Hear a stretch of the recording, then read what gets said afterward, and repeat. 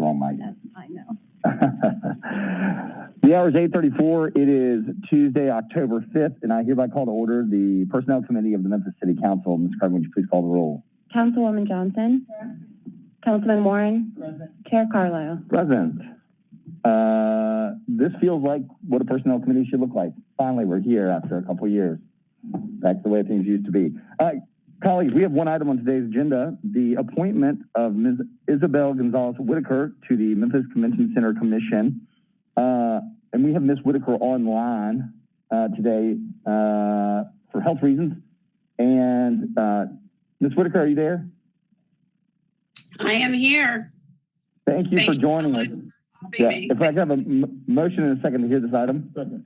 Moved by Councilman Warren, seconded by Councilman Jones. Ms. Whitaker, if you give us your name and address for the record and just a real quick brief statement, and we'll move it along. Sure. My name is Isabel Gonzalez Whitaker. I live at 1086 River Isle Drive here in Memphis, 38103. I am a principal advisor for executive strategic communications at ALSAC. I'm also a journalist, and I'm the founder of the first park in the state of Georgia to honor a Latino. Fantastic. Thank you. Colleagues, any questions or comments for our nominee? Yes, Dr. Warren. How did we get lucky enough to get you out of Georgia? I'm so sorry. I had a hard time hearing that question. Could you repeat the question, please, sir? How did we get lucky enough to get you out of Georgia? Oh, well, actually, before Georgia, after Georgia, I went to New York. So you got me out of New York after 18 years of being in Manhattan. My husband works for the Memphis Grizzlies. And that was 3 years ago. And we love it. I love Memphis. We are so happy to be here. We're glad to have you. Thanks for serving. Thank you. Thank you as well for being willing to serve. Colleagues, all those in favor signify by saying aye. Aye. Chair is an aye as well. All those opposed? Seeing none, this is unanimous. Thank you. Seeing no other business before the Personnel Committee, we are hereby adjourned.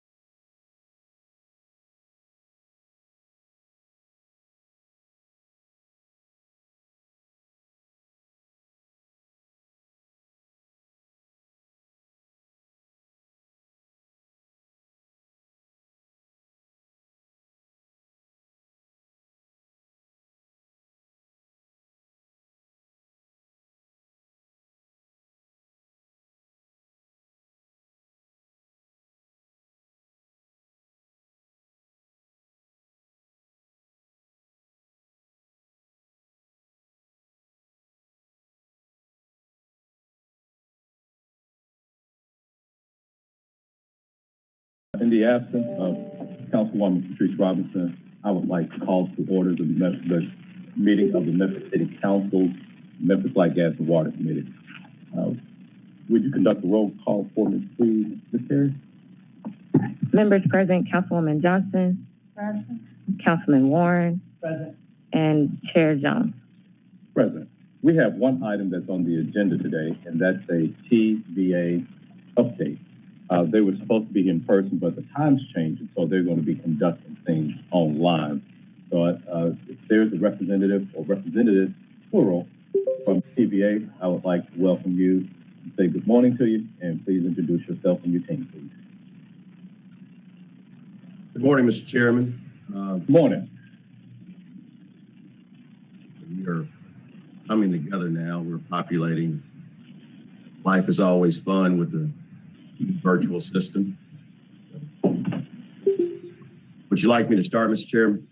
Yeah, if you would also introduce your team, please, or Sure. if they're going to introduce themselves at different parts of the presentation, that's fine too. I can run through it during our presentation, sir. Okay. Yeah. The floor is yours. Thank you, sir. Hello, good morning, everyone. My name is Mark Yates, and I'm Regional Vice President for the West Region of TVA. Thank you for allowing us, Mr. Chairman, and other committee members and council members, for us to be here before you today to provide our promised update on the work that TVA is doing here in Memphis.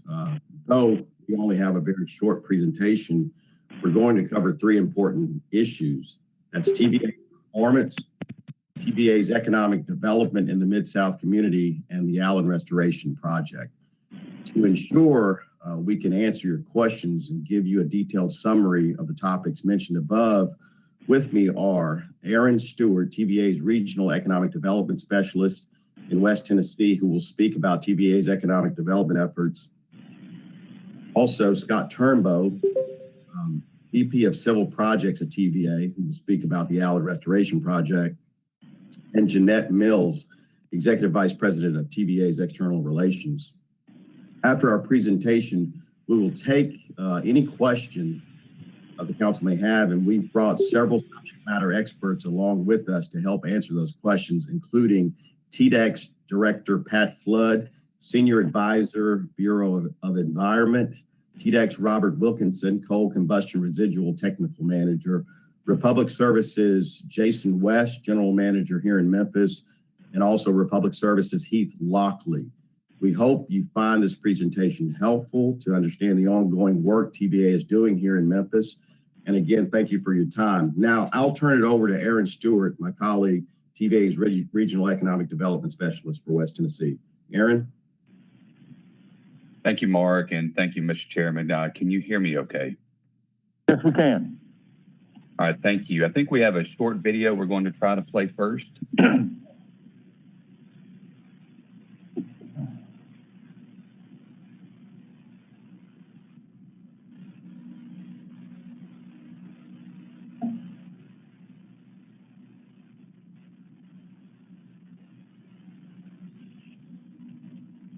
Okay, it looks like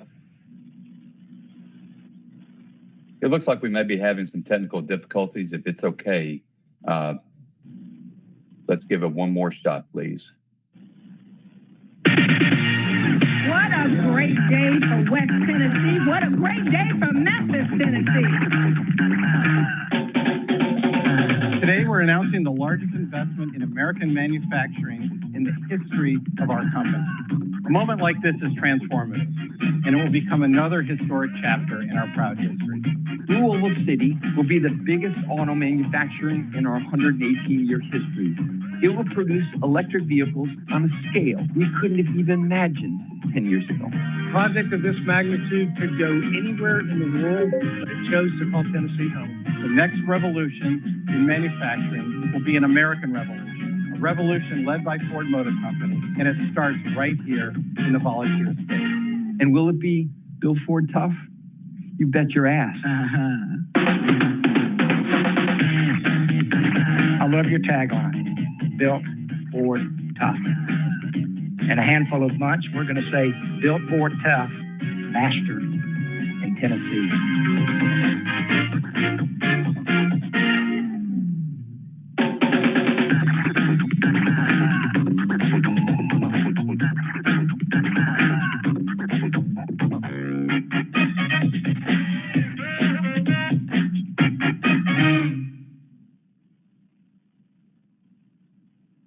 Thank you for that.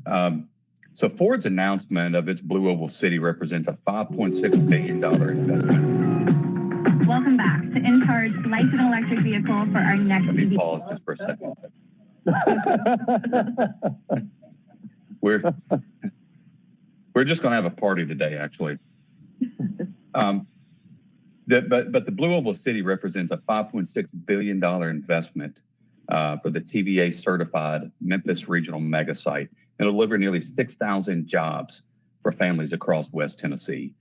It's the largest project in Ford's storied history, and it's also the largest single announcement in Tennessee's history, and it's here in West Tennessee. For more than 16 years, TVA's economic development team has partnered with the state of Tennessee and others to help prepare the mega site for an opportunity like the one that announced last week.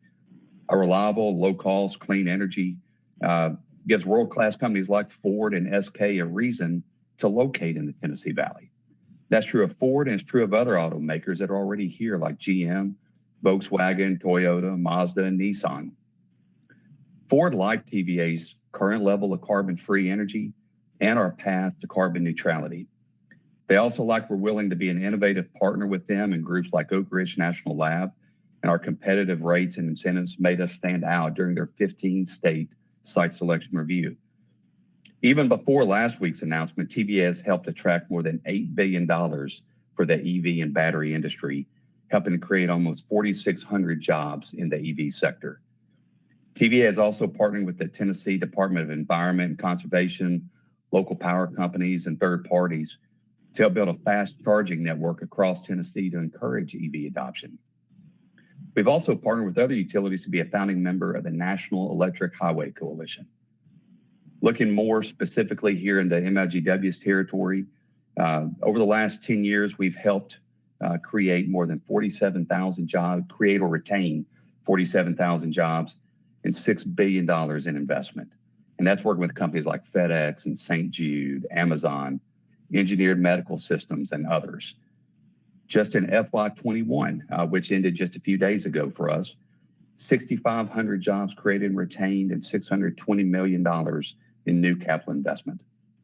More companies participate in TVA's investment credit incentive right here in MLGW's territory than with any other of our local power companies. Our Invest Prep program, which helps communities prepare good industrial sites, we've helped fund 3 different projects, one at the Agra Center, one up at the Millington Airport, and one on President's Island.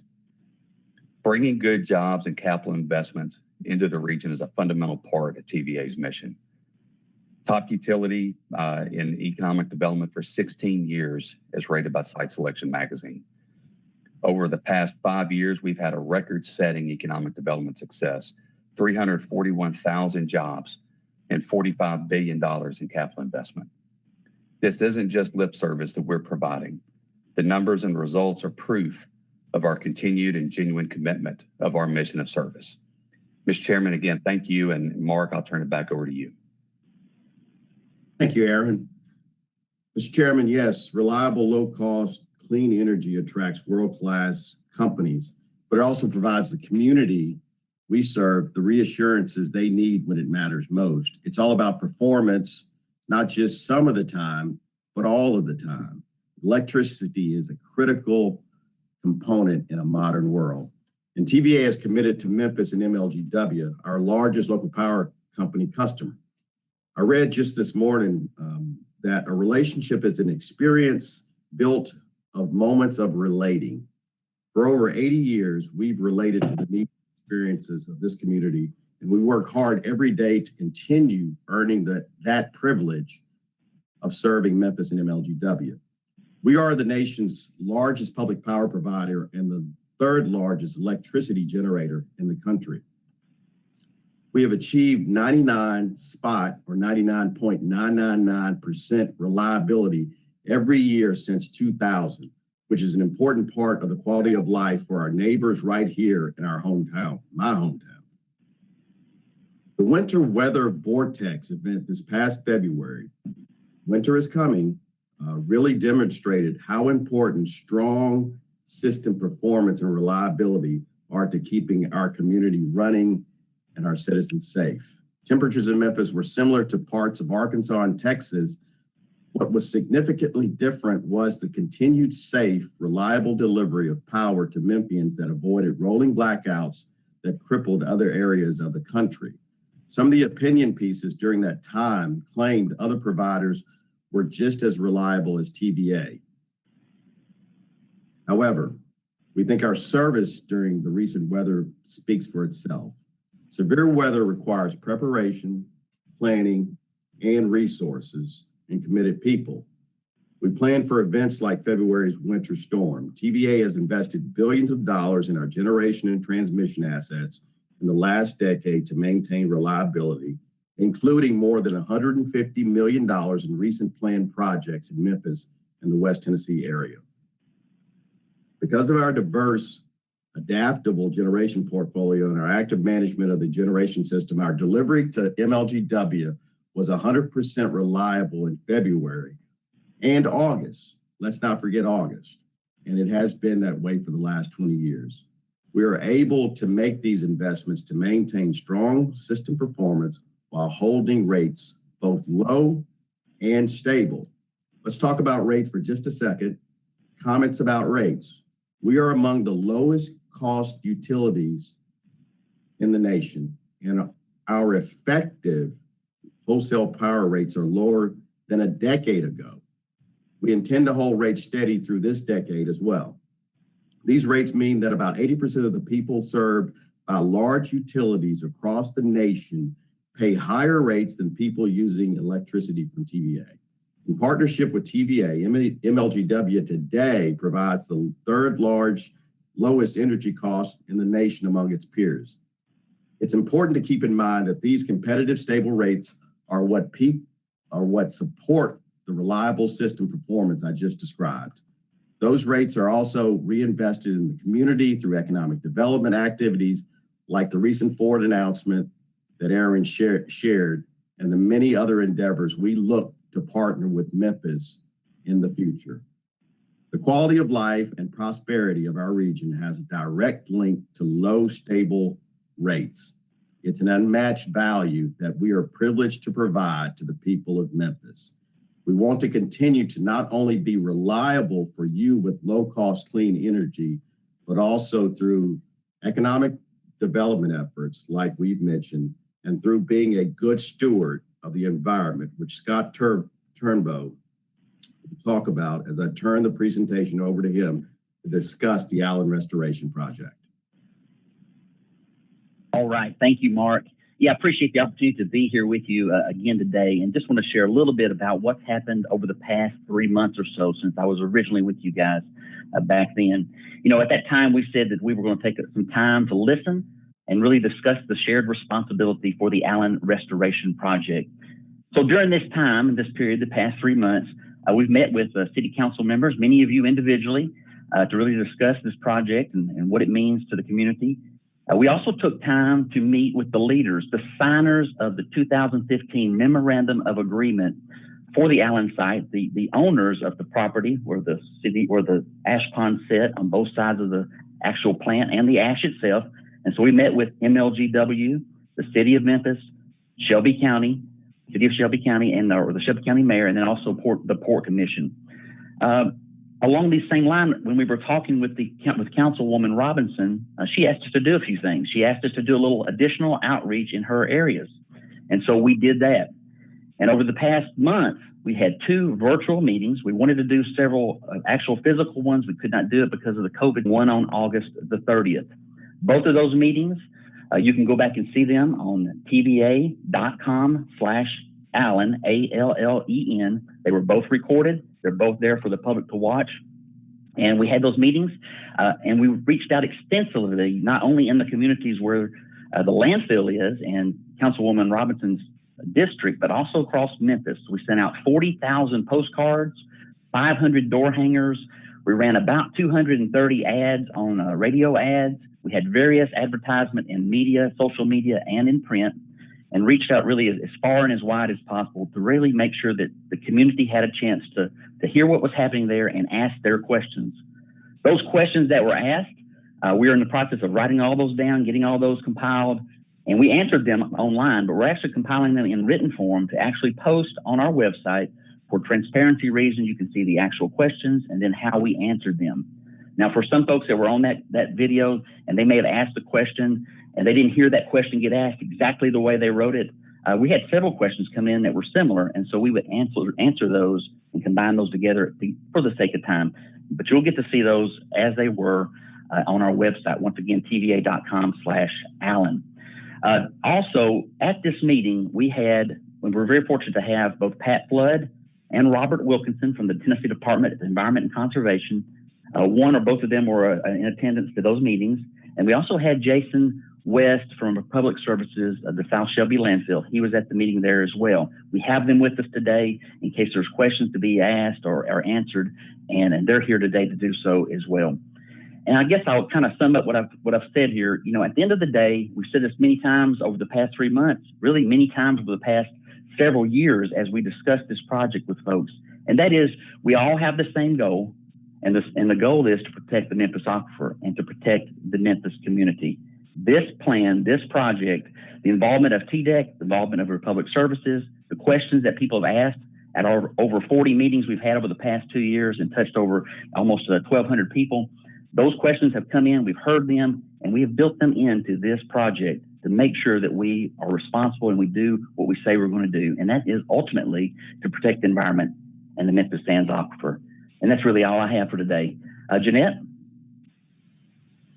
Okay, thank you, Scott, and thank you, Mark and Aaron.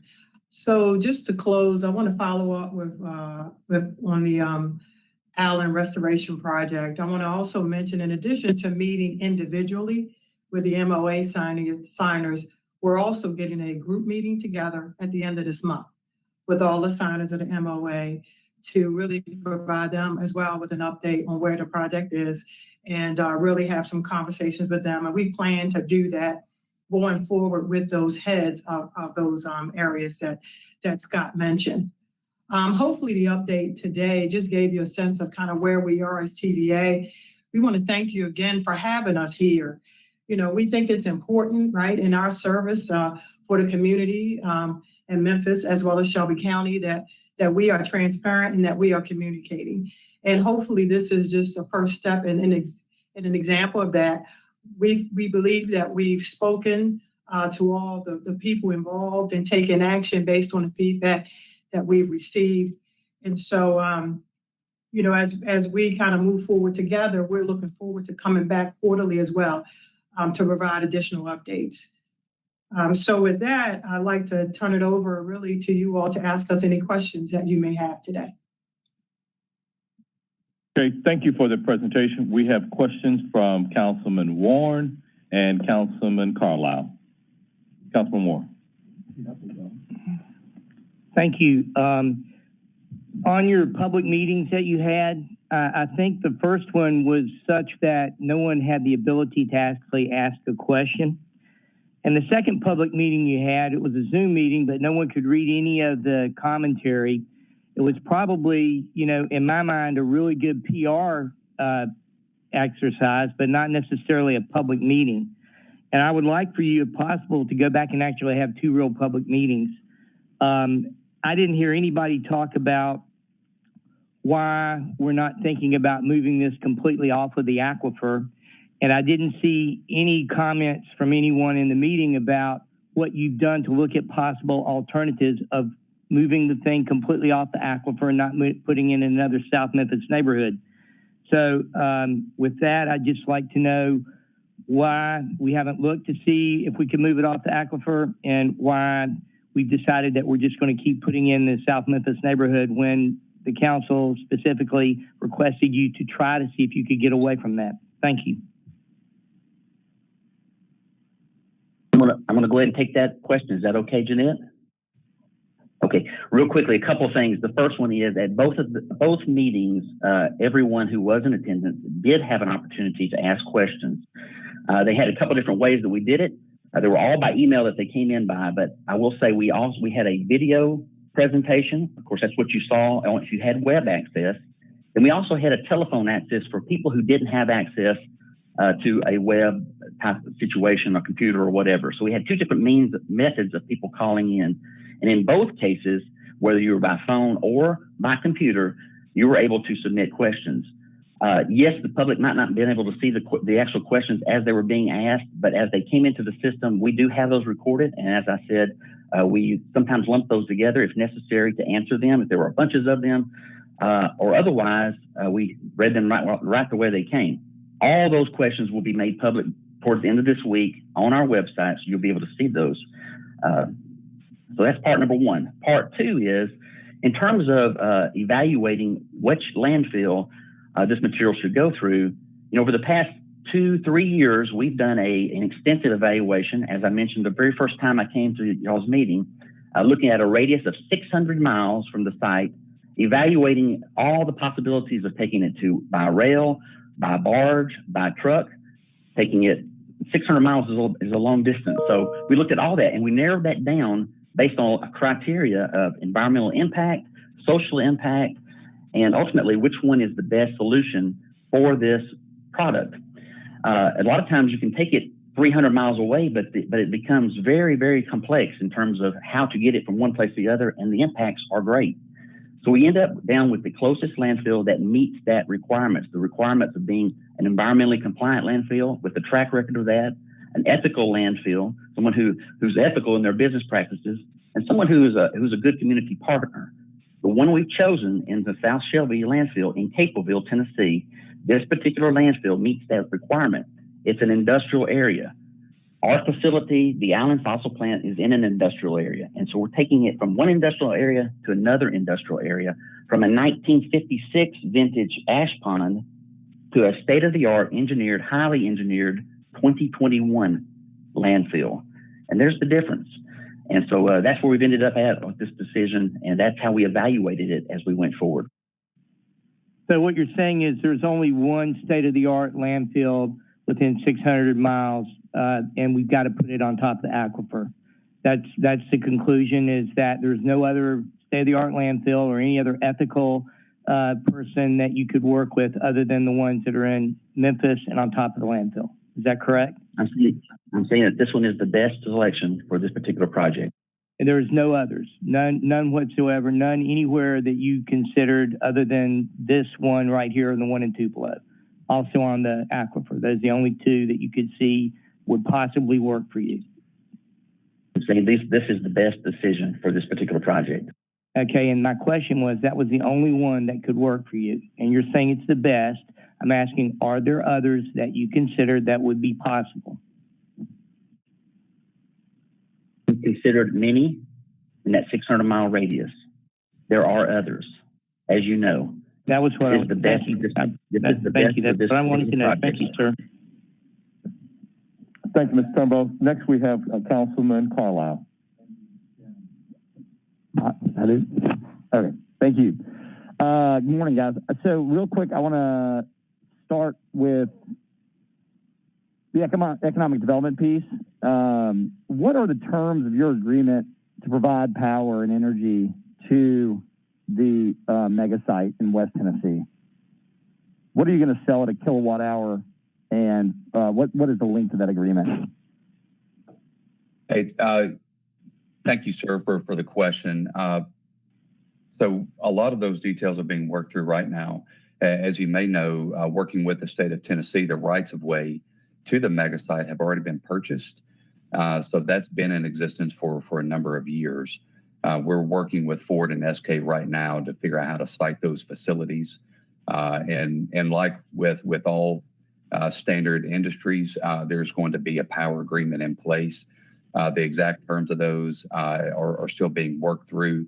And just to be a little proactive, just by the nature of those agreements, they do have built-in certain confidentiality clauses. So to the extent of what we're able to release, we would certainly want to follow. I'm going to cut you off because you guys are chewing up so much clock, and I'm not trying to be rude, but I am going to be rude. I got it. What do you think the estimated percent of consumption is going to be out of the TVA footprint from them? Could you ask your question again, please? I'm not sure I quite understood. How much power are they going to use that you provide? Yeah, as a percentage of your total generation? I've not run the numbers as a percentage of our total generation, but it's going to be very, very significant. In fact, just comparing it back to other companies in Shelby County, it would be, if this project had located in Shelby County, it's about 15 miles outside, it would definitely be the largest energy consumption company in MLGW if it were located here.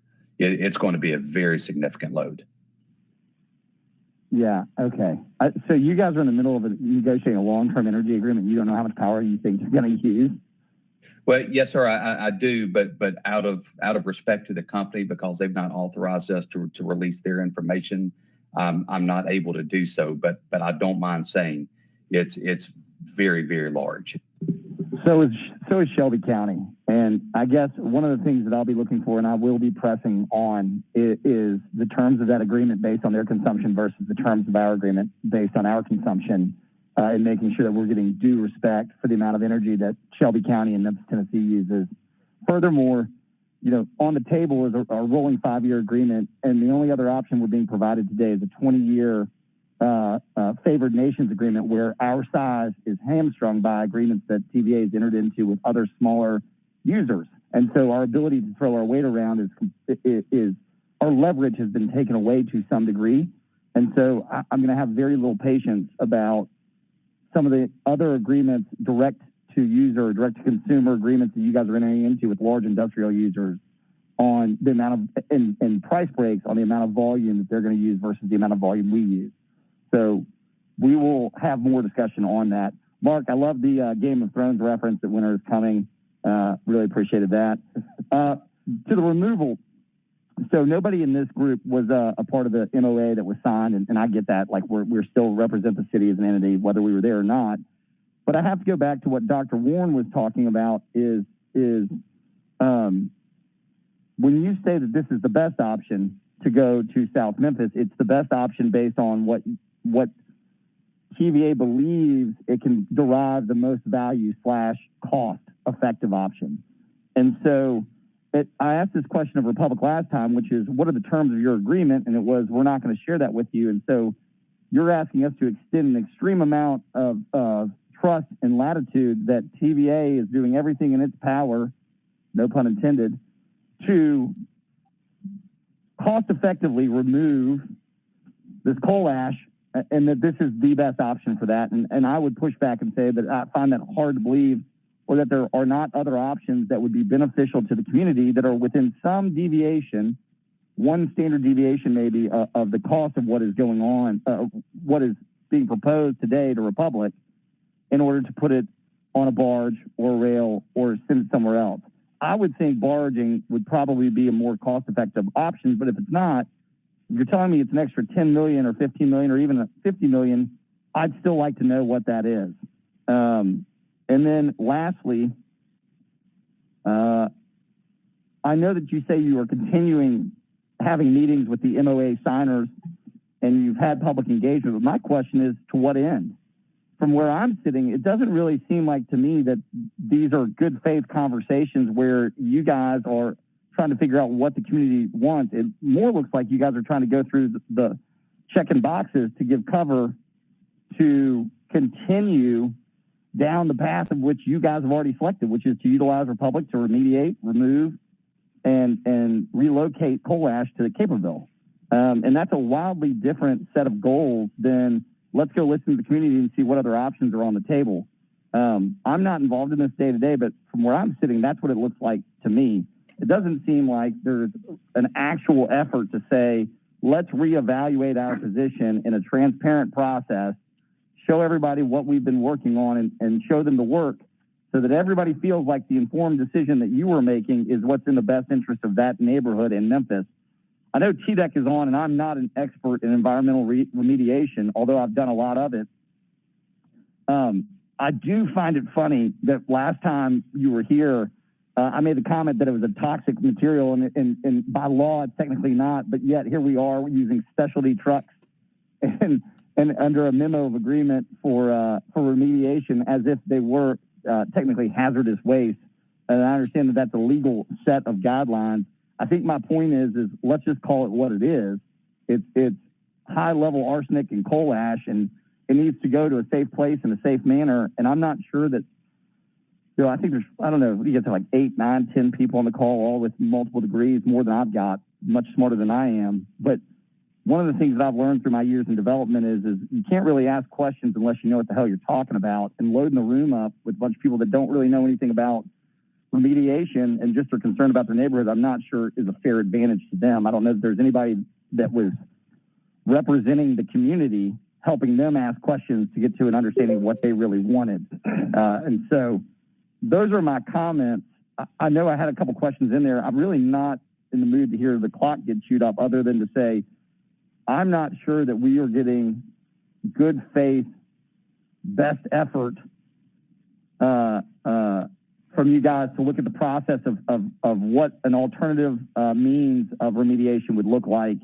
And so I share Dr. Warren's concerns, and I will yield the floor to my colleagues from South Memphis because I'm sure they've got some thoughts too. Thank you, Mr. Chair. Thank you, Councilman Carlisle. Councilwoman Johnson, Councilman Ford. I'll just make a comment. Right. Thank you, Chair, for the opportunity. I am too concerned about how the ash is being disposed of in the South Memphis area. I did have an opportunity to listen in on one of the presentations.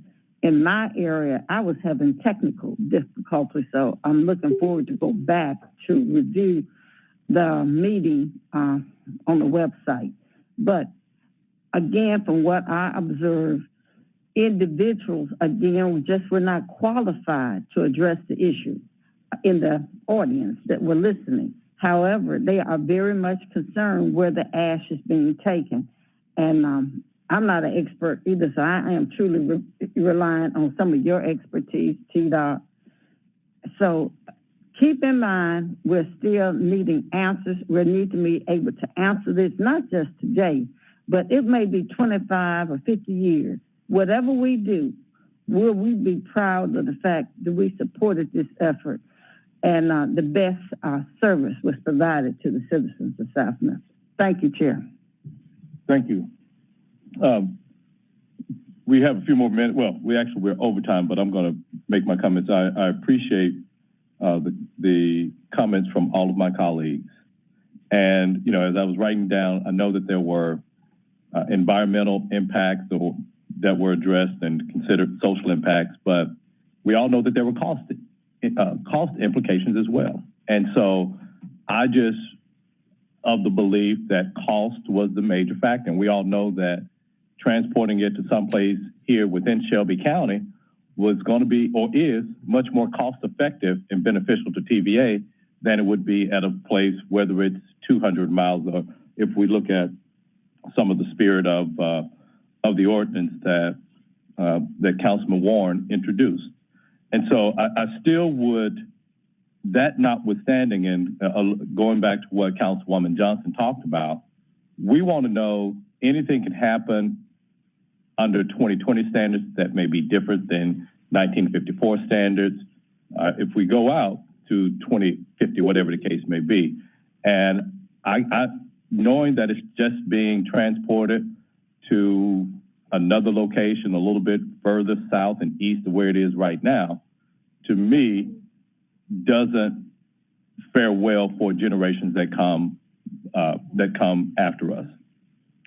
I am still, I appreciate your line of questioning too, Mr. Carlisle, from the standpoint, I've said this from the entire time that I've been on this council, that I don't feel that TVA has treated us like its best customer or its largest customer from a rate standpoint.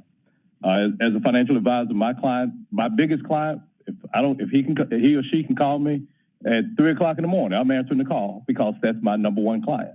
And if I would be interested to see what the consumption would be for this site compared to Memphis, and whether our rates are comparable to what those sites comparable to what those rates would be.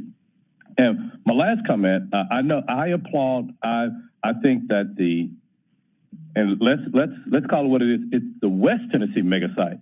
You can put the Memphis name on it, but it's not in Shelby County. It is not in Memphis. I appreciate, you know, I see the potential that provides to us, but with it being probably 40 to 50-minute commute for somebody who lives here, I just don't know. There will be some, but I don't know how much of an impact that will have on us here in Memphis. There was an article in the Daily Memphian talking about Germantown and Collierville. They're just chomping at the bit because that's going to be a little bit closer than Memphis would be.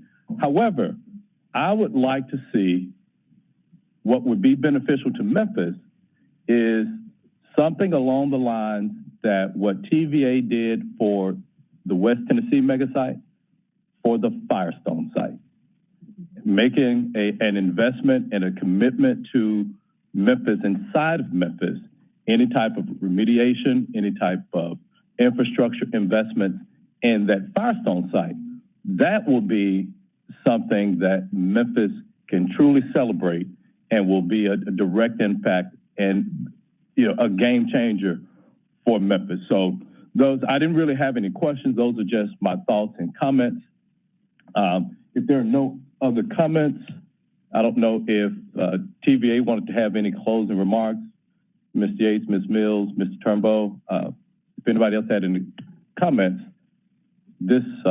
well, did you? Let me ask you if all had any comments, closing comments. Mr. Chairman, are there any more questions? No, there are no more questions from my colleagues. Okay, well, we thank you very much for all the feedback, both positive and otherwise, with respect to the services that we have provided, with respect to the Allen site remediation and how we are handling that. And what we'd like to do is to Councilman Carlisle and Councilman Warren, we've taken notes and we'd like to come back to you. There's a lot to unpack in that, both in all the comments. And so we need to take time and understand, especially Councilman Carlisle, there were some things that we'd like to focus on in terms of the fact pattern. So, but we really greatly appreciate this time and the opportunity to come before you and to serve, and look forward to responding and coming back as quickly as we can. If there's anything else from my colleagues, have we missed anything? Well, thank you very much. Okay, before we conclude, Dr. Warren wanted to make a last statement quickly. If when you come back to us, you could give us the alternatives that were not in Memphis and Shelby County and on the aquifer that you explored and what those options were, we would like to see those. Thank you. Okay, with seeing no other questions or comments from my colleagues, representatives from TVA, TDEC, as well as Republic Industries, thank you for joining us. Thank you. Have a good day. Thank you. If there's no other business before this committee, the MLD&W Committee of the Memphis City Council is hereby adjourned.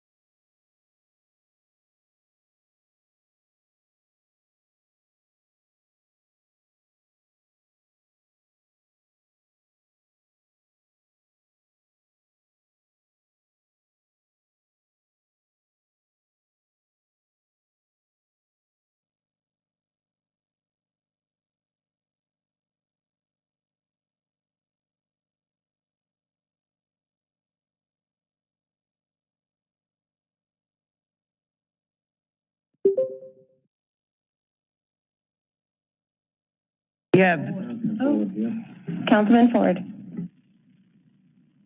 thank you, committee. We have 3 items on the agenda. Item number 1 is a resolution to allocate and appropriate 2021 Reducing Diesel Emissions for a Healthier Tennessee Fund from the Tennessee Department of Environment and Conservation in the amount of $205,000 to be used for partial funding for the purchase of 4 ambulances with idle mitigation systems. CIP project number GS0222F. This is all council districts and it's sponsored by administration. Could I have a motion, please? Move to approve. Moved by Jones, seconded by Councilwoman Johnson. Do you have administration to present? Chief Sweat? Yes, thank you, Council. Just briefly, I have Deputy Angie Sullivan with me here today. She's the District Chief over EMS. These are grant funds we received, as you know, approved in general services CIP, the purchase of ambulances on a yearly basis. This is to add idle mitigation to those systems. This helps us reduce our exhaust emissions into the community. It also provides some theft deterrent device on the ambulances. So that's why we're asking you to approve these additional funds to add this to our ambulances. Any questions, Councilman? Angie, I think I did call you Gina on the elevator today, so you just got promoted. It could be considered a demotion, sir. Yes. All right. Okay, then all those in favor, please say aye. Aye. Opposed, no. Opinion chair, that passes. Item number 2 is an ordinance adopting 2021 edition of International Code Council International Fire Code, including certain appendices in that code and other local amendments, and amending Chapter 9-36 of the City of Memphis Code of Ordinances, all council districts sponsored by administration. Could I have a motion? Move. Second. Okay, moved by Jones, moved by Smiley, seconded by Jones. Chief? Yes, for this one, I'm going to turn it over to Assistant Fire Marshal Donald Purnell, who is our local subject matter expert on fire code. That's a little bit out of my area of expertise, but he'll just give you a brief overview of this process. This also goes in line with the items that Office of Planning and Development Director Zena brought last week. So they've been working hand in hand with that office for this update. Good morning, all. As Chief Sweat said, Director Zena came through with that body of codes from the building code, electrical, plumbing, all that other group. This is the fire code for the city of Memphis. So this is moving from the 2015 International Fire Code to the 2021 International Fire Code, and included in this ordinance are our local amendments to that document. Is there anything of substance that you think the council should know about? No, sir. Throughout the amendments that are brought forward, we've had an effort to reduce those over the years and move towards the pure text of the code to the degree that we could. And I believe we're down to some maybe 20 to 24 pages of amendments, which is greatly decreased from what it's been in the past. Councilman Smiley? Thank you all for being here today. I haven't had an opportunity to read through all these amendments, but my question is, does any of these amendments have anything to do with, I guess, the fire marshal's position and how, because I think maybe a month or two ago, I received some inquiries about the changes related to the fire marshal position. So these amendments deal with it. Could we talk about those in particular? The amendments right now do not. There's been a past amendment to Chapter 1 relative to administration of the code that did. It amended some, I believe it was a requirement of 10 years on the job, 5 years in inspections, and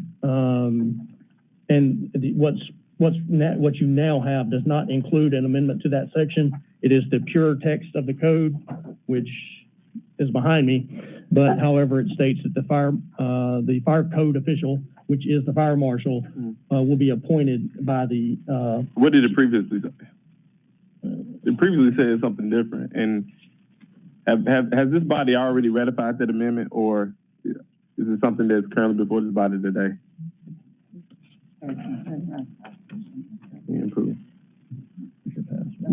So this is what we're bringing to the body today to accept the new International Fire Code. Okay. In the past, the requirements of the fire marshal's office was that it was an appointed position, and there was some other language for the job requirements that were added locally.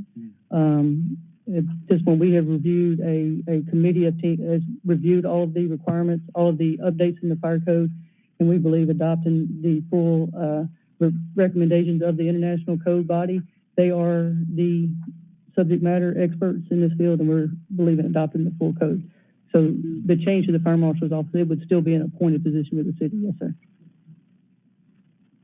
So, you know, I'm gonna be direct. I think I'm inclined to move the whole. It was about 2 to 3, and it's probably longer than that, 2 to 3 months ago, where I received some inquiries specifically related to how this would potentially affect the fire marshal position, and folks who were concerned about that.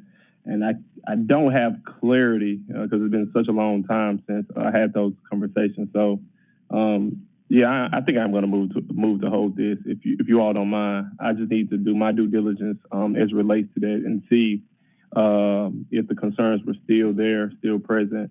So yeah, with that, I would move to hold this particular item.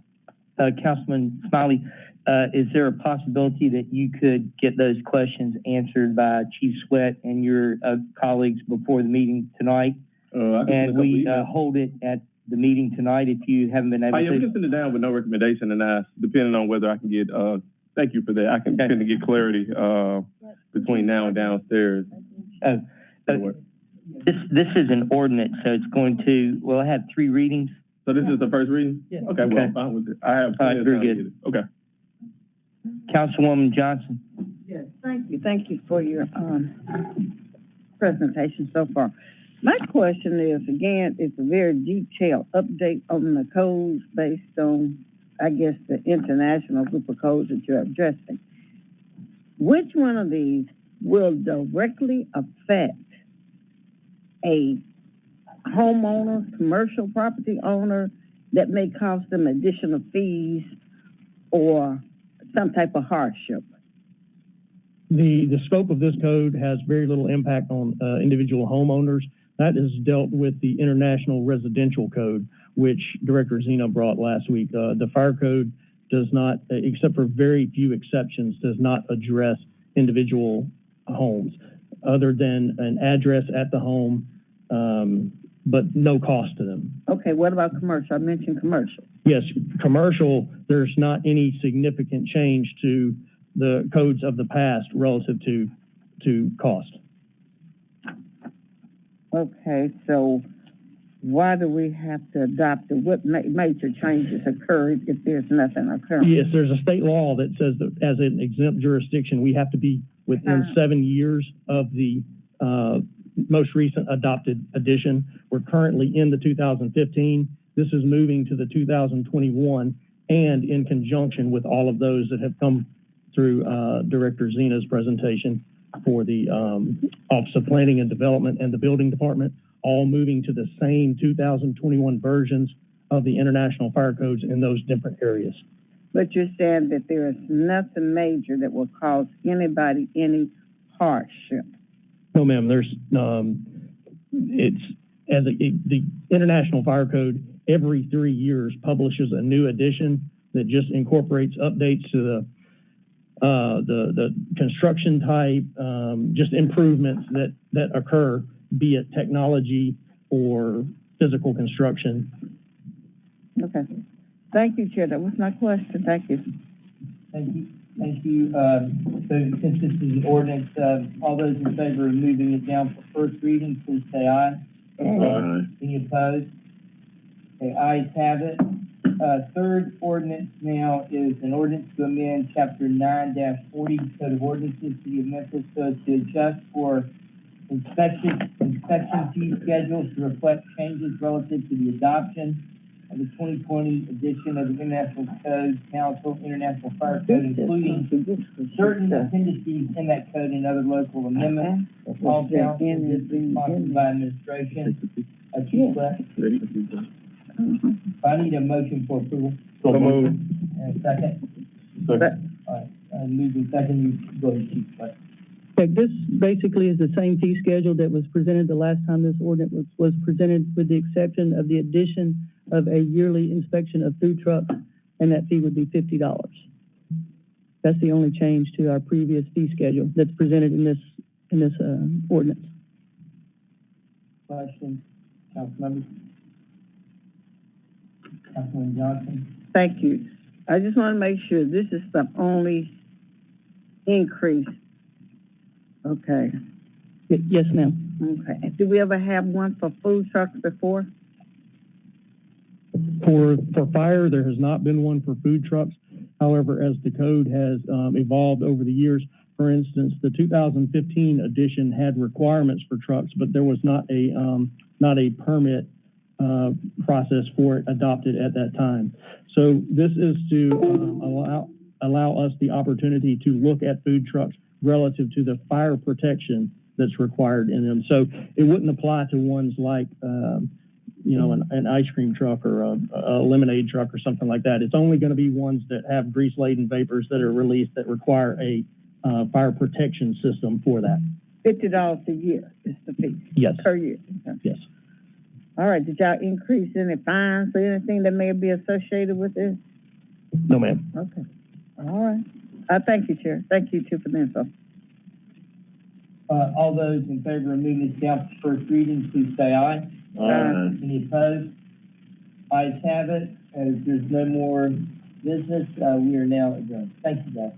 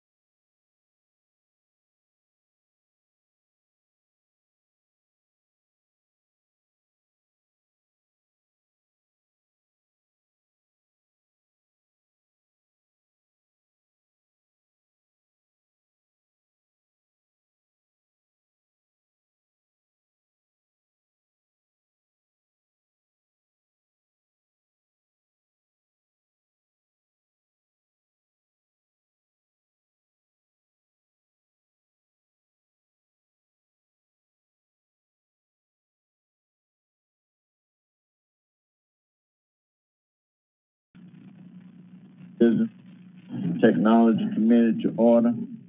Please call the roll. Smiley. I'm here. Johnson. Jones. Here. Warren. Present. Chair Ford. Present. Okay.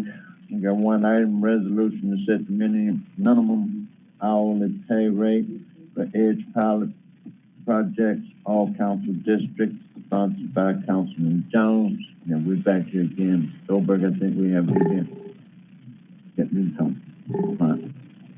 Now I'm gonna turn it back over to Councilman Jones. Thank you, Mr. Chairman. No, nothing has really changed since this has been introduced. The spirit of this was to address our poverty rate. We are where we are right now because of past decisions that have been made. It is my contention that if we continue down the road that we are, we won't see any change or do anything any different.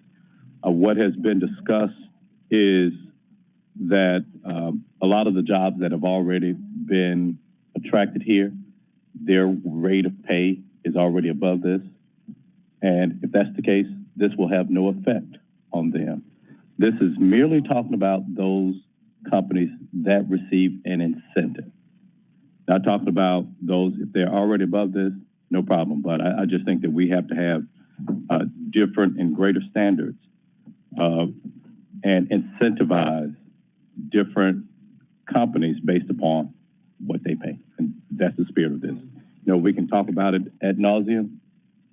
I'm ready to put it before my colleagues, and we stand by our vote and the message that we send to our community, whether we really want to address poverty. This is not about incentives or not. This is about what we incentivize. Thank you, Mr. Chairman. Stolberg, you want to speak first?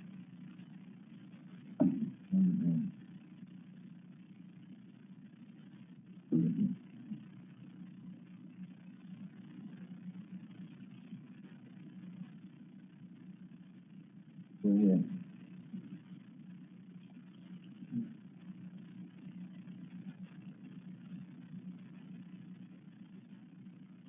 Beverly?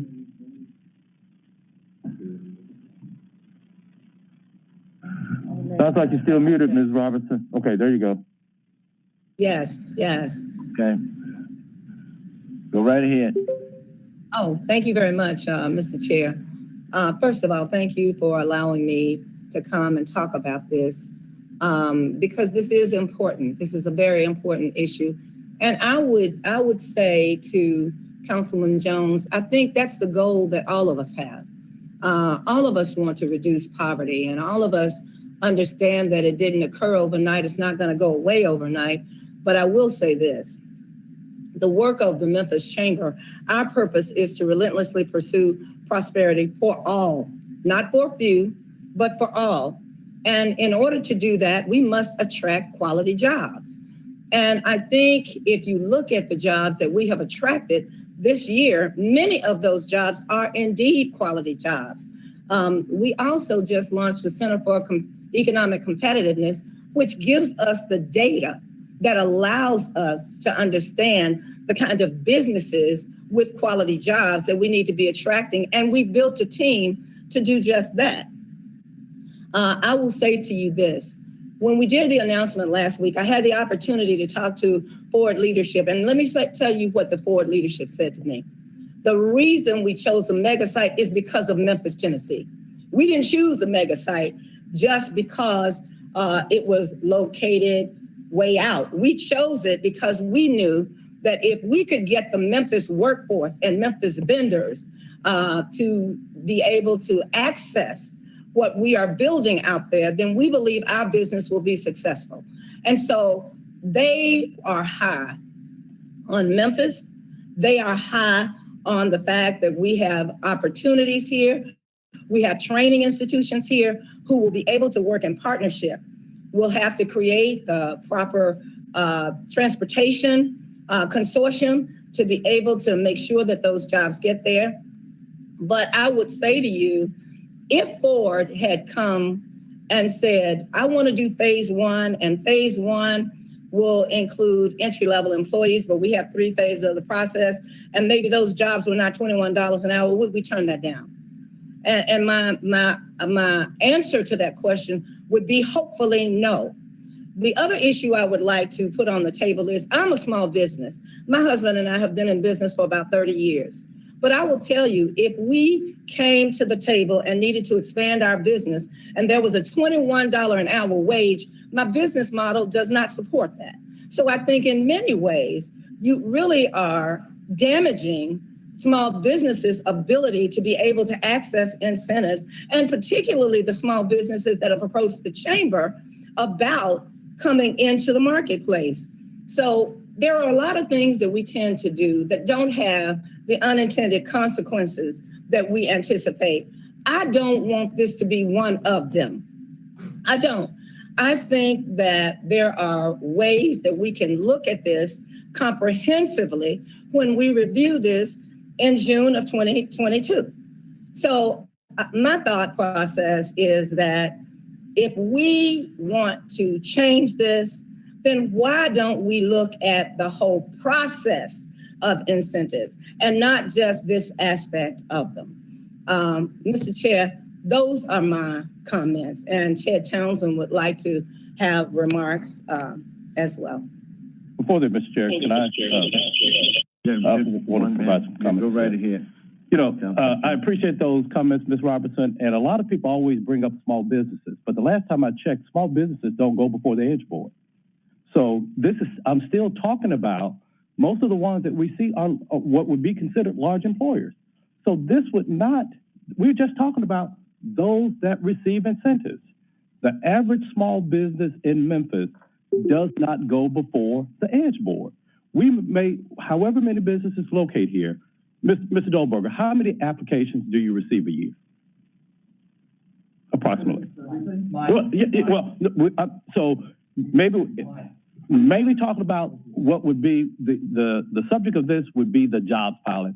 I'm not talking about the small business ones, the ones that affect, you know, the cash saver. I'm not talking about those. I'm talking about those large industrial projects that come here. That's what I'm addressing here. I'm not talking about the average small business that comes here, because those do not go before the EDGE board. If we were to look at the number of companies that apply for a business license, whatever that number is, and maybe I need to find this data, that number is our base here. How many of those actually go before you? So in an average year, how many applications do you receive? In an average year, Reed Dolberger, President and CEO of EDGE, 100 Peabody Place, Memphis, Tennessee. Councilman. In an average year, we probably review for the job-generating pilot programs, probably 30 or so, 30, 35. They're not applications at that point. The only ones that get the applications are the ones that we get very serious about. But we get 35, let's just say 35 to 40 inquiries about that program, about companies that are considering potentially an expansion or a location here, want to see if they're eligible, want to see what our, if you will, interest or appetite would be for perhaps moving forward with an incentive of that type. Okay, and so that's 30 a year, is that 30 a month, or what? 35 to 40 a year. Okay, so we look at, that's our base here. How many business applications business licenses are granted? So we're talking about, this is addressing those 30. I'm not talking about the other types of pilots that we have out here for those. This is just addressing those. And it is still to the point to where, and maybe we can go back and have these further discussions, but whether, if they come before you, out of those 30, what I'm saying, and my contention is, one that has 250 jobs that are all above this $21, if they're at $50,000 or they're $58,000 that you've espoused, they should get, their incentive should not be the same as one that has 20 jobs where the average is 30,000, and they get it because both of them, as it stands right now, they get a 75% abatement. That's what I'm saying should be different. Those that have 300 at 58,000 or 50,000, I'm saying incent those all day, every day. But what's always been the defense of this is the effect that it's going to have on small businesses. So this is not addressing those. In my opinion, it's not going to affect those. Thank you, Mr. Chairman. Okay. Thank you. Mr. Townsend, if you want to speak, then I'll go to the other councilman. Yes, sir. Mr. Chairman, thank you for the opportunity. And Councilman, I will address what you're talking about, small businesses. There are 28 million small businesses that make up 99.7% of all of the U.S. firms. Small business is big business for the U.S., and we want to attract as many of those as we can, in addition to the bigger businesses. So we can't limit ourselves on that methodology that you just shared, with all due respect. And we do have businesses that, by definition of the SBA, they are small and they do go before the EDGE board.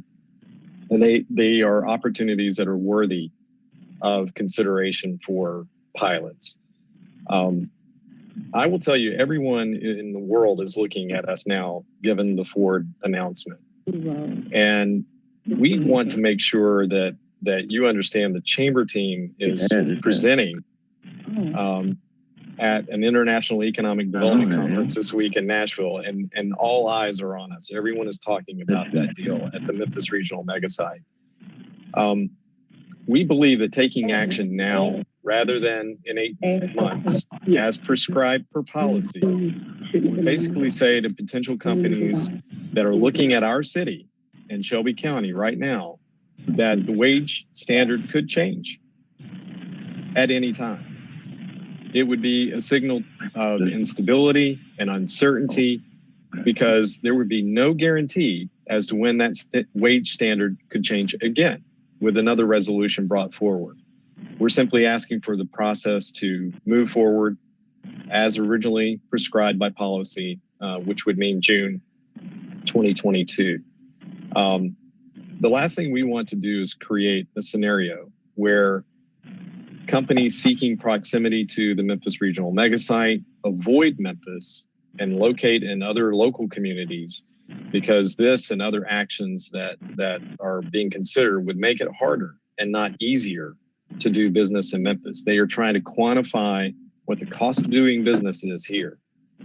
And if they don't know that certain jobs will be qualified for a pilot or incentives, they're going to look elsewhere. I will tell you that right now. As I've indicated before this body before, I've been doing economic development over 10 years. This will send reverberations through our project pipeline that we have worked fiercely to build and to compete for. And there are projects now, I will tell you, with existing businesses in Memphis. One in particular that is Black owned, entrepreneurial, but is looking to expand here, invest close to $26 million, and create really great jobs for Memphians. They're focused on education and training. It is an industry that we want to support. It's one of our clusters that we've targeted. And they are not going to be able to start wages out at $21 per hour. So essentially what we would be telling that Black-owned business that's creating jobs, that's creating capital investment in our community, those jobs don't qualify for any incentives. And that's not the message we want to give, especially to a small business in this case. We want to encourage that kind of growth. We want to encourage that kind of job creation and investment in our community. With that, Mr. Chairman, I conclude my remarks. Okay. Thank you very much. Mr. Dolberg. Thank you, Mr. Chairman. Comments, and then I'm going to go to council. I think it's fair to say we all share the Councilman Jones's desire to reduce poverty in Memphis. I think that that's a given. At least I hope it is a given. My fear is, my very sincere fear is that this legislation will do just the opposite. It will have an effect or unintended consequences, as Ms. Robinson referred to them. They'll have a very negative impact on our community. That's obviously not good for our community. It's not good for the 45% of our residents here in Memphis who have a high school credential or less, who are currently averaging $12.26 an hour according to the census. Not good for people who don't have cars and are dependent on jobs that they can reach by MATA. Let's be clear. Companies that are paying $21 an hour or more are unaffected by this legislation. Right? We are already, when necessary, we're already incentivizing those projects. We're offering them nothing new, and therefore we would expect no additional opportunities there. But that's not the case for manufacturing and distribution projects, some of which have fairly large numbers of jobs that pay less than $21 an hour. Those jobs are still paying better than many jobs here in the city, here in our community, in retail and hospitality. They are a step up for many of our residents, but they're not paying $21 an hour. If $21 an hour was the threshold to reduce poverty, why aren't all the city's jobs paying $21 an hour or more? You're currently advertising jobs that don't. Nike is currently advertising jobs that don't. FedEx is currently advertising jobs that don't. UPS is currently the list goes on and on and on. It would be wonderful if everyone could earn $21 an hour. I don't disagree. I think where our disagreement is, the world as we see it, as EDGE sees it, is not a world where EDGE can, with the stroke of a pen, tell companies what they're going to pay and expect there to be no consequences. We don't see that world. The world we see is a competitive world where communities are vying for companies' investment, where each of those communities is touting not only their competitive advantages, but they're offering incentives as well. And in that world, companies are looking to minimize their risk and maximize their return on investment. And in that world, setting a wage rate for incentives that is far beyond what the market would dictate will result in companies simply, as Mr. Townsend pointed out, look elsewhere. They can be in the Memphis market and not be in Memphis. Excuse me. The councilman noted that companies that have higher wages should get a bigger incentive. We agree, and they do, and they always have. As I distributed in our last session, glad to distribute again, there are two wage standards today. We're focused on one, but we have a wage incentive where the higher the average wage, the greater the incentive that companies get. And this program has been in place, well, actually it predates EDGE, to be honest with you. And so we do reward higher wages. We all want higher wages. We're trying to attract higher wages. We believe that companies will pay what the market requires them to pay, assuming they have options. And we believe that companies looking to locate or expand in this market have options, and we believe that they have demonstrated that over the years, not only by obviously coming to Memphis, but those that have chosen to be in the Memphis market, but not be in the city of Memphis, to be in our surrounding communities. We believe companies have choice. We believe they exercise those choices. We believe if we set a wage rate for incentives well beyond what the market would require, companies will simply choose to locate elsewhere. To the point that was raised that it's likely this will have no impact, it's likely that this will have no impact. We disagree. Looking back over the last 3 years, there were 24 projects that EDGE approved where a significant number of the jobs, 50% or more, would not have qualified. We think those projects likely would not have come before us. They simply would have looked elsewhere. And those 24 projects total over 3,000 direct jobs, over 3,700 indirect jobs. In other words, jobs in the community supported by the jobs at pilot recipients. So it's a total of over almost 6,800 jobs at risk. Projected capital investment of almost $808 million, projected contracts with MWBEs of almost $63 million. That's what we think is at risk here. And so what if we don't get this? The councilman's right. The number of projects we see is a small percentage of the total businesses. But if they're the bigger businesses, they're a much larger percentage of the job creation. The fewer jobs we have, the fewer options Memphians have, and the less upward pressure there is on wage rates, i.e. fewer options, lower wages. That's the unintended consequence of setting a floor, a minimum that is actually so far beyond what the market is looking at today. And so, yes, we share the same goals that you do, and we would be very interested in looking at all the ways that we can help increase wage rates for our people. Two that come immediately to mind, Mr. Townsend and Ms. Roberts should reference the Ford project. We need to make sure that Memphians have the skills and training necessary so when those two plants open and the associated suppliers open, that they can compete for those jobs. And we need to make sure that MAT is in a position of running effective shuttles to Stanton, Tennessee, for those Memphians who do not have cars, and yet would otherwise have the skills and ability to access those jobs. There are many things that we can do. There are many things that we should do. And I agree with the councilman, more needs to be done. I think this specific piece of legislation has a very significant downside for our community, particularly the most vulnerable in our community. And we would strongly encourage you to reconsider. Thank you. All right. Councilman Warren, then Councilman Smiley.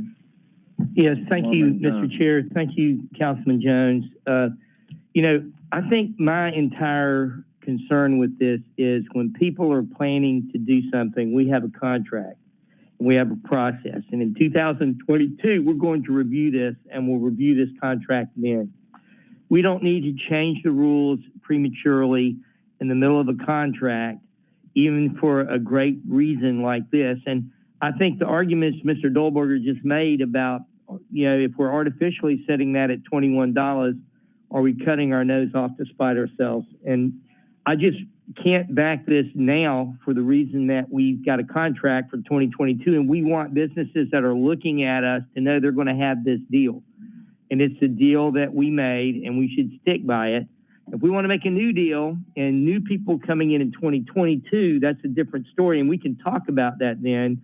And we'll see what the market looks like. The market may be different in 2022 with Ford coming in. That $21 may be a reasonable thing to put in at that point in time. But we're hearing from our experts now and our chamber that are telling us it's not reasonable now. And in my mind, changing the rules in the middle is not really a good way to make businesses comfortable and confident that we're going to be good partners to work with in the future. So I'm not going to vote for this because I do not want to send the wrong message to people who are wanting to put jobs in Memphis today. Thank you, Mr. Chair. Thank you, Councilman. Councilman Smiley, then Councilwoman Johnson. First, thank you, Mr. Dolberger, for being here. Thank you, Townsend and Ms. Robertson. Now, I think this body knows, and I said it, a number of times, that I enjoy a good argument. I think the argument that kind of pushed me on the other side of this thing is the argument presented by Mr. Townsend.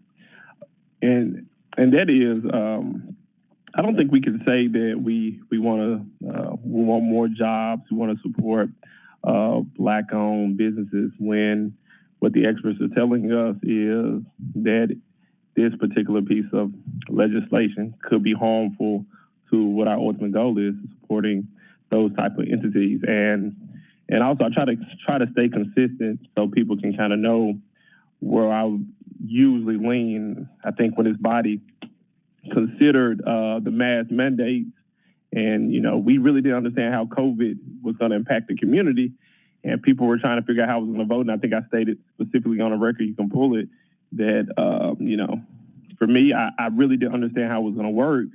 But I said, this body here has a very diverse group of professionals, and our professionals, our expert here was Dr. Warren, and our expert told us that this was in the best interest of the folks in this city.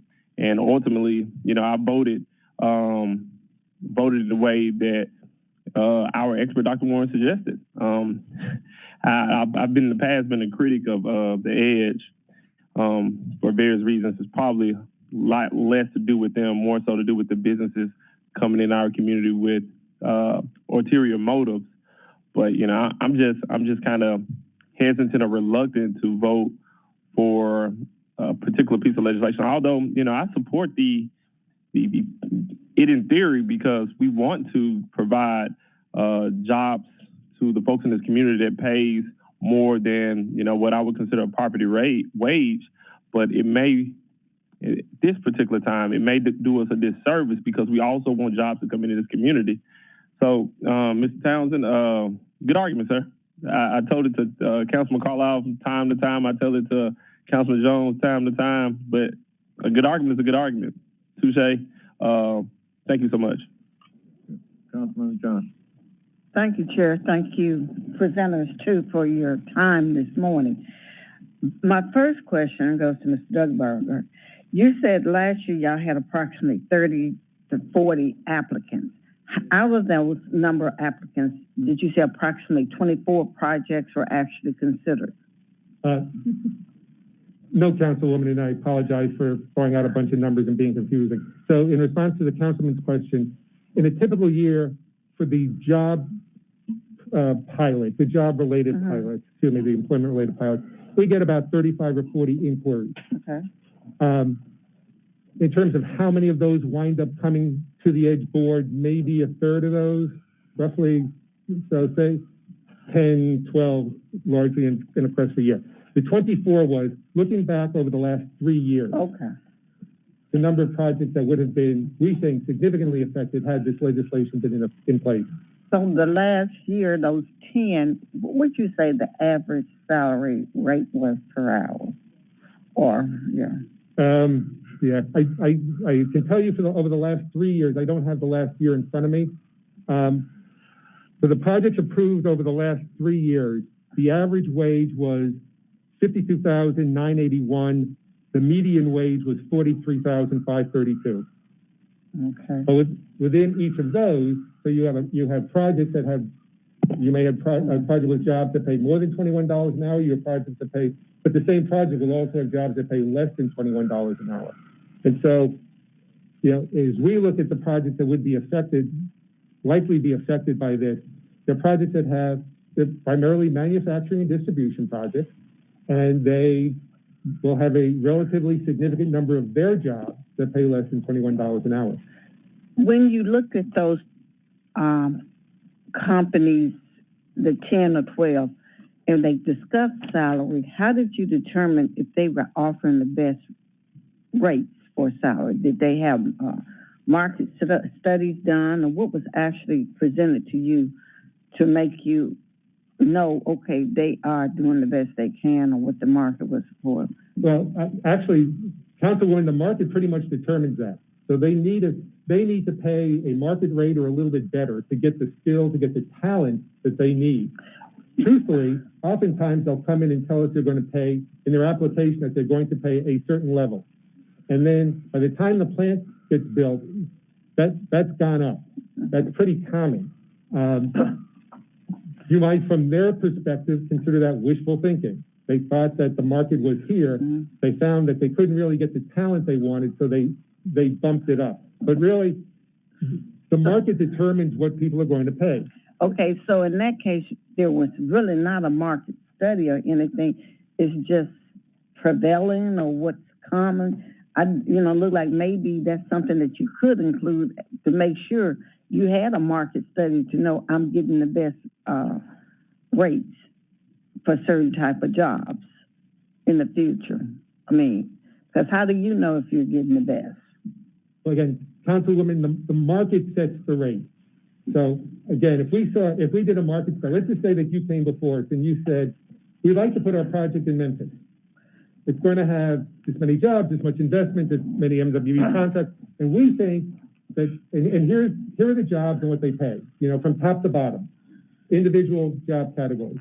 If we did a market study that came back and said, no, we think that you should pay dramatically higher, we think you should pay higher, One is, we again are making ourselves a little bit less competitive. We've got requirements in place that nobody else has. But at the end of the day, we don't think it's our job to try to tell you what the market is for your industry. You will determine that. And if we insert ourselves in that process, it's just making it that much more difficult to be in Memphis. Okay, I hear that, but I don't totally agree with that. I think that you should insert yourself to a certain extent. By the same token, if someone comes in and offers a ridiculous amount and tell you that they're going to pay $20 an hour, and you know the market here in Memphis is not going to support that, so why would we, look at that? But I'm just saying, asking you, what was your level of expertise to kind of let you feel like they're in the ballpark for the market? But I'm not hearing that from you. Well, okay. Again, do we know what typical jobs pay based on all the applications we see? Yes. Do we feel like we're in a position to tell a company what they should pay? No. Are they incentivized under the program to have higher wages? Yes.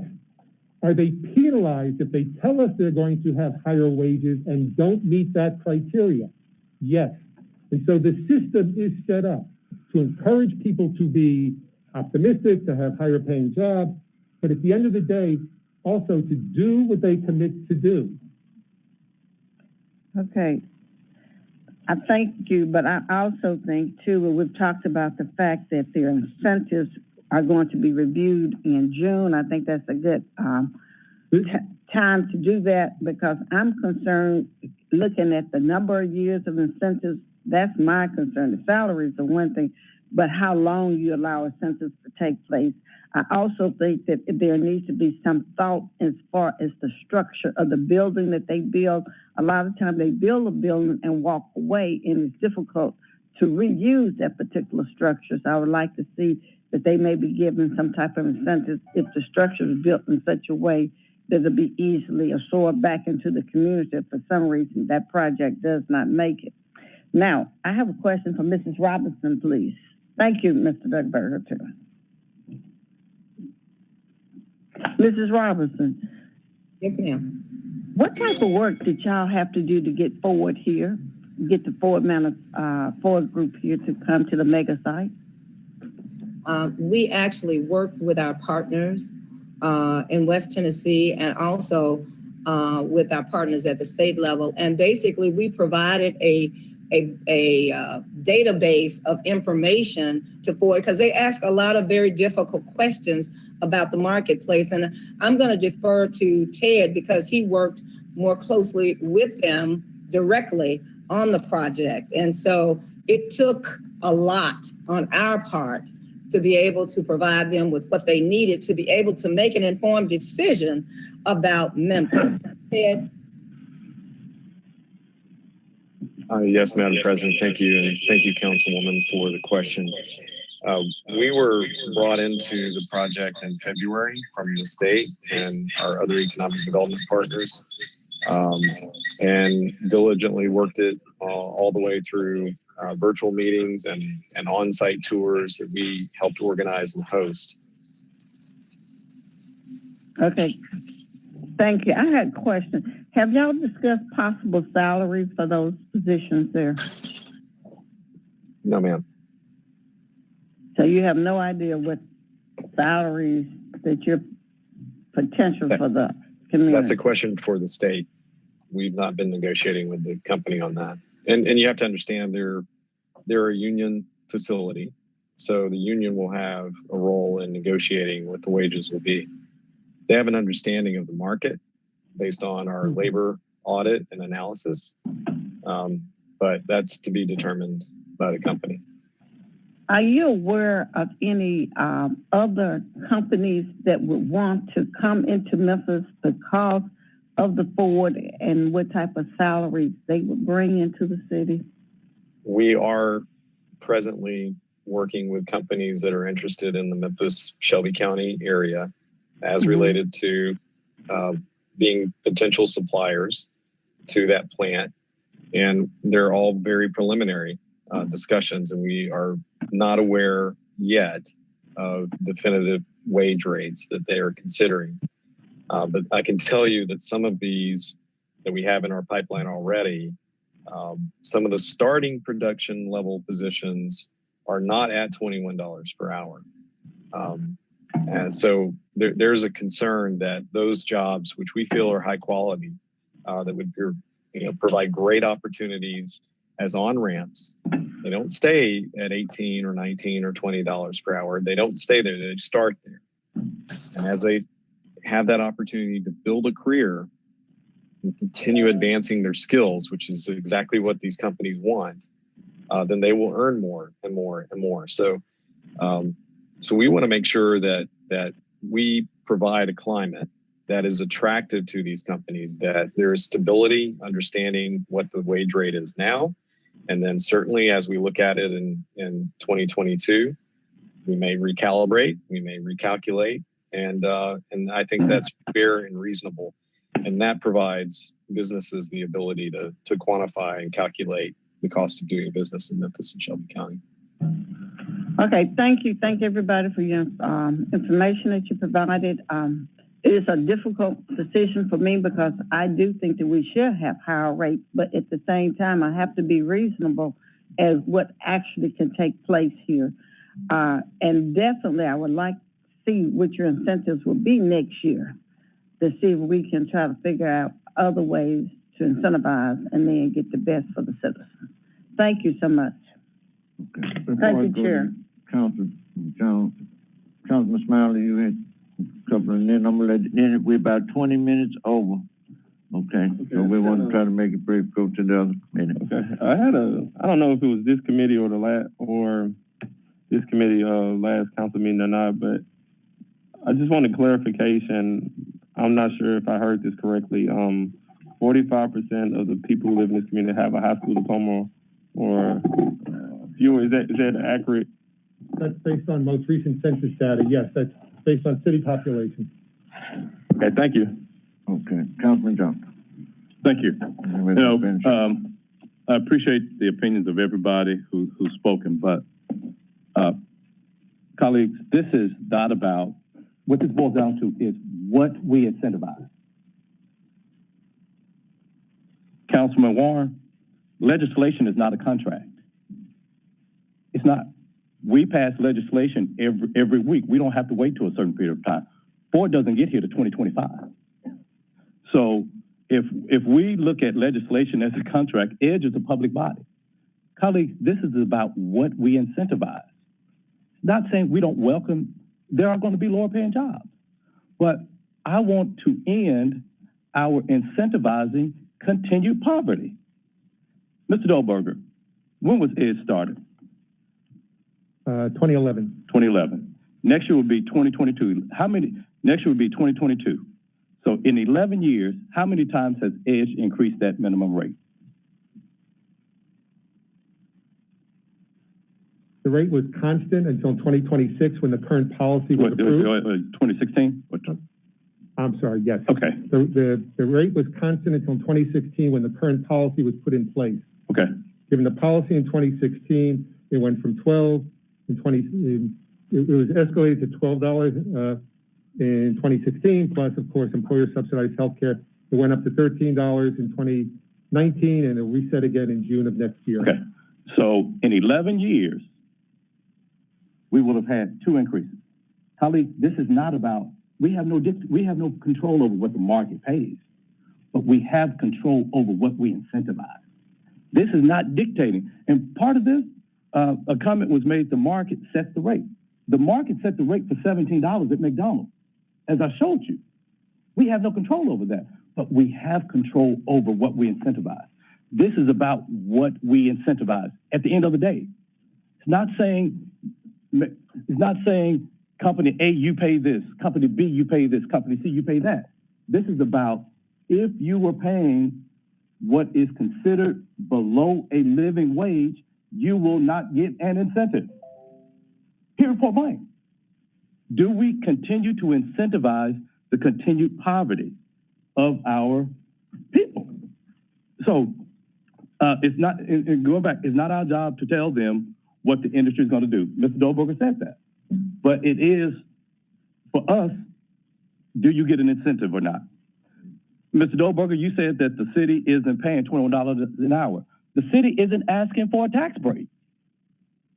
This is, Mr. Dolberger, Mr. Dolberger, no, this is about who gets a tax break and at what rate. Once the city, so don't bring, you're conflating the issue about incentives and pay. I'm saying if the pay is what MIT says is below the poverty rate, you should not get an incentive.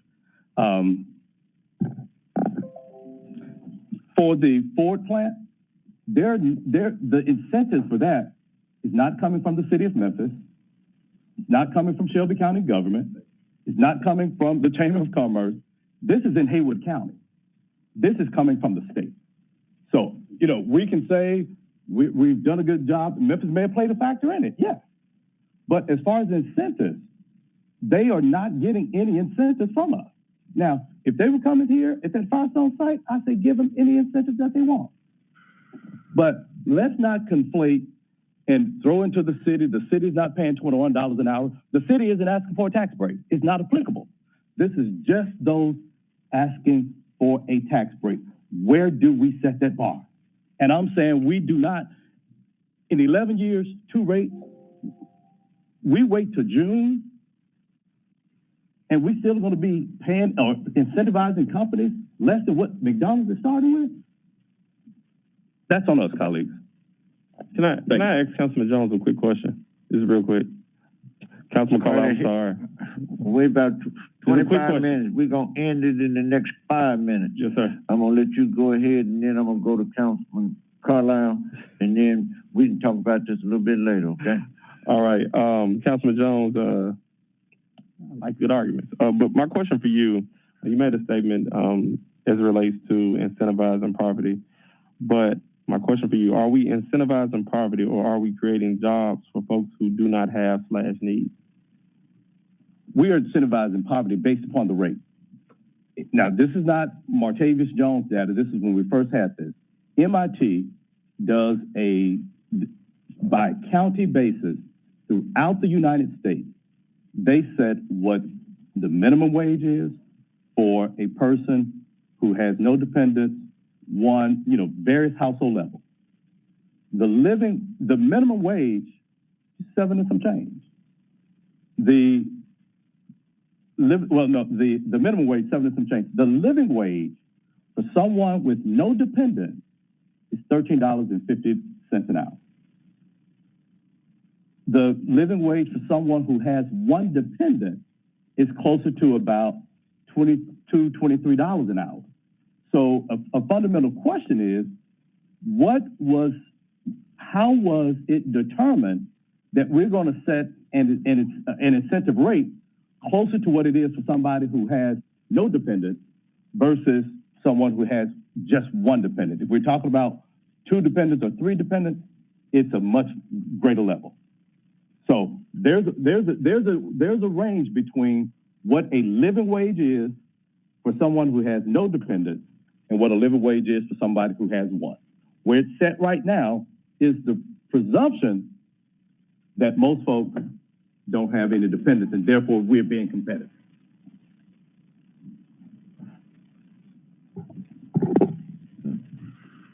Thank you, Mr. Chairman, for extending us the time.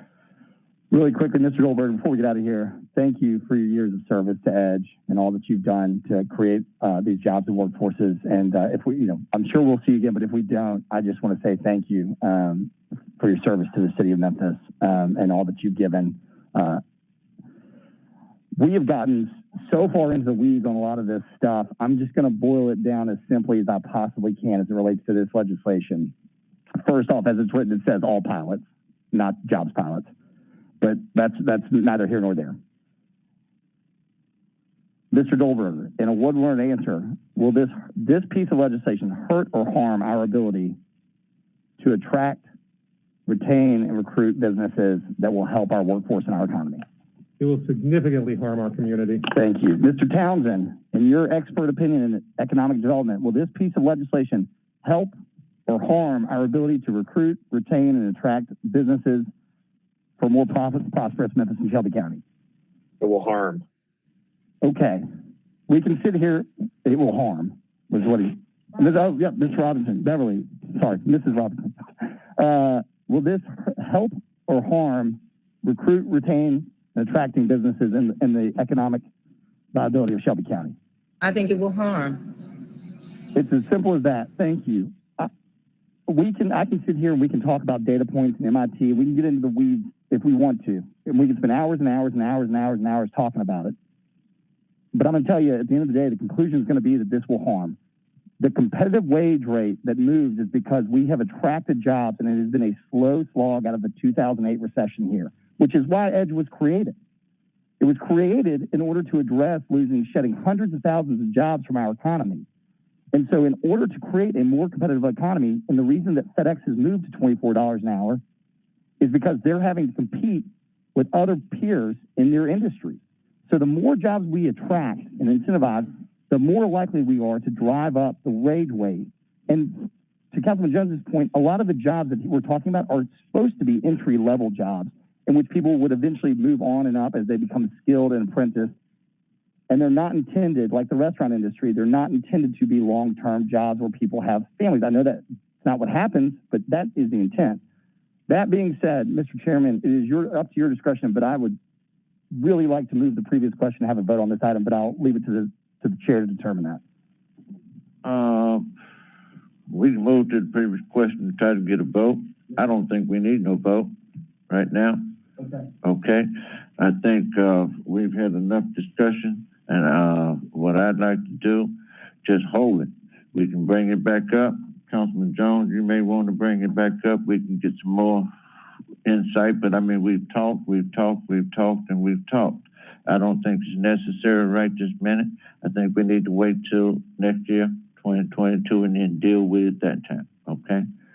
And Councilman Warren, I'm gonna let you say one thing, and then I I'm just want to make sure close it off on here. the chair is going to hold this until 2022 when we have the. I would say we need to hold it, yes. Okay, thank you, Mr. Chair. But, Mr. Chairman, as the maker of the motion, I would like to call for the question on this. Let's dispose of it. If it doesn't come back past 22, I'd like to call for the question. I can call for the question, and we can go with the vote. Roll call vote right now. Let's vote it. Then we won't have to come back till 2022. Yes, sir. I need a move on. I moved it. Okay, resolution for the hourly pay of $21. That's what he's done, his resolution, okay? All right, roll call. Councilman Carlisle. No. Johnson. No. Jones. Aye. Robinson. No. Smiley. No. Swearingen. Abstain. Warren. No. Chair Ford. No, that item failed. Okay, we'll talk about that next year sometime. Okay. If there's no further business, this committee's over. We're gonna start planning and zoning committee.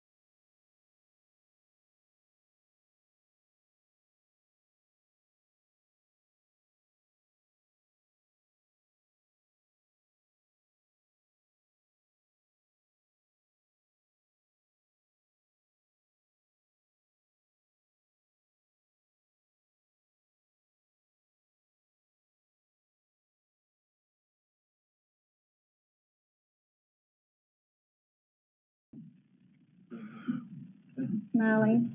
I'm here. Johnson. Jones. Here. Robinson. Present. Warren. Present. Swearingen. Present. Chair Ford. Present. Okay, if y'all got the new schedule, we have 4 items. I'm going to take item number 4 first. Mr. John Zenit, you're going to be the one to talk about it. That's the 2021 Technical Building Code updates, all council districts requested by Memphis and Shelby County Division of Planning and Development. Mr. Zenit, go right ahead. John Zenit, Director of Division of Planning and Development. In 2 weeks, you're going to have 8 items on this committee that we'll go through. I wanted to give a little bit of a preview first, given the number of items that will be on that committee. Right now, we're at second reading. There are 8 joint ordinances that we refer to as the technical building codes. These regulate construction throughout Memphis and Shelby County. The department that oversees this is the Construction Enforcement Department that is part of my division. It is a joint city and county department, similar to most of those within my division. And of course, that department is responsible for permitting and inspecting all new construction, building repairs and updates, demolitions and certificates of occupancy for structures in the city and county. As the fire department touched on earlier today, pursuant to state law, we are required to adopt standard codes for our building codes and building and construction codes. In our case, that is the International Code Council codes for 7 of the 8. The 8th is the National Electrical Code. I'll let you guess what that refers to. And those must be kept up to date within 7 years of standard code release. Similar to the fire department, currently we're on the 2015 versions. We're proposing to go to the 2021 versions. I believe they noted that we worked together over the last few months to get to this point. In our case, every review cycle, we have local advisory boards that assist us. Those are appointed by the 2 mayors and confirmed by the 2 legislative bodies. Those advisory boards are made up of individuals who work in the industry, whether they be architects or home builders or electricians and so on. And they assist us with reviewing those standard codes, determining how they would, particularly the changes, have an impact on our local market and our citizens. And they make recommendations with respect to the local amendments that are proposed to those codes. So though we adopt standard codes, it is typical that we also have local amendments similar to what the fire department mentioned. And in most cases, standard codes, as well as local amendments, don't change much from version to version, but obviously it is important that we review them every time to ensure that, again, not only we are adopting the most up-to-date code, but we also are aware of how those changes are going to impact the citizens of Memphis and Shelby County. So I'd like to give you a couple of notable examples of some of the changes in this year's codes. With respect to the standard building codes, a couple of things that really stand out. With respect to the way that occupancies are calculated for a business, in the current code, the 2015 version, businesses are allotted 100 square foot per person. The proposed change in the 2021 standard code is 150 square foot per person. No, this isn't a social distancing thing. This has impact in terms of how other code requirements are triggered. So for example, a small doctor's office that is 3,000 square feet. At 100 square feet per person, that's 30, an occupancy of 30. Now calculated at 150, that occupancy goes from 30 to 20. What does that mean? There are differences in terms of what fire separations are required, plumbing fixtures are required, and so on, based on those occupancy levels. So the impact of this higher calculation of square foot per person means that for particularly smaller businesses, there are less costs involved with that occupancy at build out. So that's a good example of one of the more significant changes from the 2015 code to the 2021 code. In the local amendments, there are a couple of changes that we are proposing. The first is for residential structures that house 3 units to 6 units, so a triplex to a 6 unit. Those are obviously our smallest class of multifamily. Those are typically built by residential builders, not commercial builders. However, those are regulated in the commercial code. Our proposal would be that those be regulated out of the residential code so that not only they're more in line with the contractors who are building that type of product, but also the cost of building that product would be a little bit more affordable to bring into the market, and ultimately affordable to those who are occupying those types of structures. Another local amendment that we are requesting is, right now we do not have a requirement for any sort of signage other than an address number when a construction project is going on. And you see, if you travel to other cities throughout the country, if you notice a construction project, often there is a project information sign that gives information about the permit number, the address, the contractor, and so on. We would like to add that as a requirement that be put into place. The other thing that we want to have on that sign is whether or not the noise ordinance applies. Within the city of Memphis' code of ordinances, there is a noise ordinance with respect to building construction. There are hours of operation that are regulated in that existing ordinance, but it is often not heeded or perhaps not known. And so we want to make sure that information is being noted where it does apply, that the noise ordinance applies to building construction, and here are the hours of operation. This serves as both a deterrent to contractors so that they stay within the hours of the noise ordinance. It also serves as a method of informing the surrounding community, not only about the project that's going on in their area, but also what other codes like the noise ordinance apply. Finally, we do have our fee ordinance that's part of these 8 standard codes. 3 years ago, we asked for a fairly large increase in order to make some across-the-board changes, and we appreciate that, and we've been able to make, I think, a significant number of changes. This time around, we are only asking for a very small fee increase, and it would help us to address what is, I believe, our sort of last really acute need, which is building the speed and accuracy of building plan review, and particularly catching zoning review items in building plan review. And what we're asking for is for commercial projects and new residential, a $50 fee at application, and for other types of residential, so an alteration like home improvement or an accessory, $25 application fee. So again, fairly small, but it would allow us to have some resources to be able to conduct zoning review on the front end of building plan review that not only reduces the amount of time that the building plans examiner has to look at an application, but also allows us to catch zoning issues on the front end so that they don't become a headache for anyone, especially the community on the back end. With that, I'm happy to answer any questions. Councilwoman Johnson. Okay, in regards to your fee increase, are you going to hire additional staff? We are, yes. We're requesting to hire 2 permit technicians, which are our intake, individuals who handle intake, and then also 2 zoning examiners who will be tasked with conducting that zoning review that I touched on a moment ago. Okay. You also talked about noise ordinance. Is that everyday noise or is it just construction noise that you're addressing? The city's noise ordinance actually covers a lot of different things. Right. What I'm specifically talking about, though, is construction noise. There is a particular section within the city's noise ordinance that talks about construction noise, and that sets hours of operation for construction in order to regulate that noise.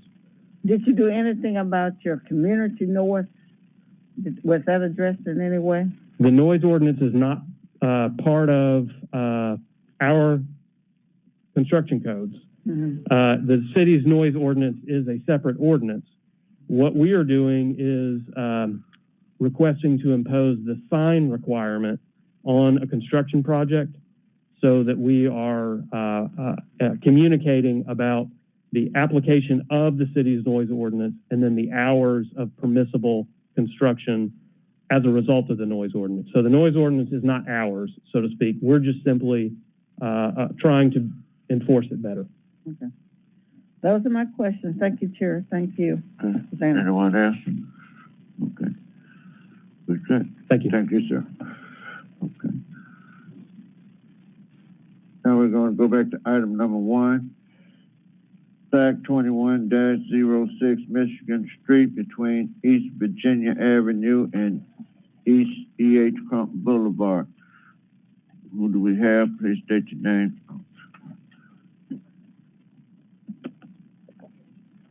Go right ahead. Yeah, good morning, council members. So my name is Seth Thomas with the Office of Planning and Development. The case before us is SAC 2106. You can go to the next slide, please. So this is a closure of a proposed closure of Michigan Street between East E.H. Crump Boulevard and East Virginia Avenue. The owner and applicant is Shelby County Electric Company. And this is to close and vacate the public right-of-way of a north-south public street located, again, between East E.H. Crump and Virginia Avenue. I could do the next slide, please. And so there's a location map. Next slide, please. There's an aerial of the site. Shelby County Electric Company owns both sides of Michigan Street at this particular junction.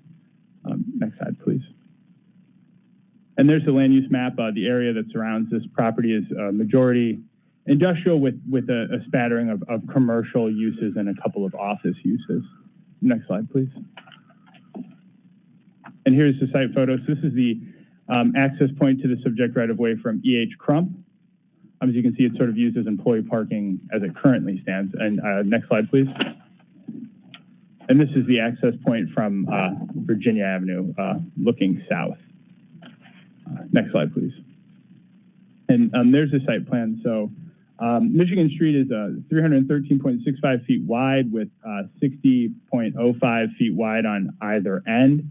And they are proposing a gate, which will be reviewed by the engineering department on the E.H. Crump entrance of this proposed street closure.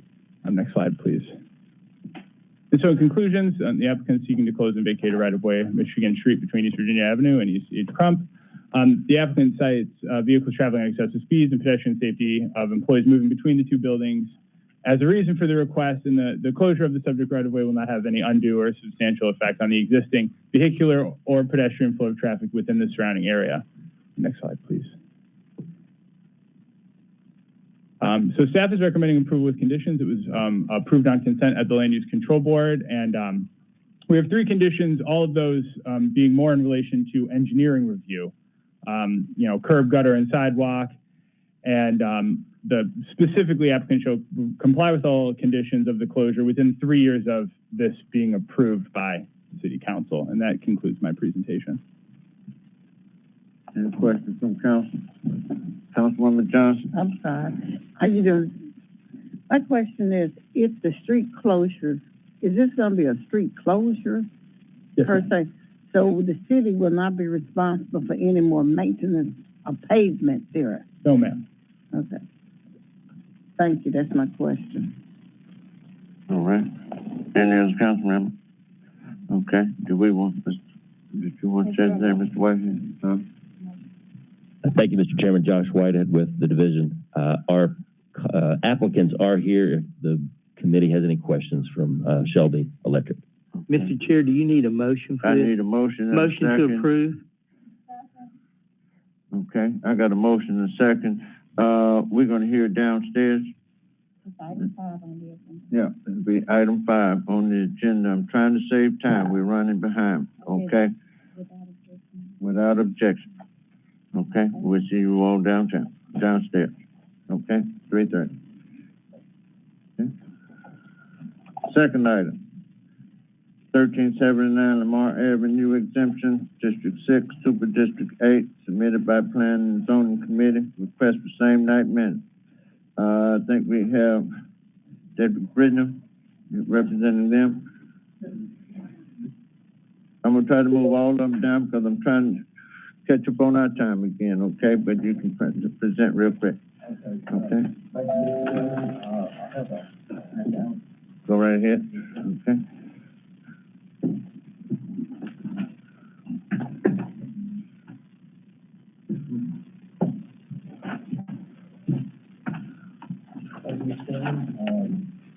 some more, Mr. Bridges.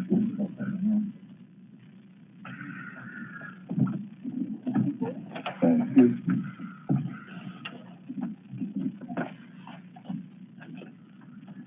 Good morning, ladies and gentlemen. I'm here again asking for a exception to the so-called smoke shop moratorium. And that was a 273-day moratorium that was put in place in. Excuse me. I'm sorry. Thank you.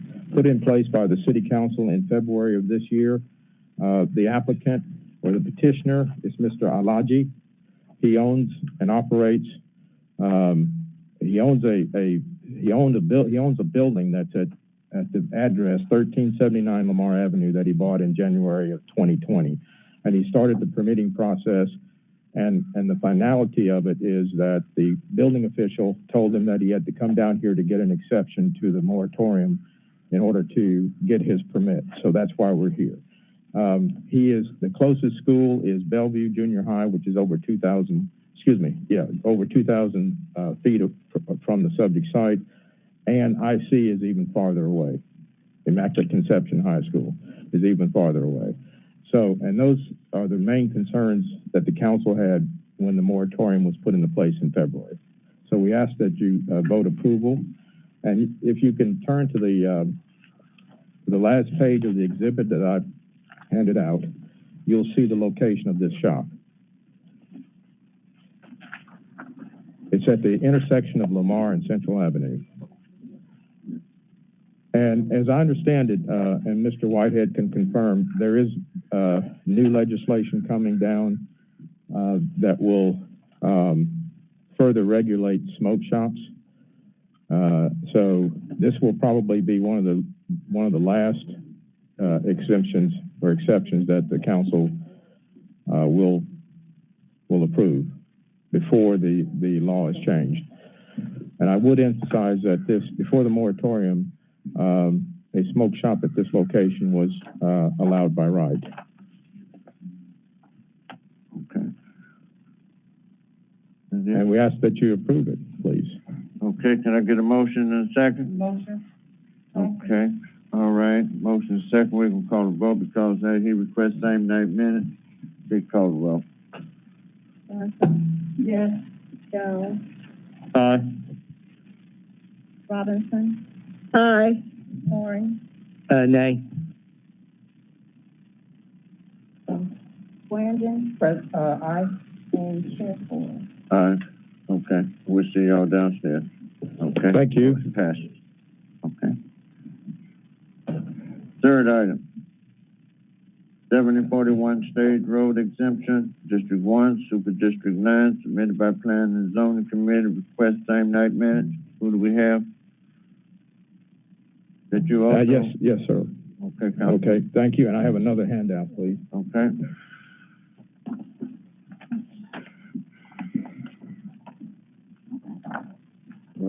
Mr. Chairman, this location is set out in the last page of the submittal. This is on Stage Road. Across the street is Bartlett City Limits. I've talked to the chair about this location, and because it is in the District 1 for Council Chair Colvett. Again, the moratorium was put in place in February. My client, Mr. Zandani, he's here, and he started the process looking for a location and signed his lease in July of 2021. So as he went to get his building permit and use and occupancy certificate, the building official told him to come down here and request an exception. Again, this location, prior to the moratorium, smoke shops were allowed by right. And for the record, the Department of Planning and Development is bringing to the council for consideration a new amendment to the zoning ordinance, which will define smoke shops and outline where they will be allowed and what is the process to open a smoke shop. So this is This one will be probably one of the last exceptions that the council will grant. And we ask that you approve it, please. Can I get a motion in a second? Move it. Second. I got a motion in a second. Mr. Chair? Yes, Yeah, I think one of the things that we tried to do by having this exemption was to make sure that none of these smoke shops were located near schools. So I'd like a comment about where the nearest school is to this. And just for the record, I'm not going to be voting for smoke shops because I'm a doctor. Yeah, Okay? Not that I don't like either of you guys. I just don't think people should be smoking. But go ahead. Can you tell us where the closest school is? As I understand it, there's not a school close to this location. It's Stage Road. Across the street is Bartlett. Thank you. Thank you, Mr. Chair. okay. Got a motion in a second. Call the roll, please. Johnson? Yes. Jones? Aye. Robinson? Aye. Swearingen? Aye. Warren? Nay. Ford? Aye. Ayes have it. Okay, we'll see you downstairs. And requesting same night minutes for this item as well, please. Yeah, requesting same night minutes. Okay. Thank you, Mr. Chairman. Thank you, ladies and gentlemen. Okay. All right, if there's no further business, this committee is adjourned. Thank you.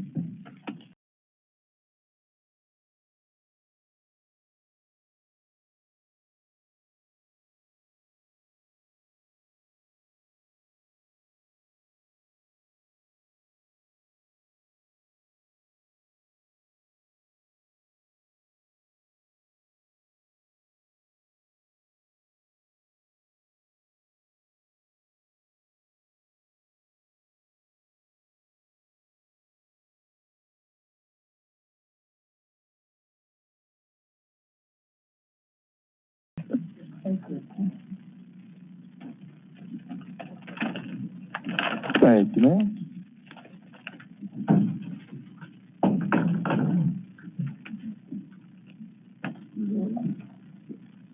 Thank you. I'd like to call to order the Parks and Environment Committee. Today is Tuesday, October 5th. It is now 10:56 a.m. We're a little behind. We only have 4 items before us. Latoya, will you please call the roll? Councilwoman Johnson? Yes. Councilman Jones? Here. Councilman Warren? Present. Councilwoman Swearingen? Present. Chair Robinson? Present. Thank you. Our first item today is a resolution to appropriate funds for the PK 22101 Community Center Park Furniture, Fixtures, and Equipment in the amount of $200,000, all council districts, sponsored by administration. So moved. Second. Do you have anything to say, Mr. Walker? No, I mean, it's Nick Walker, Parks Director, City of Memphis, 2599 Avery. No, with all of these, this is the appropriation of the funding that was approved by this body back in June, just to specific project numbers so that we can spend it on specific things. Okay, thank you. All in favor, say aye. Aye. Any opposed? It is the opinion of the chair that that motion passes. Thank you.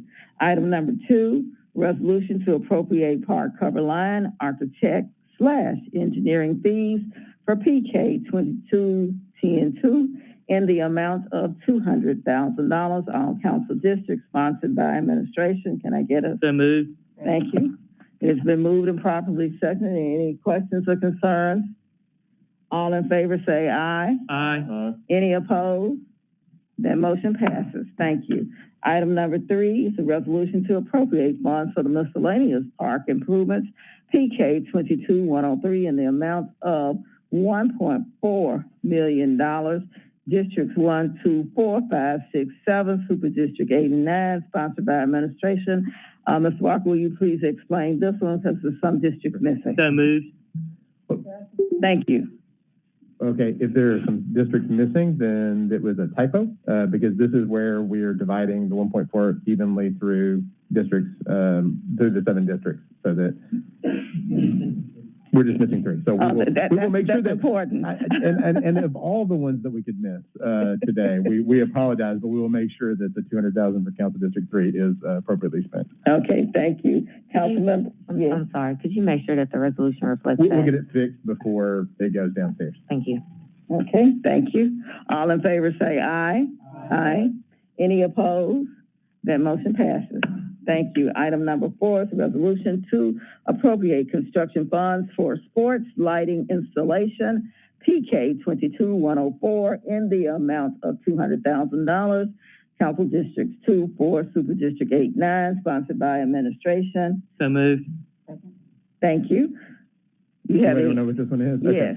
So with the resiliency grant work at Rodney Baber, we are going to be relocating those lights to some fields that need lighting. So we need to get someone to help us figure out how to do it. Okay, thank you. Council members, any other questions? All in favor say aye. Aye. All have one eye. Aye. Any opposed? None. That motion passes. Thank you. Are there any other items that come before this committee? Thank you for your time and attention. This meeting is now adjourned. Thank you.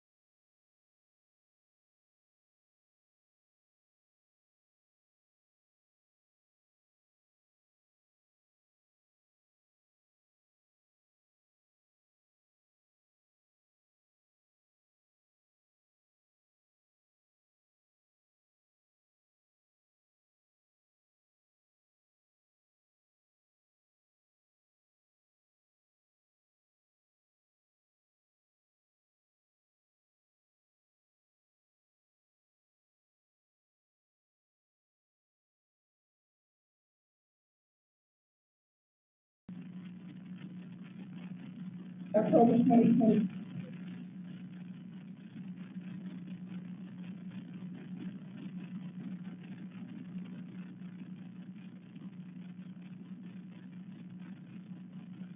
Yes, ma'am. Councilwoman Johnson. Present. Councilman Ford. Councilwoman Robinson. Present. Turn them off.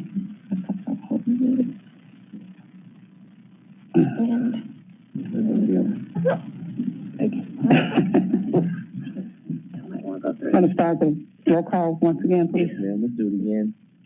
Councilwoman Johnson. Present. Thank you. Councilman Ford. Councilwoman Robinson. Present. We have only one item on the agenda.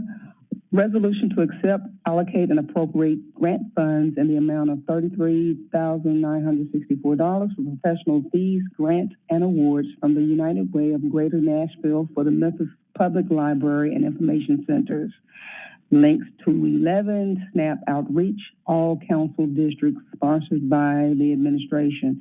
Can we get this moved and clicked? Any second? Okay, moved by Councilman Ford, second by Councilwoman Johnson. All in favor of this, please say aye. Aye. Any opposed? This item passed. This meeting is now adjourned.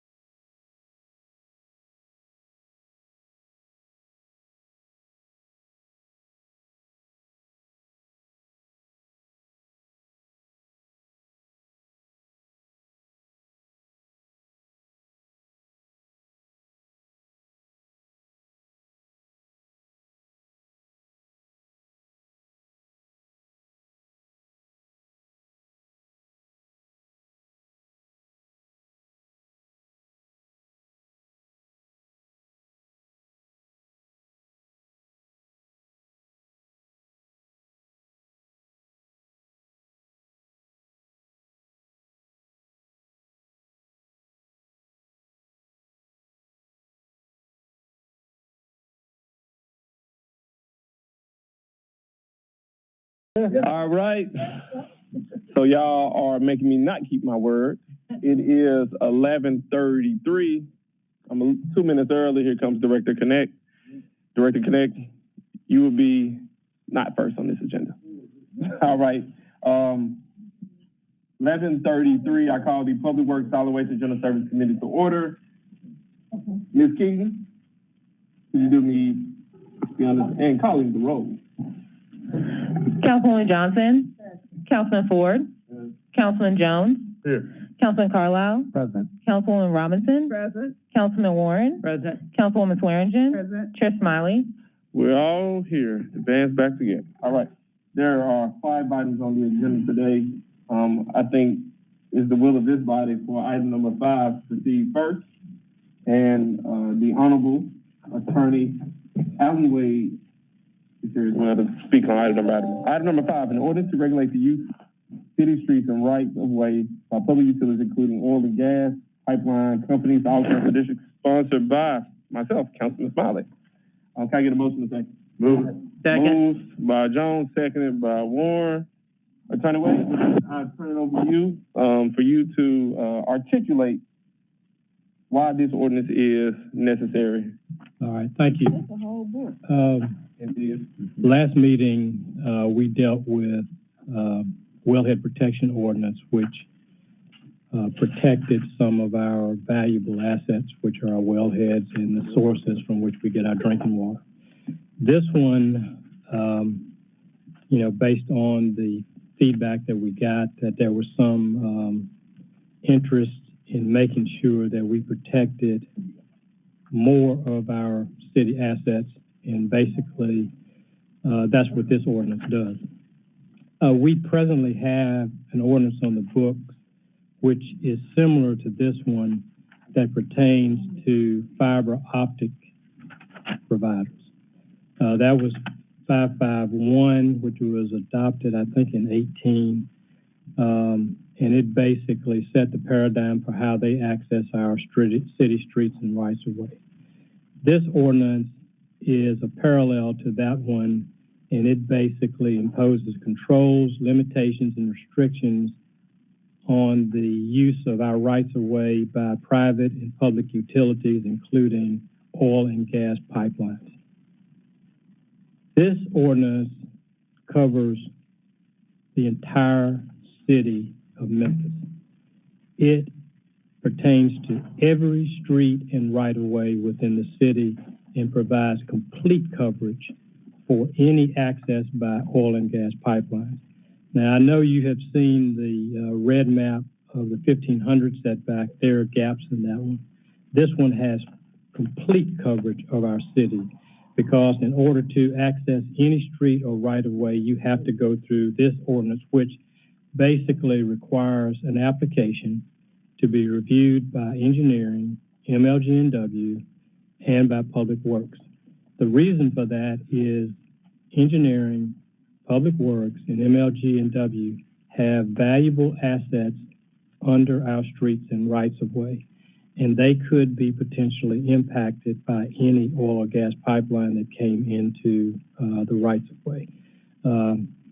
Director Connect can tell you that we have worked on right-of-way issues extensively for almost a decade. And we have photographs where people have drilled into our water pipes, drilled into our sewer assets. There's potential for damage all over. So the way this works is that there would be an application reviewed by engineering, MLG&W, and Public Works. That application would then be forwarded to the City Council with a recommendation and report from those 3 entities. At that point, the City Council would determine whether or not they want to allow or license oil and gas pipelines in the right-of-way. You have the ability to deny it, you have the ability to grant it, or you have the ability to grant it with such conditions as you see fit. To the extent that you do so, you do grant it, you have the ability then to charge them for every linear foot of right-of-way that they use.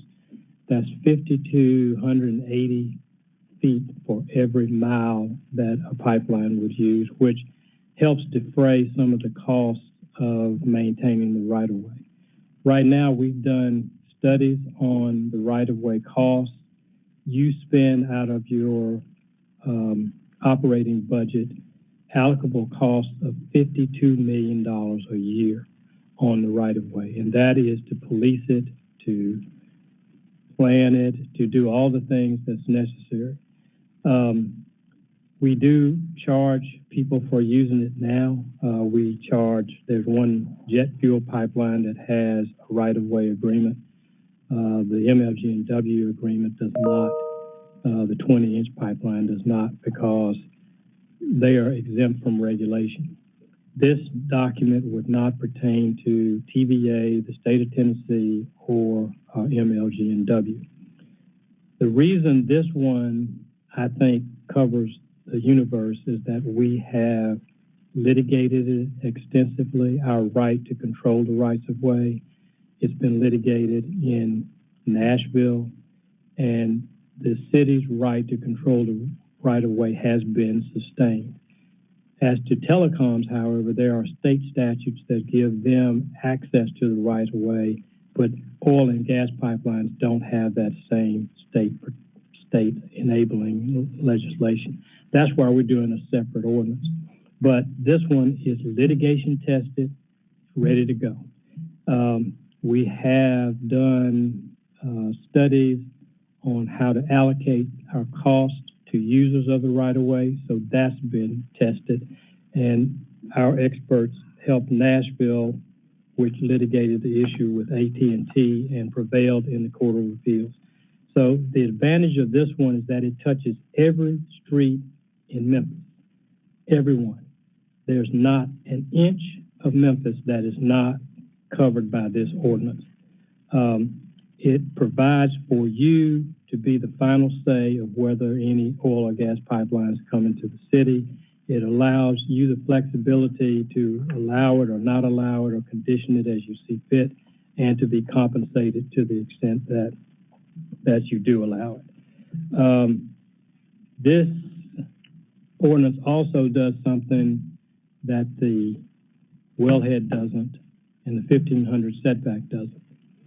It provides that you have to have a written agreement that you approve. That written agreement will require the oil or gas pipeline owner to have sufficient insurance. It will also have bonding requirements to bond any potential damage or liability that is occasioned by use of the pipeline.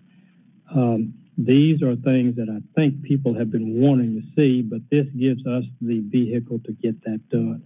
So I think this one covers the waterfront. It protects us with insurance and bonding. It allows us to be compensated to the extent that we allow it to happen. And I think it gives you maximum flexibility. It's been tested in court, and we don't have to worry about it being blown up in court. The reason also that this compensation scheme is important is because, to the extent any of these things that we have done are challenged in court and the oil pipelines prevail, this gives us the ability to be compensated should a court allow them to go forward. So for me, I think we have covered our most valuable assets, which are the wellhead. Our next most valuable assets are our rights of way and our underground infrastructure, which is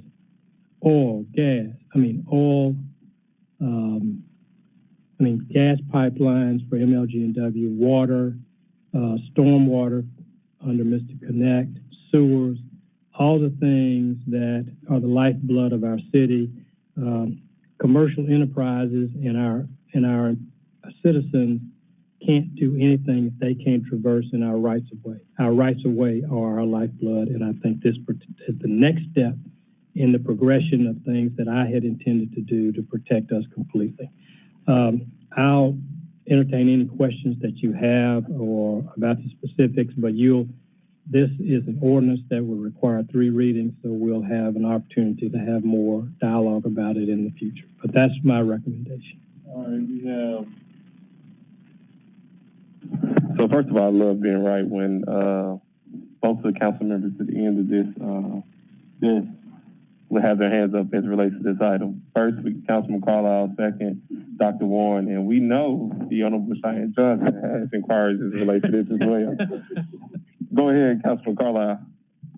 Thank you, Mr. Chair. Mr. Wade, thank you so much for your work on this document. I understand that some of the focus has been on oil and gas, but it's all to the intent, I think, of this ordinance to address some of the utility infrastructure that has been problematic. Is that? Yeah, I mean, it's public and private utilities. We have right-of-way agreements with maybe 40 different entities. AT&T, FedEx, St. Jude. I mean, I have a list of them, but it allows, there are some people that have needs around their property, and therefore they have to come to us and get a permit to do so. It is impossible for anybody to do any underground work without using our rights of way. So that's why that is the important thing. Okay. And this is asking the mayor to prepare the franchise licensing ordinance that would set. The way it works is that we have an application. It's reviewed by Manny, by Robert, and by MLG&W. They submit a report to us, and then you determine whether to allow it to go forward. If that happens, then the mayor or the CAO, and I use the term CAO because that's the terminology in the other ordinance, and as you know, these chief positions are nomenclatures that were created by Mayor Strickland, but our charter talks about CAOs and directors. So then if you allow it to go forward, or then they have to come back with a franchise ordinance. Under our charter, you have the exclusive authority over franchises. You have always retained it. Under our charter and state law, you have exclusive authority over control of the rights of way. The council does. So once they present that agreement to you, you will approve it. You'll make whatever suggested changes that you want. And then once you have a franchise agreement, then the provider can go forward to do what they want. Without it, they cannot. All right. And then I guess first off, a comment. Thank you for the relocation language. That's hugely beneficial. That's pretty much decided by precedent. Yeah. There's been case law that's litigated by AT&T where they've been required to move their poles when a street goes in a different direction. So that's where that comes from. Okay. And then the last question, you got a fee schedule set. You allow for emergency repair and being notified.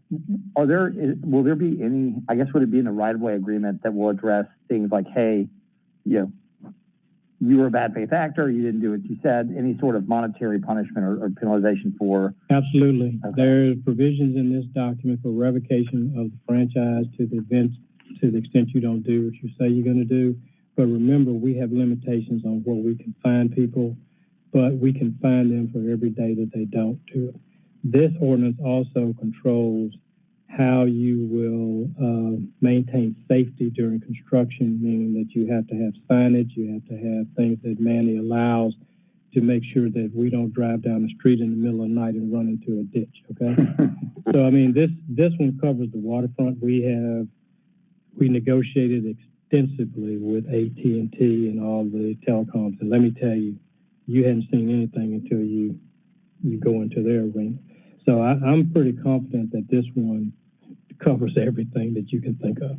Yes, sir. Thank you. And again, thank you for the work on the document. Mr. Chair, I yield the floor. Thank you, Councilman Carlisle. Dr. Warren. Thank you. Council Wade, this looks great.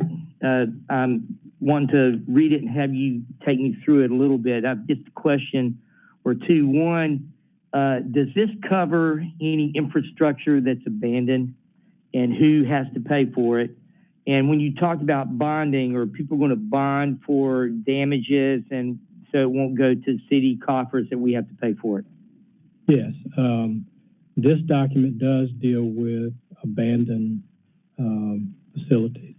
And it basically provides, that's an element of the bond that has to be posted. It also provides that you have the right to pursue damages to the extent that we want to remove the infrastructure. So they can't just walk away. Once they have this agreement, they're bound to us and we will monitor all of that. And we do that now. I mean, before we had agreements, we had telecoms that would just leave wire in the ground. The problem with that is we have a finite amount of right-of-way and, to the extent that somebody leaves things in the ground, and that's what you would be evaluating, whether you want an oil or gas pipeline to go in. Will it foreclose our stormwater assets or our sewer assets? And so this one, I think, has a more rational basis because it is grounded in protecting the things that this council can do, okay? We can't save the world, but we can save our assets, and that's what this is trying to accomplish. Thank you. And I'll be glad to go through it. Yeah, I would like that. Does this preclude the 1,500-foot setback in any way? Are they in any way in conflict? No, they aren't. But I think they're redundant. I mean, I think if the 1,500 setback was to provide final say from this body, I think this one does it. The 1,500 setback is more or less a prohibition with limited access for this council to have flexibility. And, I think that's important. I think my view is that we come forward with legislation to protect our house, and the county comes forward with legislation to protect theirs. So that with that, I don't think they are incompatible, and this one doesn't preclude that. I just think I don't see the need to have an additional ordinance that will cover the same territory, if you will. I see what you're saying there. I can think of political reasons it would be good to go ahead and proceed with an ordinance that the county has pushed through just for goodwill. But I am really impressed on initial reading with this, and I really thank you for your work on it. I yield back, Mr. Chair. Thank you, Councilman Dr. Jeff Warren. Honorable Cheyenne Johnson. Thank you, Chair, so much. Thank you, Mr. Wade, for your presence today. Glad to. First question. The people that they would make application to, I was trying to write it down, Memphis Light, Gas, and Water, the city of Memphis, and who? No, they make application to the CAO. CAO, okay. And then the CAO asks circuit, transmits it to MLG&W, Public Works, and to, who was the other one? It was three you mentioned, right? Engineering. Okay. Okay, now, and the engineering, and what engineering does is anytime they get a right-of-way request, they have people walk the route and they see what assets we have that may be compromised. So they have to be involved. They're involved in all of it. They have to be involved in order to prescribe the safety measures during construction. Question. At what point will the general public be notified? They'll be notified when we have an application that is presented to us. It may go to the CAO and those three entities, and they recommend that we don't touch it, in which case, I don't know why the public would care because we're not going to touch it. But what reassurance? I need some type of reassurance that if they decide to proceed with it, that they will be notified. These individuals, this is one issue we had where people said that the pipeline came in and nobody was notified. Well, let me address that. Okay. This one, you're gonna have plans. We never saw any plans. We never saw anything. Yeah, but I'm just wanting to know when will Okay, they be notified? okay, so when the application goes to the CAO would notify us, okay, that he has an application. When they present that application to us, it'll be in public session and everybody will know. No. I want. Let me finish. Okay. Let me finish. Okay, understand the sequence. Okay, I'm listening. So we get an application with reports. Then at that point, the administration has to come forward with an agreement. At that point, you got to go 3 readings. So there's one process where we're reported to, and then there are 3 readings of an ordinance, and I don't know what more you can tell the public. I think they need to be given mail notification, just like we get mail notification for any other improvements that occur by permit of a change that may be occurring. And that was the issue that they had, that they were not given any type of record notification, and they live within 5. Who you gonna get? Okay. I mean, I don't know how more public you can have it. I'm just sorry. They want notification. I understand. They I hear want you. written notification going to their houses when this occurs. Next question I have. Okay, we talk about the city streets. Will this cover state streets like Popular and those streets as well? Because we said city streets. Under state law, Okay. we are the proprietors of our own streets. Okay, as long as Under state law, we manage state highways like Poplar and Parkway and all of those things. We don't have any control over interstate highways. Those are federal assets. Okay. We don't have any control over state assets which are access controlled. All right? So your question is, you can pass 1,500, you can pass whatever. You're not going to control those state-controlled assets or federal highways. Okay. They do whatever the hell they want to. They're not subject to zoning. So what we're doing is taking care of our house, okay? Gotcha. Next question I have is, we talk about safety during the construction of the installation. Mm-hmm. What about afterwards? What type of, is there going to be a bond or something as far as guidance if the pipe ruptures or something? Is that in there? Yes, ma'am. Page 15, surety bond. Okay. Form an amount acceptable to the city, guaranteeing the full faithful performance of the terms and conditions of the right-of-way agreement. You're on page 15? Yeah. Which item, the first, see? Look at the bottom, surety bond. See it?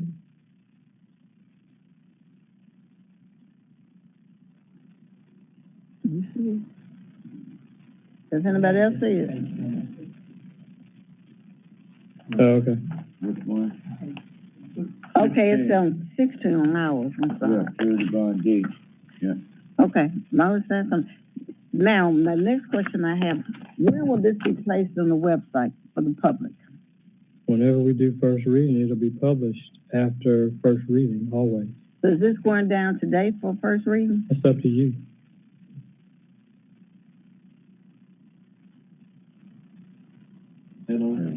Yeah, even if you did add on after first reading, they publish in the newspaper any ordinance that you present. Okay, I'm just asking the questions. I thank you for your time. I was concerned about all the other properties throughout the city of Memphis being covered, and this definitely provides that You're welcome. permit. Thank you. Thank you, Honorable Councilwoman Cheyenne Johnson. Now to the Honorable Councilman Martavius Jones. The floor is yours. Thank you, Mr. Chairman. Ms. Wade, if you could, I'm just trying to sort of reconcile the difference between the 1,500 and what's currently being proposed. Conceptually, with 1,500 feet, we still have some blind spots, if you would, if we do a 1,500-foot radius around this property, or if we talk about a huge swath of land, well, 1,500 from there would be permissible. But if we're talking about the streets and right-of-ways, pretty much everything is somewhat covered to an extent by this street and right-of-way. So that's how we are missing or covering what would be our blind spot. We'd be covering more area than the 1,500 does. I think when we had the red map up, and I don't know if anybody still has it, there were some areas in the north part of the city along the interstate and along the south part along the interstate, and there were gaps. Okay. You could not cover all of those gaps because we don't have churches and residences around interstate areas.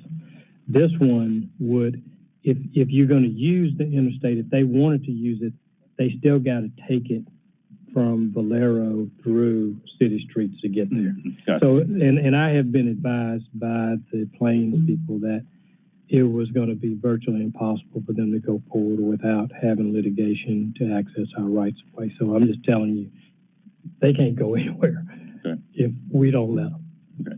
And so, one of the things that I recall that was a question asked was based upon what was presented, or we had coverage of about 25% of the city, leaving 75% unaccounted for. But this is 100. Gotcha. This is 100. Great. Thank you. All right, it appears that all hearts and minds clear. I'm not going to look to my left or to my right. I'm just assuming we're ready to vote on this item. All those in favor? Aye. Any opposed? Well, Mr. Chair, I'd like to be added as a co-sponsor. All right, I thank you all for sponsoring this fabulous piece of legislation that Councilman Attorney Wade put so much time in diligently drafting for us. So Councilman Carlisle, Councilman Warren. There we go. All right. It's the opinion of the chair that the ayes have it. Thank you so much, Attorney. Sure. Wade, we appreciate you. We don't want you to pack your golfing bag just yet. Mr. Connect taught me everything I know about right. All right. Thank you so much. We go to item number 1 now. Item number 1, a resolution appropriating $400,000 for GS 22-300 Convention Center cover line for continued improvements in the Harrison Council District 7. Submitted sponsored by the administration. So moved. Moved by Warren, seconded by someone on this body. I would say Carlisle. And while that is happening, the esteemed Director Adams is setting up, I guess, a pretty lengthy presentation, an hour at the beginning of our lunchtime. So. Not at all, not at all. Antonio Adams, Director of General Services. What you see set up is in contemplation for item number 2. I wanted to make sure that you all understood what we were going to do to City Hall. But let's go back to number 1, the item at hand. What the administration, along with the management team at the convention center, wanted to do is identify some money that we can put in a break-fix line, because again, we put a lot of investment into the convention center, but we also kept in mind that we didn't put any money into the Cannon Center.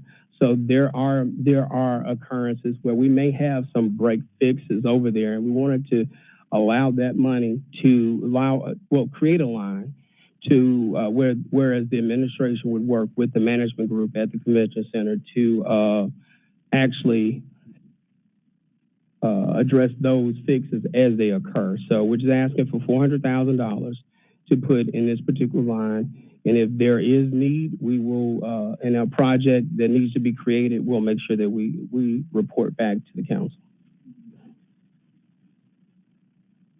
I didn't want to look to my right. Councilman Carlisle, the floor is yours, sir. Okay, it appears that all... Hold on. Sorry. All right, we're going to go to Councilman Carlisle. Well, Councilman Johnson.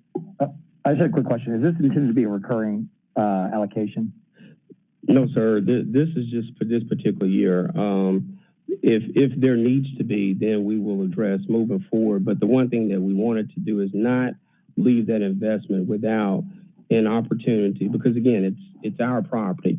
So if there is a deferred maintenance item, we need to be able to address it ourselves. All right, thank you. Mm-hmm. Thank you, Councilman Carlisle. Councilman Johnson. Thank you, Director Adams. What caused this problem? No, what you're looking at this particular point is not down at the convention center. Okay. This is for resolution number 2, the second resolution. Yeah. Okay, thank you. Here's all hearts and minds are clear as relates to item number 1. All those in favor? Aye. Any opposed? All right, it's the opinion of the treasurer ayes have it. Item number 2, resolution transferring FY 2022 allocation of $4.9 million from GS 22200 FY 22 Major Mod City Hall cover line to CIP project GS 22201 OCH exterior cladding and appropriating transfer funds, Council District 6, Super District 8, sponsored by the administration. And there's also a request for same night minutes. Move the same night minutes, Mr. Chair. Moved by Carlisle, seconded by Warren. Go ahead. All right. Before I get into this, I do want to clarify. I hope it doesn't impact, but I did get a note from Chief Ford that the break fix line with respect to the convention center will be a reoccurring expense. So what we'll have to do again is report projects, manage the money, and then of course report back to you all so that we intelligently budget moving forward. Okay.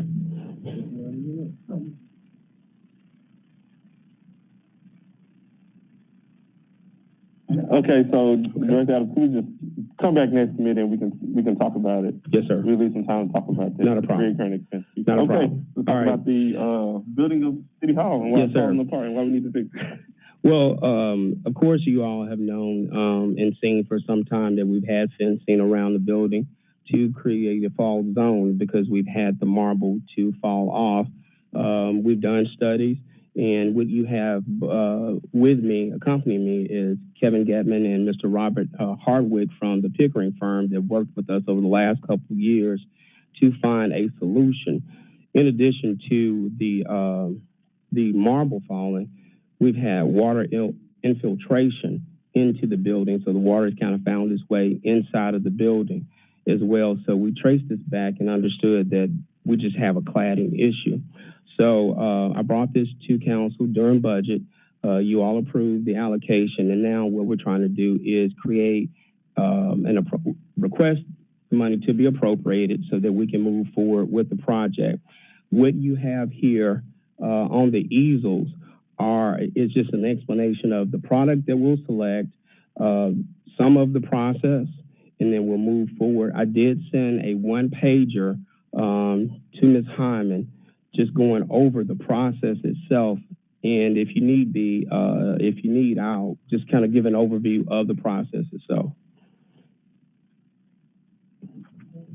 Okay. So I was trying not to look left or right. And my council members are inquisitive. Councilwoman Robinson, the floor is yours. Okay, will you just come over here and tell me what is this? It's like we're using duct tape. So will you all come over here and tell me what this beige panel, this black panel, where it's going, and what we're doing? Okay, so because this picture doesn't tell me anything. Now, I understand, and what I wanted to do was get through my part of it, and I would allow the engineers and design team to then explain to you what we're doing as far as the process. But, I mean, right now, what I'm asking is, right now, the project's going to take us 14 to 16 months to complete. The scope will be, we're going to do marble demo, meaning we're going to take the marble down. We're going to clean the concrete that's inside of the marble. So the marble actually encases the concrete structure, waterproof that with a membrane. So there's going to be a membrane installation. So that's what it appears to look like duct tape. And then, of course, we're going to attach the cladding system. Along with that process, we're going to take the city seal down. We're working with the Metal Museum, who's going to give us a price as to restoring the city seal, and then it will be reattached to the building as well. And now, to kind of explain the details, then I'll turn it over to Mr. Hardwick and Mr. Getman, so that you understand exactly what these pictures really depict. By the way, the Metal Museum should do it for free since they just got an unbelievable asset from the city. Tell them it'll be a thanks back to them. Yes, sir. Sweat equity. I concur.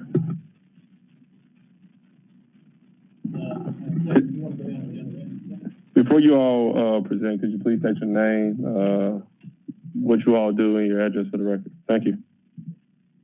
Robert Hardwick with the Applicant Firm. Okay, so There were the folks online indicating that they can't hear you. Could be speaking to the mic, then we can go back to it. I'm sorry. We gotta have it on green. What's gonna happen when you need to take a walk the mic over there? There is a wireless mic, so he's probably going to need to take that with him because he is pointing to the nice pictures and the duct tape. While he's figuring that out, I got a question for Antonio, if that's all right. Yes. Yes, sir. So, just so everybody understands, I asked Director Adams for just an estimate over the last 5 years of what we've spent in CapEx on this building and what we intend to do going forward. And it's roughly $8.7 million is what we've spent over the last 5 years just in capital improvements, including this project, and probably going to look potentially at some projects in FY23. The other thing that I hadn't had a chance to dig into is what we spend annually out of the operating budget for third-party leases at other locations. But the last time I looked, I think it's $1 million a year. And then the third thing that I'd want to know is what we spend in R&M here. And I bring all this up to, I don't know that it's going to drive us a different direction, but if I were to look at the math alone, just on the debt service, like if I were to free up $1 million a year in debt service for us out of the general fund, you probably could borrow enough money to build a new city hall. And I only bring that up just to say this building, as far as I'm concerned, is almost functionally obsolete. And it's an inefficient building that we're just cobbling together, kicking the can down the road. And so I just wanted to put that out there and on the record. We're probably going to have to do this anyway because we've got to have a city hall that doesn't look like we live in a third world country, but a giant chain link fence around it. But it kind of drives me nuts that we're just maybe penny wise, pound foolish, trying to make sure, because I know people don't want to see us spend $54 million building a brand new city hall, but when you lay all the math out there, it actually makes sense. And I've done it once. I'd have to go back and look at it, but it's worth just raising that issue, especially when we're about to talk about it. I mean, with giant holes in the middle of the footprint of the building, and it's bad. It's terrible for the environment. It's a high energy building, it's all those things. It's time the city really looks at doing something looking forward. So, sorry. I yield. Thank you, Councilman Carlisle.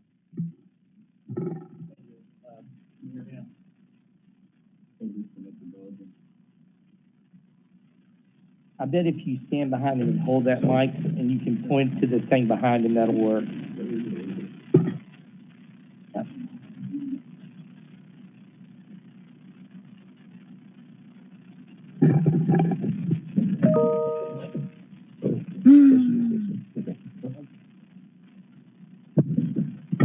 Teamwork makes dream work. That's better? Perfect. Right. Can hear you well, and name and address for the record, what you all do, so that folks in the general public know what's being presented here today. Sure. Robert Hardwick and Kevin Getman with the Pickering firm here in Memphis, 6363 Poplar Avenue. We are discussing the recladding of Memphis City Hall. What's before you on the three easels are identical. We just spread them out so everybody could have a good view. The image obviously is a rendering of the building. It looks pretty much identical to what you see today if you walk outside with the marble. The documents that we designed are using a ring screen product, which is a metal cladding system. Under that cladding system, let's just take a step back. Currently it's marble, and behind that marble is essentially a grout that is holding the marble to the building.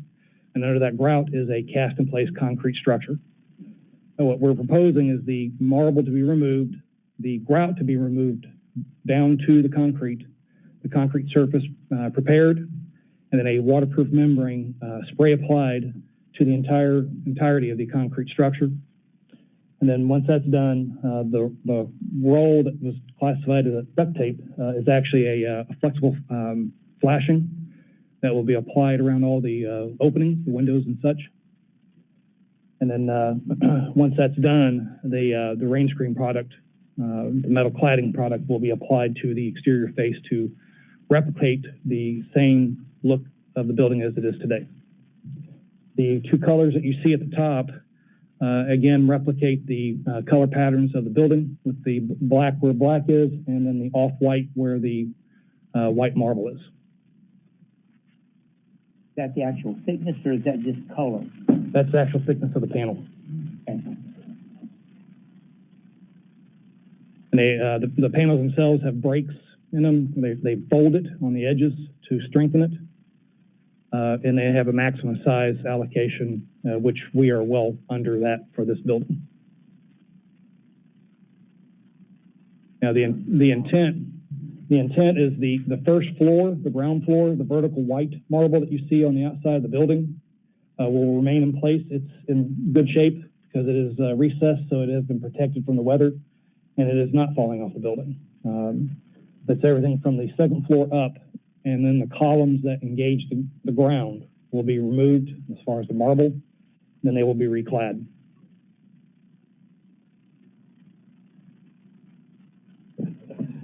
So I did hear a question. Go ahead. I know Councilwoman Johnson has a question over here. Okay. So with respect to the marble, we have sourced 3 vendors. At present, we don't have a salvage value to the marble. Our goal is to attempt to salvage it and, of course, recoup some dollars. But quite honestly, the type of marble that we have is not the type of marble that you typically use in household fixtures, and because it's a really porous marble. And of course, during the demo, this marble definitely will be destroyed in major chunks. So, but we've talked to 3 particular vendors, and they assured us right now we don't have a salvage value. But again, we're going to retain that marble, and then of course continue to move forward in trying to actually recoup some salvage value of that marble. Councilwoman Johnson? Thank you, Chair. My question is, what's the warranty? What type of warranty will we have on this process? Sure. The finish of the metal panels is a 20-year warranty, and then the labor and installation is 10, and then the waterproofing membrane is 10 as well. Is there another building here in the city that's used this process that we could go look at? I'll send that list to Director Adams. Yeah. So just so you know, too, out of abundance of caution, what we've done is we've impaneled the consultants that worked on the convention center. And so they're working with us as well and helping us to source vendors that they agree as far as the material is concerned and the membrane, but they're helping us to source vendors. We looked at 2 vendors that carried this particular product. And the cost and the project itself is unique because you have to identify the appropriate product first. And so working with them, they agree with the product, they agree with the process.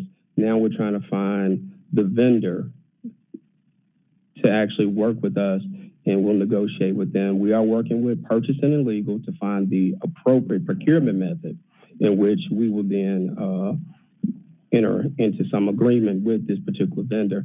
We have 3 that we've identified. 2 are local, but quite honestly, the 2 that are local, they have issues with human resources. They really don't have the people on staff that would be willing, ready, and able to assist us with this particular project. So we are looking, and we've identified one in the region that we'll be continuing to try to engage. Okay, so we're not ready to get started yet, actually doing a removal. We're close. We are close. I would say that we will be ready to be started on this project by the end of this month. You're going to take it down and don't know who's going to put it up? No, ma'am. No, as I stated, we have one that we've identified within the region, and we're going to engage. We're going to engage them. Is that a local person happening? No, ma'am. The 2 that are local don't have the human resources. They don't have the people that are willing, ready, and able. We've contacted them, and they told us they love to do the project, but they just don't have the people to actually turn around the project. So they've actually turned us down. Okay, we need to work on that, try to find some help around here. Thank you, Chair. Okay, thank you, Councilwoman Johnson. It appears that all hearts and minds are clear except for The Honorable, the esteemed Councilman Martavius Jones. The floor is yours, good sir. Thank you, Mr. Chairman. Mr. Adams, Yes, sir. this 4.9 is for this total project? Yes, sir. Okay, so if we're talking that we spent about 8 or 9, going back to what Mr. Carlisle said, and we're looking at 10 years, so 9 plus another 15 or so, has there been any, and I don't know where, that $54 million, is that a figure that has been projected of what a new construction for city facility would be? Yes, sir. It was a projected amount that was given during the facility conditions assessment of this building. So it was, and again, that is, I'd say 3 years old. If we did a replacement value of City Hall and taking consideration, the $8 million includes this project. So Okay. So okay, not on top of that. Yeah. Correct. Okay. Correct. Thank you, Mr. Chairman. Thank you, Councilman Jones. Okay, it appears that all hearts and minds are clear as it relates to item number 2 on the agenda. All those in favor? Aye. There is a request for 79 minutes. Any opposed? All right. It's the opinion of the chair that the ayes have it. Item number 3. I already had one. A resolution appropriating FY 2022 allocation in the amount of $1 million in CIP project number GS01049, Coke Facility Adaptive Reuse, Council District 4, District 8, sponsored by the administration. There's a request for 79 minutes. Can I get a motion in a second? Moved by Warren, seconded by Jones. All right. The floor is yours. All right. As indicated by the caption, and you all may recall, you approved the acquisition of the Coke facility over on Hollywood. So we are now in the programming and design phase of this particular project, and we anticipate it being done at under $1 million.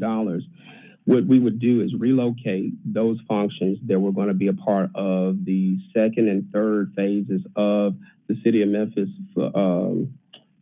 municipal facility that's over on Knight Arnold.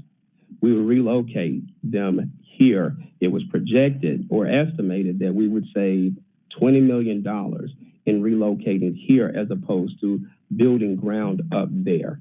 And so our plan is to, of course, come back with a full program and also come back with a full design in which we'll be able to incorporate in our budget for construction and hopefully in FY23. But it just kind of depends on where we'll go. It may be phased over the next couple of fiscal years to make sure that we are better stewards of the budget, because I understand there will be competing priorities.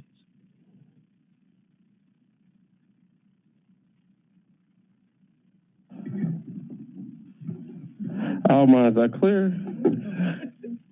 Councilwoman Johnson, the floor is yours. Okay. So, simply stated, we have some functions in operations that are in locations that are really obsolete. For instance, you have the sign and signal maintenance shop, and then of course you have the paint shop. Sign and signal maintenance is off a third. The paint and the paint shop is over off Manassas, and then of course you have the remainder of fleet maintenance that would be coming online. You have IT, which is under lease. And so what we're doing is we're trying to bring all those locations here to the Coke facility, to the former Coke facility. Yes, ma'am. So, okay. So we bring them to the Coke facility, and what we're doing now, because we understand we're not going to be able to we're not going to start construction and put these locations, so put these operations there. What we're doing now is programming and designing. So we want to know how much space you need, how do you operate, then of course going through design so that we'll have a shovel-ready project when we come back to council, and we'll ask for, based on priorities, we'll ask for some or all of the funding for construction. No, ma'am, they will go there permanently. Thank you, Councilwoman Johnson. It appears that all hearts and minds are clear. All those in favor? Aye. Any opposed? It's the opinion of the chair that the ayes have it. The last item of this committee is item number 4, resolution establishing CIP project number GS 22107, major mod contingency by transferring FY 2022 allocations in the amount of $2,670,350 for CIP project GS 22100 FY 2022 major modification on cover line appropriating transfer funds. All council districts sponsored by the administration. Request for saying amen. So moved. Motion by Warren, second by Councilman Ford. The floor is yours. Okay, so this is just the request to create and appropriate funds for an emergency contingency line. There are many things that happen and occur during the course of a year. And what we want to do is have the ability to spend that money and address it. We have many weather events that occur and there's damage done, and you don't have readily available insurance proceeds, and sometimes some items are not covered by insurance. Then, of course, you have some that just because of deferred maintenance that you need to address, and they've gotten to total failure. And what we wanted to do was identify a line in which we could come and address those items immediately. Now, of course, this would be a part, our expenditures would be a part of the finance budget's update. So we'll make sure that we update you all on the spending there. And the administration has already set a monetary threshold that we would not exceed. So it's not one that would be a reoccurring expense that will gain a lot of funding in that line. All right. Dr. Warren, the floor is yours, good sir. Is there a way that, for anything relatively major that you'll just come report it to us so that way we know that that's going to occur? So when you're spending this stuff, we know that it's being spent. And not that you need our permission, but just to give us a report as you're using these funds. Yes, sir. We can develop that. I think that would make everyone feel good, and that would keep us informed so we know whether this was too little or too much next year. Got it. Thank I you. understand. We'll do that. Thank you, Dr. Warren. All right. It appears all hearts and minds are clear. All those in favor? Aye. Any opposed? All right. It's the opinion of the chair that the ayes have it. With that, the Public Works Committee is adjourned. Thank you.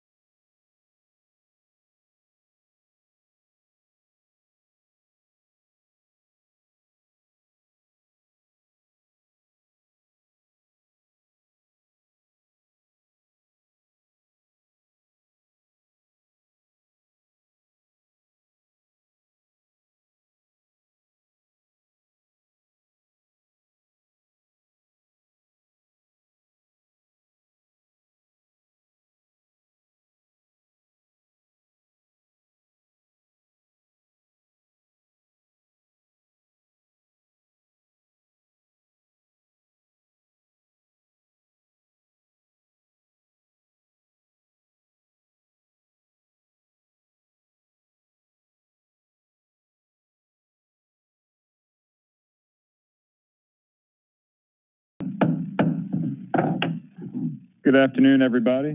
Today's date is October 5th, 2021. The Budget Committee is called to order. Ms. Perry, will you please call roll? Councilman Carlisle, Present. Councilman Covette, Councilman Ford, Councilwoman Johnson, Councilman Jones, Councilwoman Robinson, Present. Councilman Smiley, I'm here. Vice Chair Swearingen, Present. Councilman Warren, Present. Chair Morgan. Here. You got me. All right. Okay. We've got 3 items on today's agenda. The first is a resolution amending the budget ordinance. This was requested by administration. Chief Ford, the floor is yours. Well, actually, first, can I get a motion and a second on this? Sure. All right, moved by Councilman Smiley, seconded by Chairman Colvette. Chief Ford, the floor is yours. Why do we have this in front of us today? Thank you, Councilman. Can you hear me? Is that better? Thank you, Council. Shirley Ford, Chief Financial Officer, City of Memphis. Thank you for allowing me to be here with you this afternoon. What I have presented to you is a resolution to amend the fiscal year 2022 enterprise fund budgets, which includes the sewer fund and the stormwater fund. And as you know, on June 15th, Council approved our budgeting and the appropriation ordinance 5785, which included the adopted budgets of both the stormwater fund and the sewer fund. And in accordance with the TCA 91116, we submitted our budget to the State Comptroller's Office for final approval. During their review, they noted a discrepancy or a variance in the amounts that were recorded as interest on debt for both the sewer and stormwater, and such variance would necessitate an amendment to our budget in order to accommodate the correction of those numbers. What you have in the resolution before you, first is stormwater. You see an increase of interest from $200,000 to $1.7 million. There is also a recognition of bond premium amortization, which offsets that amount of $935,897. The original budget for stormwater has not changed. It is still $37,054,000 for both budgeted revenues and the expenses plus contribution to fund balance. So all we are doing is reallocating those amounts for interest and the contribution to fund balance to keep that fund in balance and to correctly reflect the interest and the recognition of bond premium amortization. On the sewer fund, you have the same situation where we have a debt service of interest that was increased from $4.1 million to $5.2 million, but there is a recognition of bond premium amortization that offsets that amount of $3.7 million. The budget for sewer did increase approximately $2 million, and that is an additional contribution from the fund balance of the sewer fund to keep those funds in balance. This amendment has been requested by the State Comptroller's Office for final approval of the city's FY22 budget. Okay. How much would be remaining in the sewer fund balance if we're going to spend $3 million out? I do not have the exact fund balance there, but I can bring that back. It's still within a healthy amount. Oh, I want to say it's hundreds of millions. So, yeah, it's, yes. I agree. Well, we have millions of dollars and hundreds of millions of dollars cash on hand, MLGW, but that's because it's what's required too. So it's all about scale. Yes. Okay. But it's an adequate amount. Yes, sir. It is adequate to cover the fund balance. Any other questions or comments from council members? Councilman Carlisle? So on the sewer fund, how did we pick up the extra 5.2 million basically in debt service interest?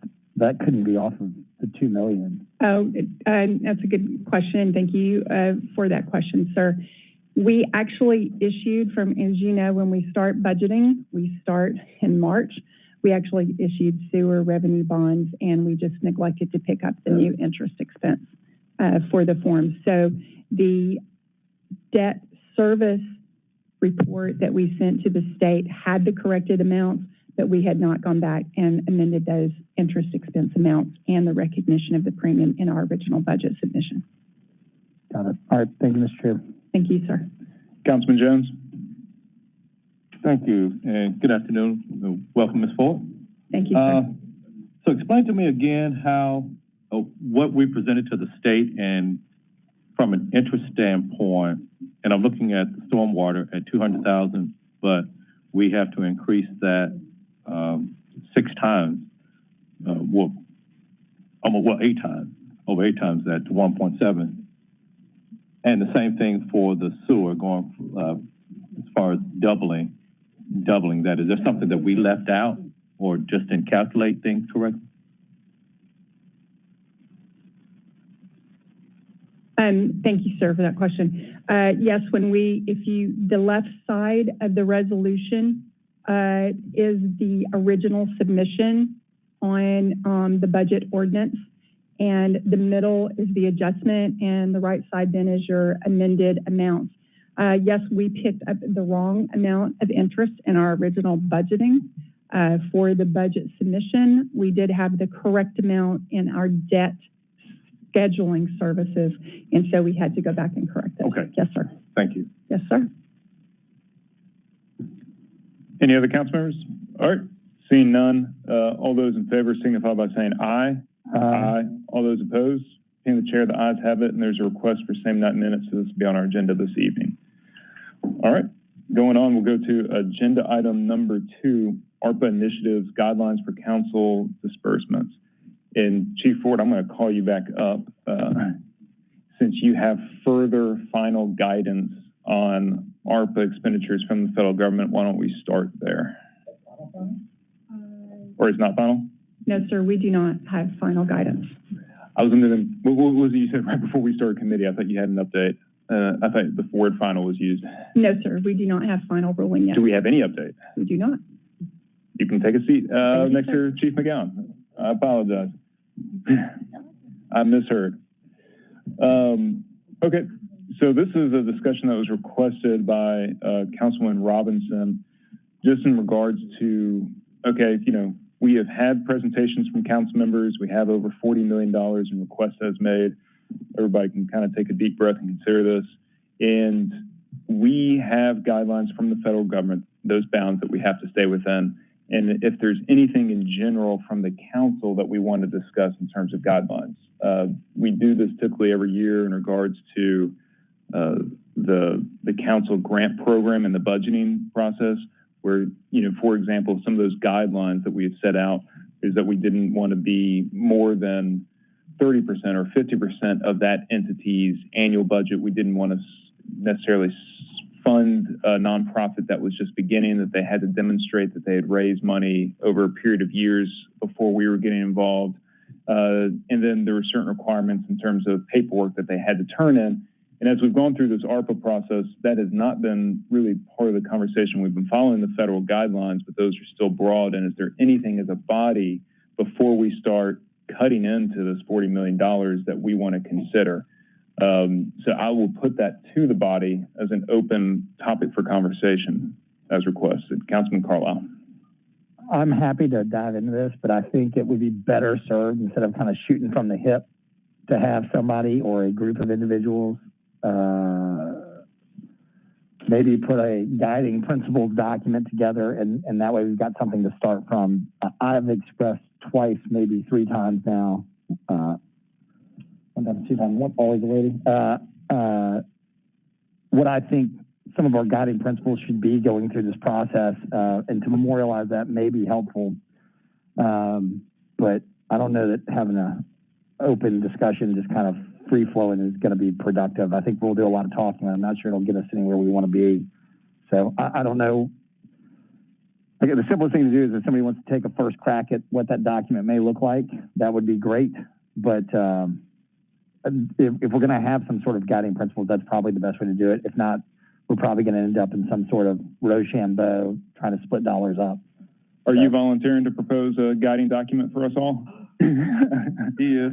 Or is somebody else stepping forward? I'm happy to do it. I really don't have a huge dog in the hunt with the council initiative, so I'm happy to take a stab at it. All right. I hear the concern. I heard not Chief, Councilman Ford, also raised his hand in terms of volunteering for that. No. I will get with. That was a second for Carlo. I'm sorry. That was Today's Tuesday.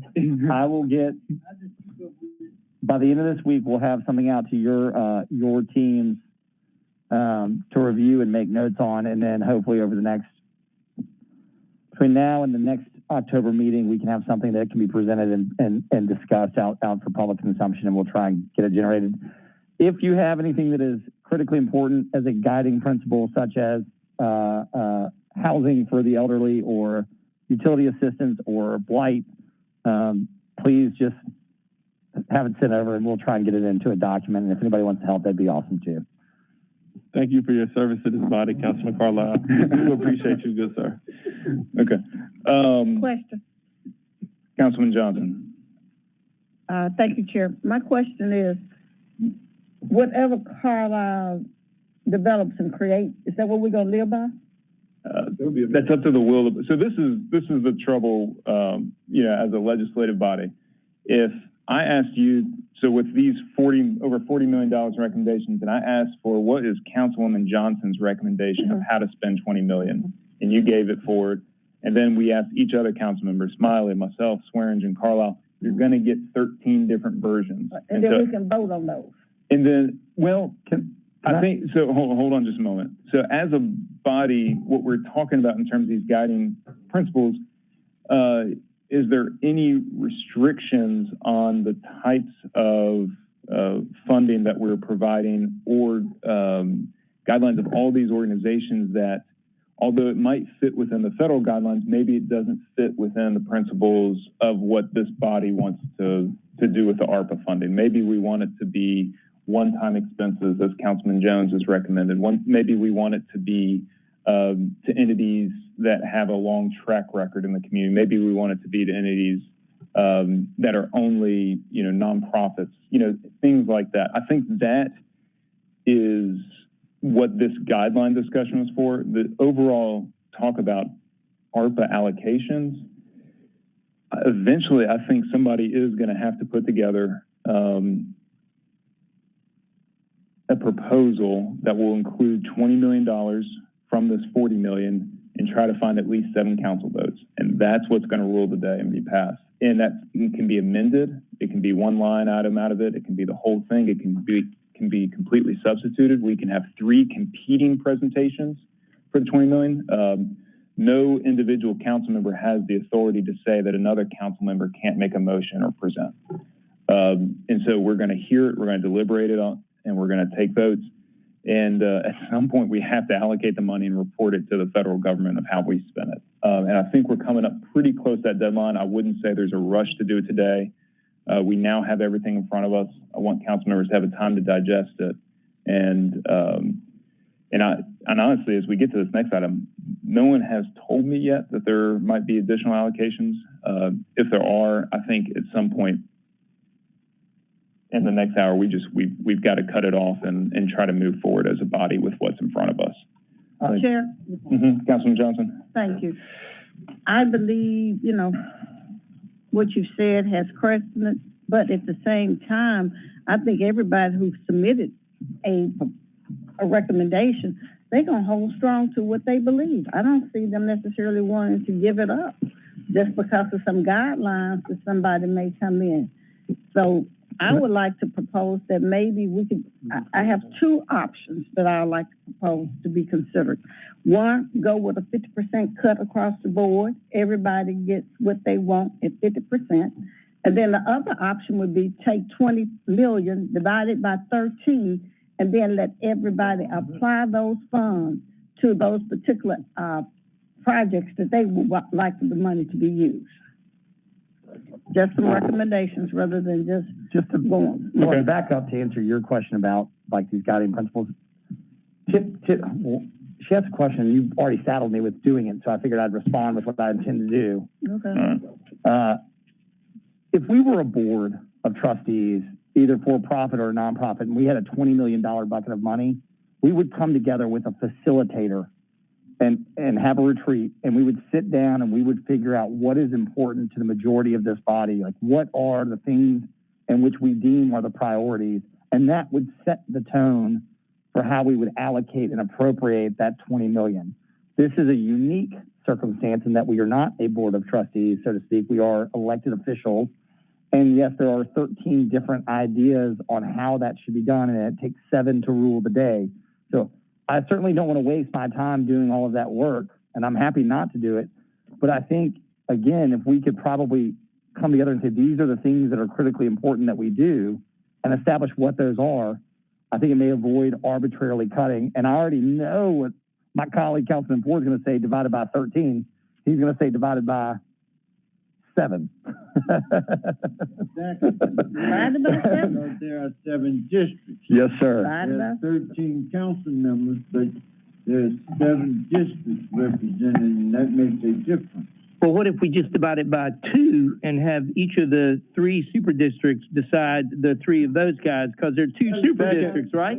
It shouldn't even be no super district. But we got them. Getting Martavis excited. Let me clear something up right this minute, y'all. Councilman Ford. Please. Everybody's represented by 4 council members. You have a district council member and you have 3 at large. Now, if you want to get very technical, all the super districts, when they call and, hey, I got a complaint over here, call your district council person. That's why there are 7 districts. Okay? Because don't tell that person to call your district council member and you represent them just like me. I got an issue with that issue. That's why there are 7 districts. It takes a city. Super districts just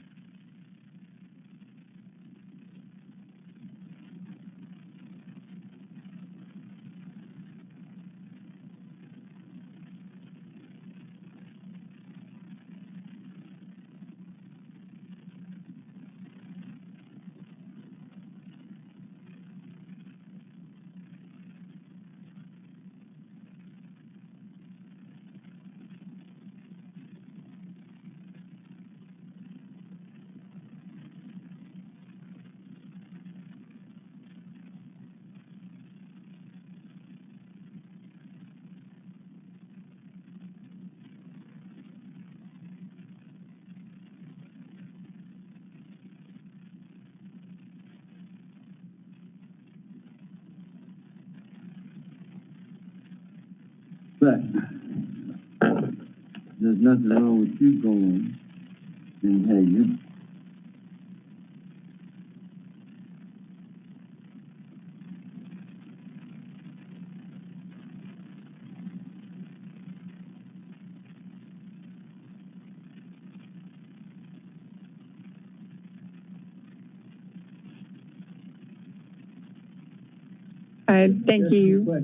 Thank you, Councilman Ford. The way the money is allocated now, the resolution that was passed leaves a $20 million allocation for council initiatives.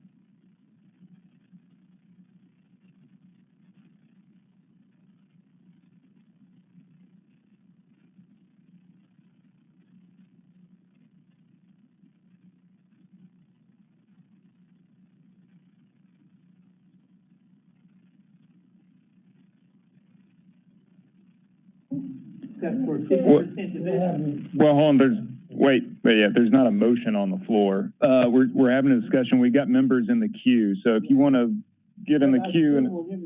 Okay. We're not in no hurry with that, but that's, the village is kind of better off, you know, solution to everything. But I mean, if you can find $3 more, you have to do something else. Well, we see their notes, so I mean, we got 20 million. Okay. But hey, divide it up, I mean, give everybody a piece of pie, something better than nothing. Okay, so council members, if you want to voice your support for something that has been proposed, please, let's get in the queue. First, we've got Councilman Jones, then Johnson, then Swearingen, then Smiley, and then Warren. Thank you, Mr. Chairman.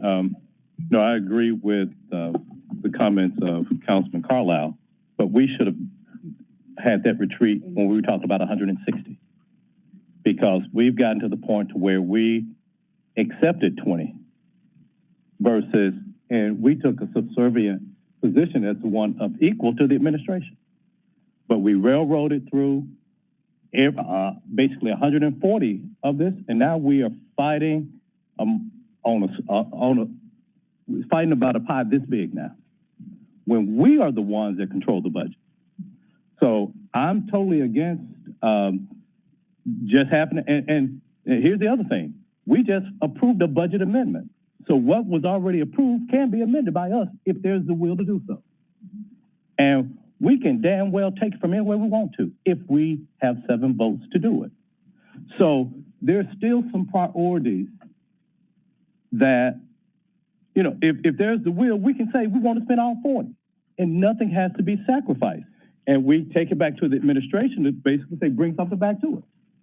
But we should have had that, as opposed to just saying, here, we're going to take this 20 million, and then we bring other stuff to the table. We had opportunities when this process first started to say, everybody, put what you want on the table. But then we kept, you know, and I respected the fact that council members, and I wanted us to put everything on paper to see what the total was. But when we approved 140 and just 20 for us, we accepted that. So, you know, in light of what's taking place, I look at, there's some priorities that are not reflected. Well, a good number of the priorities of this council are reflected in here. A good number of them are. And if we prolong this, we have to cut it off at some point, because we'll have more and more and more to do. So I know we're not at that point right now, but I still would say, colleagues, I would say, the more we procrastinate, we're not getting shots in people's arms. We're not helping these small businesses. There are a lot of things that are going to be, that are put on hold if we go back and do this, even if it's taking it for the 2 weeks. So, you know, I just think we were ill-advised to approve things in the way that we did. And I'm okay to go back and amend it. I am. You know, it might not be 7 votes to do so. You know, I ain't got a problem at all being the sole vote to do so. But, you know, because from a budgetary standpoint, that's the council's responsibility. We can either accept or amend, but we chose not to amend what the administration's recommendation was. That's on us. And now we got to cut and take less for what are the priorities of this council. Thank you, Mr. Chairman. Thank you. Councilman Johnson?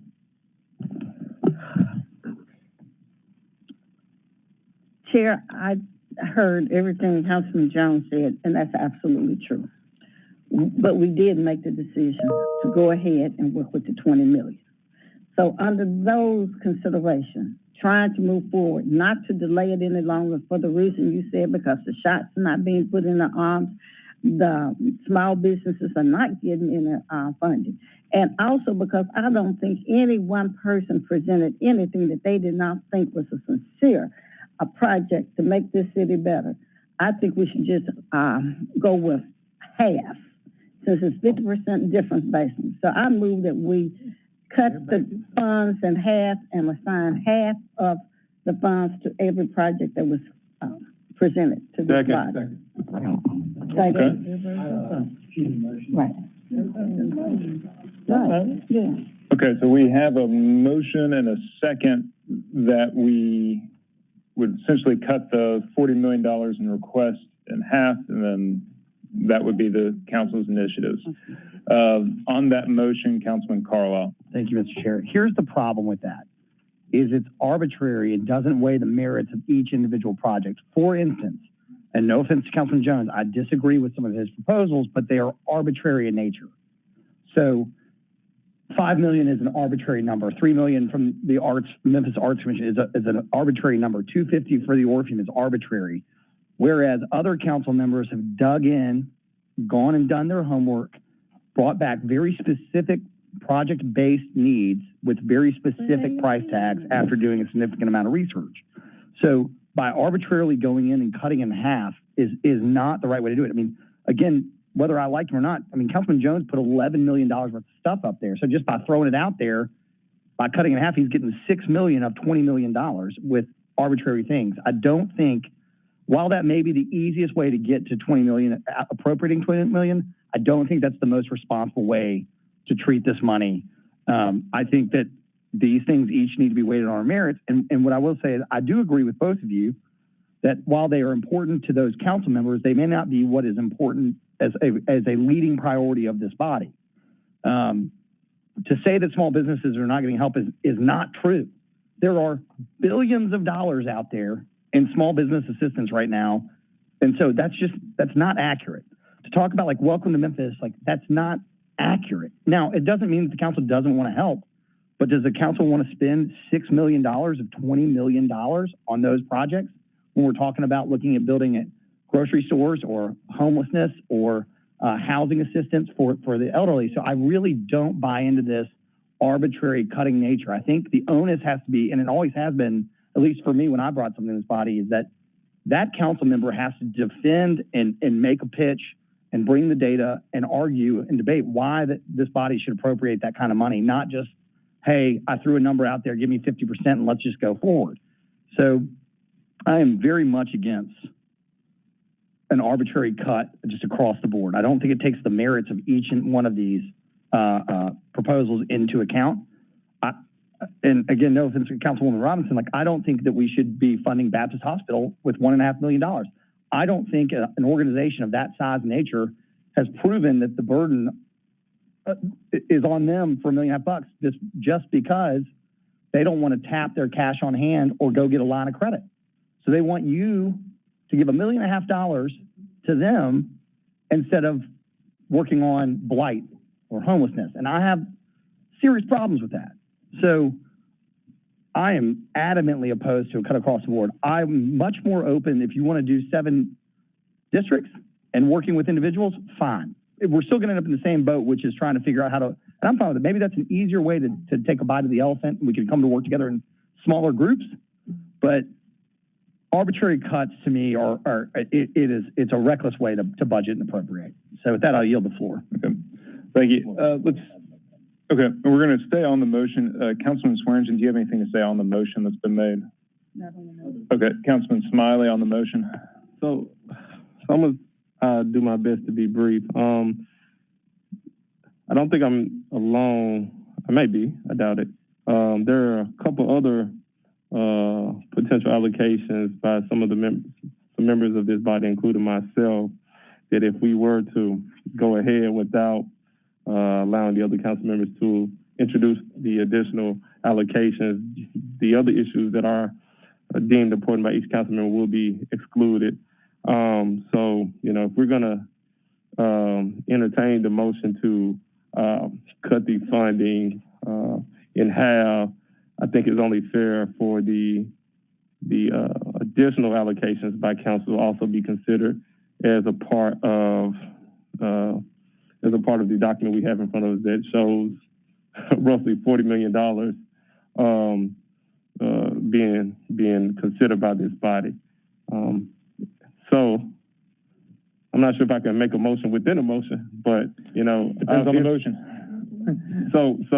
Well, a friendly amendment to include the additional allocations by the council members within this document, if the maker of the motion would be so inclined.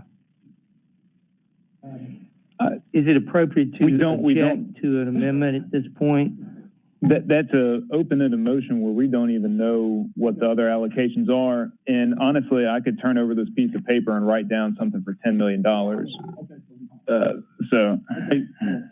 I guess my request is making a motion, give each council member who has an allocation that is prepared to present before this body today, an opportunity to present it before we make a motion to cut the allocations in half. I withdraw my motion. Okay, you withdraw. I'm the second, so I don't withdraw my second. He don't want to withdraw. Well, he can. You're the maker of the motion, so You're the maker of the motion. You can withdraw it anytime you want, no matter what Councilman Jones wants. Or the seconder, not to pick on Councilman Jones, the seconder of the motion. I'm going to withdraw because from the discussion, I think there's some others that may want to withdraw, but we're going to go back to Okay. Thank you. In that case, we're going to go back to the queue, and Councilman Swearingen was in the queue, and then it'll be Warren and Jones. I need you to And then forward. Councilman Swearingen. Right, that's what I'm saying. I'm sitting here a little puzzled at this moment because I'm looking at the 40 million. And I know my colleagues didn't just snatch these figures or these projects out of a hat.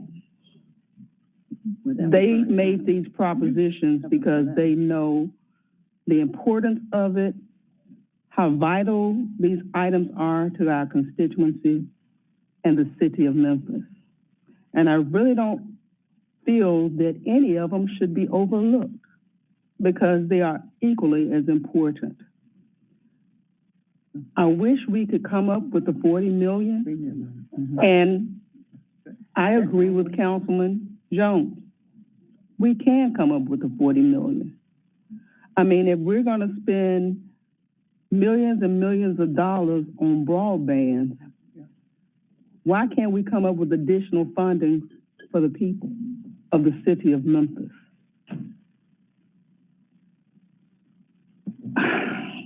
We're saying we need to do a study for guidelines, but I feel the Chief Ford has spent a phenomenal amount of time doing that. We've had sessions after sessions after sessions, call meetings, extra meetings, PowerPoints. I mean, how many studies do we have to do? She is the expert and is in this position to share with us specifically what our ARPA funding should go towards. And all of us are astute enough to know when we submit this that it falls under that umbrella. We do need grocery stores. We do need shots. We do need to assist the homeless in the city of Memphis. And if we don't do it now, then when? We really need to come up with an opportunity to come up with the amount of money that's needed to assist the people, as Councilwoman Robinson always says. We need to do this to assist the people, as Councilman Jones always says. And in many instances, they're being overlooked. You're saying, cut it in half, cut it in half, cut it in half. Homelessness cannot be cut in half. The pandemic cannot be cut in half. Food deserts cannot be cut in half. And we really need to come up with a way to appropriate the amount of funding that we need to attend to the citizens of the city of Memphis. Thank you, Mr. Chair. Thank you. Councilman Warren? Thank you, Mr. Chair. Just a couple things. One, we've been given an allocation here for $500,000 for a gun buyback program. And the studies that I've seen show that as far as actually reducing crime and getting guns out of people who are actually going to be shooting each other, it doesn't really work that well. So I would hope that we don't put that in as we're looking forward for that reason. That it's the motivation behind it. I completely understand the long-term effects on crime and who actually sells the guns back aren't going to stop it. You know, with the murders that we've had, it makes sense that we need to do something, but that I think our group violence intervention plan that we're doing is going to hopefully do that and make a difference. I looked at this a lot over the weekend to try to figure out how to do it. And I agree with Councilwoman Swearingen that every one of us who put something in here thought about it, and there was a reason we did this. It wasn't arbitrary, you know, these numbers. You know, in your opinion, it is, and I'm not sure that I can say I would tell my fellow council member that they came up with an arbitrary number that, you know, I don't know where it came from, but they came up with a number that they actually thought was beneficial, okay? And that's what they did. And I agreed with Councilwoman Johnson when she said the best way for us to do this is to half it. We have 160 million. The county has 190 million. The state has money, and we all have decent programs, and those people know how to do it. Right now, I know the two programs that I've initiated are in conversation with the county and with the school district to try to get additional funds, because I've told them, I don't think you're going to get the funds you've asked from the council. We're going to have to cut, and we're all going to have to share a little bit in the pain of what we've got a bunch of good programs here. And I would recommend, and I would be backing Councilwoman Johnson's motion for us to divide this in half, with the exception of, I don't think I would throw the guns in there. I think the $30,000 that Councilman Smiley's got in here for a 501c3 organization, Choose 901, that's not going to kill us. I mean, we still have the amount of money. I've actually divided it up, and in some of the larger things, I took a little bit more than 50% out, but I came up with something like 19,400,000 without any additional programs. Worth, I took a little bit more out of the stuff that you gave to the council, to the people. Instead of exactly half, I maybe trimmed you a little bit on some numbers, but I have those numbers that are roughly close to half for everyone. And I would think that that's going to be the best way we can do it, simply because I think everybody was honest and put out something they thought was going to benefit people. And if we can give some of that and let those people go find monies where there are monies, I think it would be the best way to do it. So I would be in favor of that. If we can't do that, I can see how we divide it up, and then we all get together in horse trade to try to fund the programs we like. I think that's going to be harder to do. But I will go with the will of the council. That's just my opinion. Thank you, Mr. Chair. Dr. Warren, do you have a copy of that document you said you put together, or is it just on your computer? I've sent that to Liza, and I'll have her sort of print it out and copy it out to you. I've got it on my cell phone. I'll send you the photo that I sent to Liza. Thank you, Dr. Warren. Okay. Councilman Jones, then Ford. Thank you. Every council person had an equal opportunity to present anything that they wanted to do. Mm-hmm. Each one did, whether you chose to do it or not. Mine was based upon, the largest part was based upon what we did previously with the CARES Act, which was to help businesses, to help small businesses, particularly those in the hospitality, the restaurant, and the travel industry.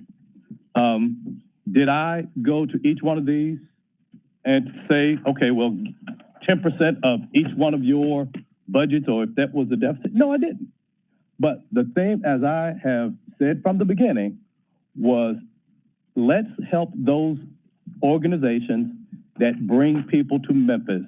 So instead of putting it in our fund balance to address the hotel motel tax deficiency or the TDZ deficiency, I said, instead of doing that, let's help these individual organizations.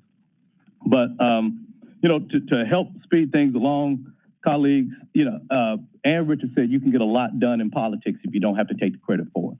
I didn't present this to say, hey, I did this, I did that. It would have been my theme last year when we did this, and this year when we did this, it was saying that the council, the Memphis City Council, did this. So it wasn't arbitrary. It wasn't about me getting individual credit because each one of us had the equal opportunity to present whatever we wanted to with this. So, colleagues, to move this thing along, I would propose cutting what was the original allocation for the Council Emergency Relief Program to $2 million from 5, the Arts Emergency Fund from 3 to 2. But I still think that the gun buyback is important. I think that through last year at one point, we had 3,000 guns that had been stolen from automobiles. If I'm someone who stole a gun, I don't have any type of vested interest in that gun. If I paid $500 for a gun, for a pistol, I don't give a heck about selling it for $50. However, if I stole one, that cost $500, I'd take anything for it. But when we're talking about firearms, getting one off the street can affect an entire community. A $500,000 allocation, even if it's just $50, that's potentially 10,000 handguns off the streets of Memphis. I will not sit back and accept that will not make an impact in this particular community. There was a Tri-State Defender article talking about in Tennessee, there were 1 million guns sold last year. If we extrapolate Shelby County being 11% of Tennessee, those sales, that's 110,000 guns. For us to take 10,000 or even 5,000 off the street, that is a significant amount. So, to cut, to include the handgun buyback, and, to help move us along, to try to get us close to where we need to be, that I would be willing to propose those, reductions. Thank you, Mr. Chairman. All right, thank you. Councilman Ford? She just passed out a sheet. Use the microphone, please. Yeah, she just passed out a sheet. Whose sheet is this? Dr. Warren. Dr. Warren? Okay, some of these things that's on here, not on here, okay? That was prior to the last council meeting. So the more accurate sheet is the sheet with the small words. That means we're still $58,871 over from yours. Okay, now, let me just say this. Councilman Jones, don't get offended when I get ready and say what I'm getting ready to say to you, okay?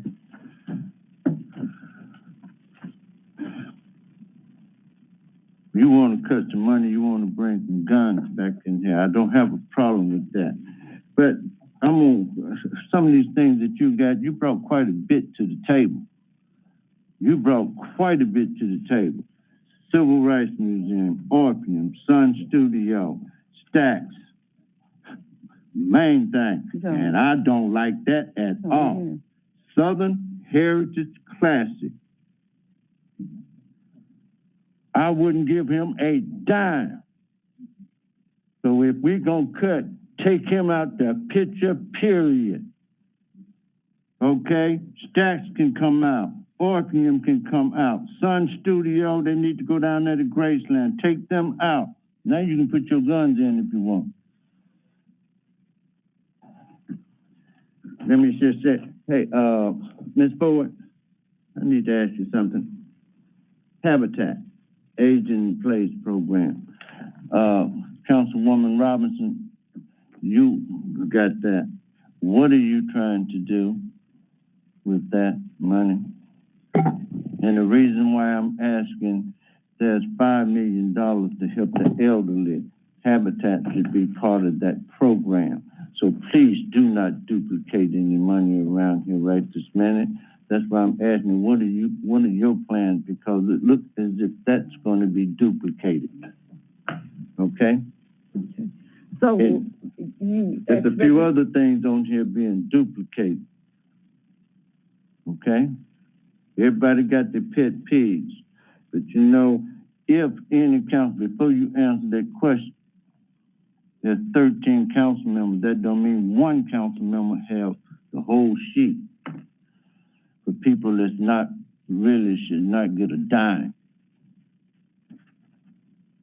That's what I'm saying. Please don't give people y'all pets. I don't have a pet. I want to use money wisely and for the right thing. But you know, when I see certain things like the Southern Heritage, you trying to get this man something to put in his pocket? That's not working for me. Okay, that's not going to work for me. And I would like to know the reason why, the truth. Orpheum, all these others, these people that you got on these, hey, some of these names, and you know what, I wouldn't even want my name near these names. Why? Because it's not helping people like y'all keep saying, people in Memphis. Half of these folks that you get, it ain't helping nobody in Memphis. It ain't helping nobody with AIDS. It ain't helping nobody with COVID.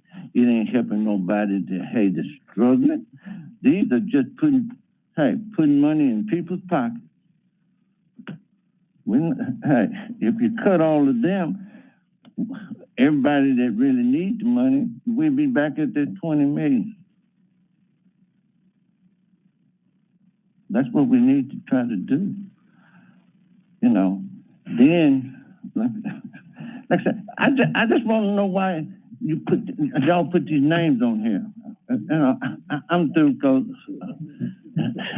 that's insulting. I go back, hey, Councilman Carlisle, I'm going back to you to, go through this, bring it back to the council, and then, let us try to figure out this $20 million for the right needs. I'm going back to you. Yes, sir. And if you need some help, I don't mind being part of it. But I don't want to give nobody no money just to put it in their pocket. I don't want to double nobody's money. You know, and I'm going to give you one other typical one. Okay? And I've been talking with them. You know, pennies for, like as one. No, I want them to give me about $5 million too. They got the money. You know, all this, why? They got it. Don't give them anything else. No, they need to come over to our side and give us some. Okay? They get enough pennies off of people. They overcharge, you know, something this, that, and the other. And then, you got a lot of people quit trying to charge people all this money and find out that, hell, you gave them the wrong doggone figures.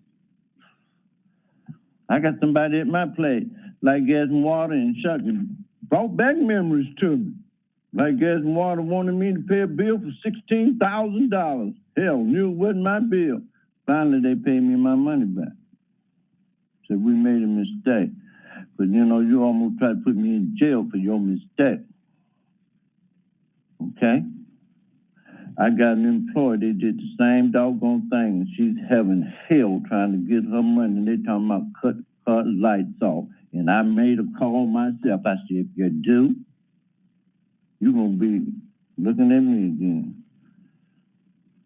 So why would I want to even help like Gas and Water? They got it. They need to come to our place, okay? I'm not going to give them any money. Why? That's one that you can cross out, okay? And then some of these others. That's why, Miss Ford, hey, please, you go to anybody that's, hey, you're just going to give them some more money. Please, I don't want to do that, okay? And we're not going to make a decision today. We're not going to vote today. But, hey, this is the time, hey, in 2 weeks, we need to vote afterwards. But, hey, let's give the right people money that deserve it, that need it, that's going to help the city of Memphis, not putting something in somebody's pocket. I'm through. Thank you, Chair. All right. Thank you, Councilman. We've got Councilman Robinson in the queue.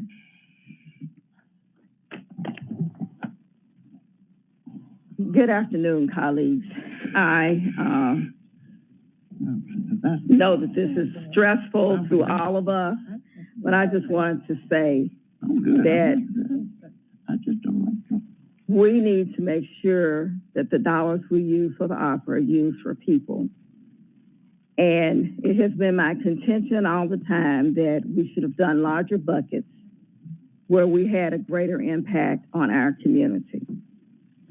MLGW has really nothing to do with the Share the Pennies program other than that they administer and make sure that those dollars are spent on people who need those dollars spent in their homes so that they can reduce their energy burden as well as provide a place for them to live that's comfortable and is a healthier environment for them. Basically, it's senior citizens. The citizens of Memphis participate in the process. The federal government does not allow any utility company to give away natural resources. So this is the only means by which we can help those citizens. And we reduce blight in our community as well. We have been meeting with a committee around weatherization that includes not just MLGW, but TVA, Methodist Lubana, Habitat for Humanity, and anyone else who does similar programs to provide the housing, helping out with our housing stock in Memphis. Habitat for Humanity in the process, because they were able to garner a few more dollars in contributions, have been doing the roofing. And if we don't have enough money on the side where we're doing weatherization to pay for roofs too. So we need those dollars so that they can help those senior citizens as well. When you help those senior citizens, you have helped your community to have a healthier home life for them, reduce the energy burden where they really need it. And as a council, we participate in the county's Aging in Place program, and they've made it very clear as well that they're feeding so many senior citizens in our community. They need additional dollars, and they get that food from the Memphis Food Bank. All of this works together for those people who have the greatest need, and I believe that we would do an injustice to our community if we didn't spread those dollars over all 7 districts for our senior citizens to live in homes that have good envelopes, that they reduce their utility bill, and they are tracking that now about all those improvements, and it improves the blight in our community as well. I don't know what else to say other than these are the programs that provide those services. We're not providing them money. We're providing the services for the citizens of Memphis. And I pray that each one of you would support our economically disadvantaged senior citizens. Thank you.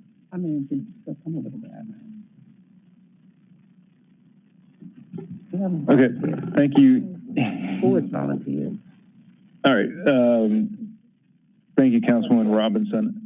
Just a moment. So there's been so we've used the word study in terms of what Councilman Carlisle is doing. That is not the case. He was talking about a group of guidelines that he suggested should be done on behalf of this council. And then, I kind of cheekishly volunteered him for that, and he accepted it, which actually I didn't expect. And so, well, there's been a request for other council members that those guidelines, Councilman Carlisle, if you do not wish to do those guidelines, you do not have to. Councilman Swearingen has asked that a member of the district from District 8 be with you in I guess, informing those. But if any member of this body wants to take on that responsibility and present it to us as an opportunity to move discussion along, they're certainly welcome to. And they can work in concordance or on their own. Y'all give us 2 weeks. I'll work with Councilman Carlisle.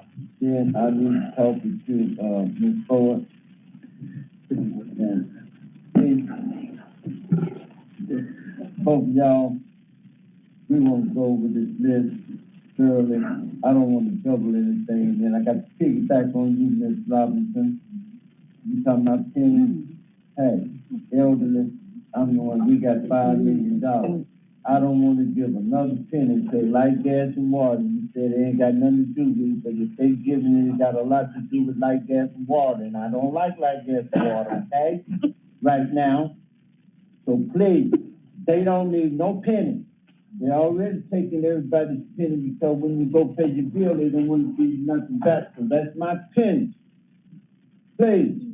But if we got $5 million in the budget for our elderly, I don't want to give it to the wrong people. Please understand that. So don't go there with me today. Come up with this, that, and the other, and that's not true. Ain't gonna help one elderly person. But hey, that other is gonna do what we're trying to do for these elderly people. And like I keep on telling you, you're not, I'm pretending. I've asked like this and wanted to go find $5 million. Not from no penny out of their budget. They got plenty of money because it's the public money that they got. The Memphis Light, Gas, and Water is owned by the people of the city of Memphis. So they need to do their part, and all these other people need to come to the plate and do their part. So please don't beg for no penny. Not for somebody that's not worthy of it. And like I said, I'll work with you. Give us 2 weeks. We're going to come back. We're going to give y'all all the data and all the correct information on each and every one of these groups. That's just like Mr. Jones. Don't you come up here with Mr. Jones, Mr. Cousin Terry. He don't give a doggone about nothing but himself. I'm not going to help. Give it to him. He lives over in French Fort. So he has never done anything for his own neighborhood. They don't too much care for him themselves. Think I'm gonna give him $150,000 just to put him. That ain't working. And I hope he's listening to me. I know him personally and everything else, but I refuse to give him a dime. Not to put in his pocket. He's not worthy.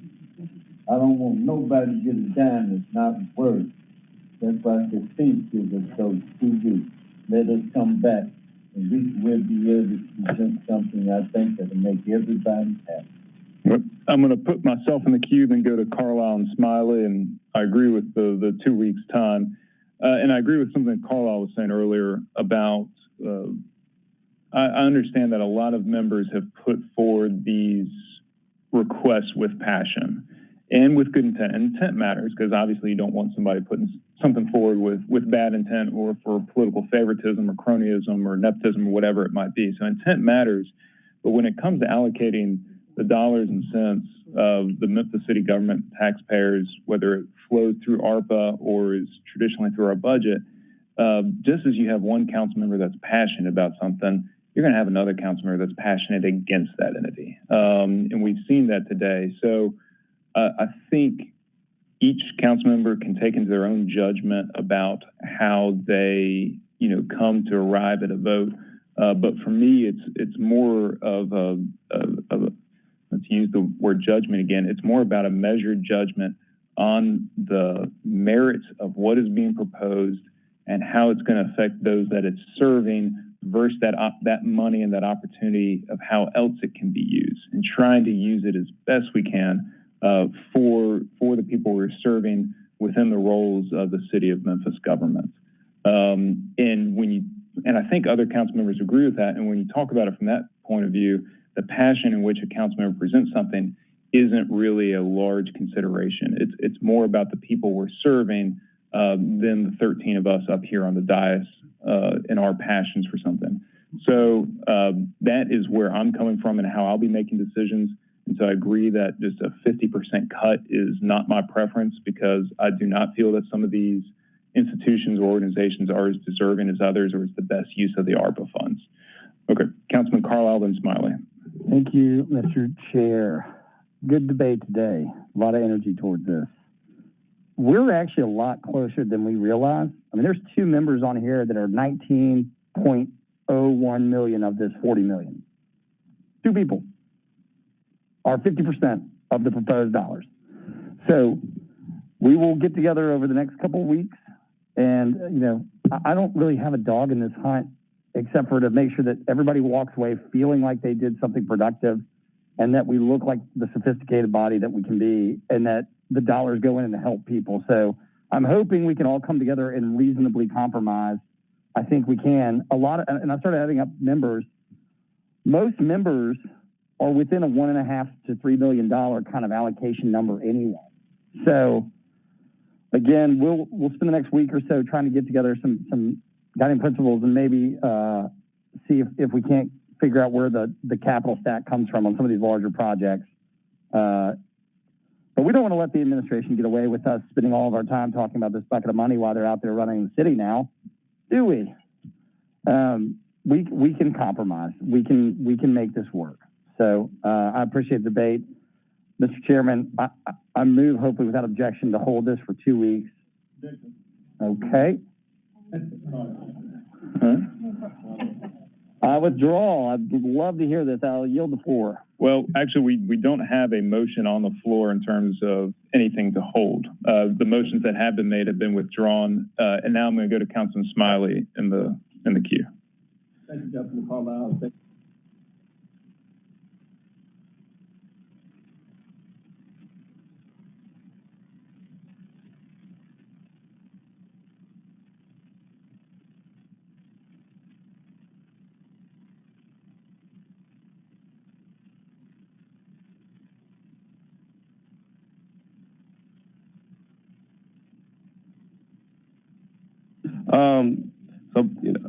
While we're considering the allocations, how we're going to potentially allocate $20 million of funding, I do want to make one more proposed allocation for this body to consider.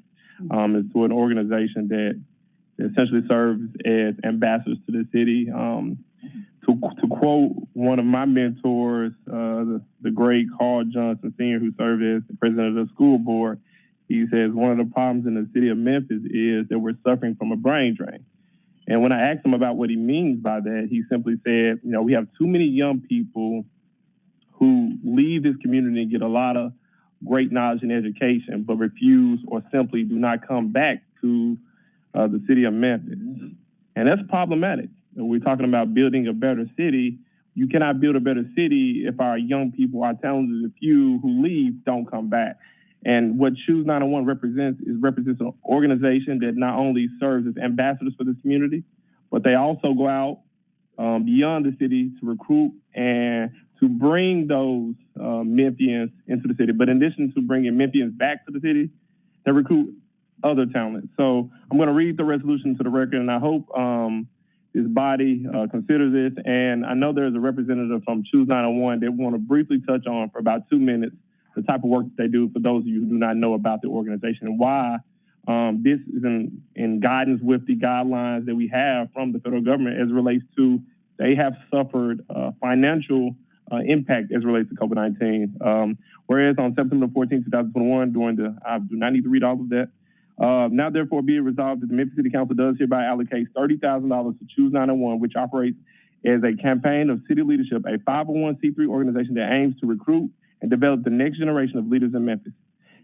Be it further resolved that Choose 901 works to attract people back to Memphis who may have previously left the city for school or work. Be it further resolved that Choose 901 in conjunction with Give 901 works with 10 Memphis educational nonprofits in order to help as they serve many of the lowest income students in the city of Memphis. Be it further resolved that these allocations will be taken from year one revenue replacement funds, sponsored by Councilman Smiley.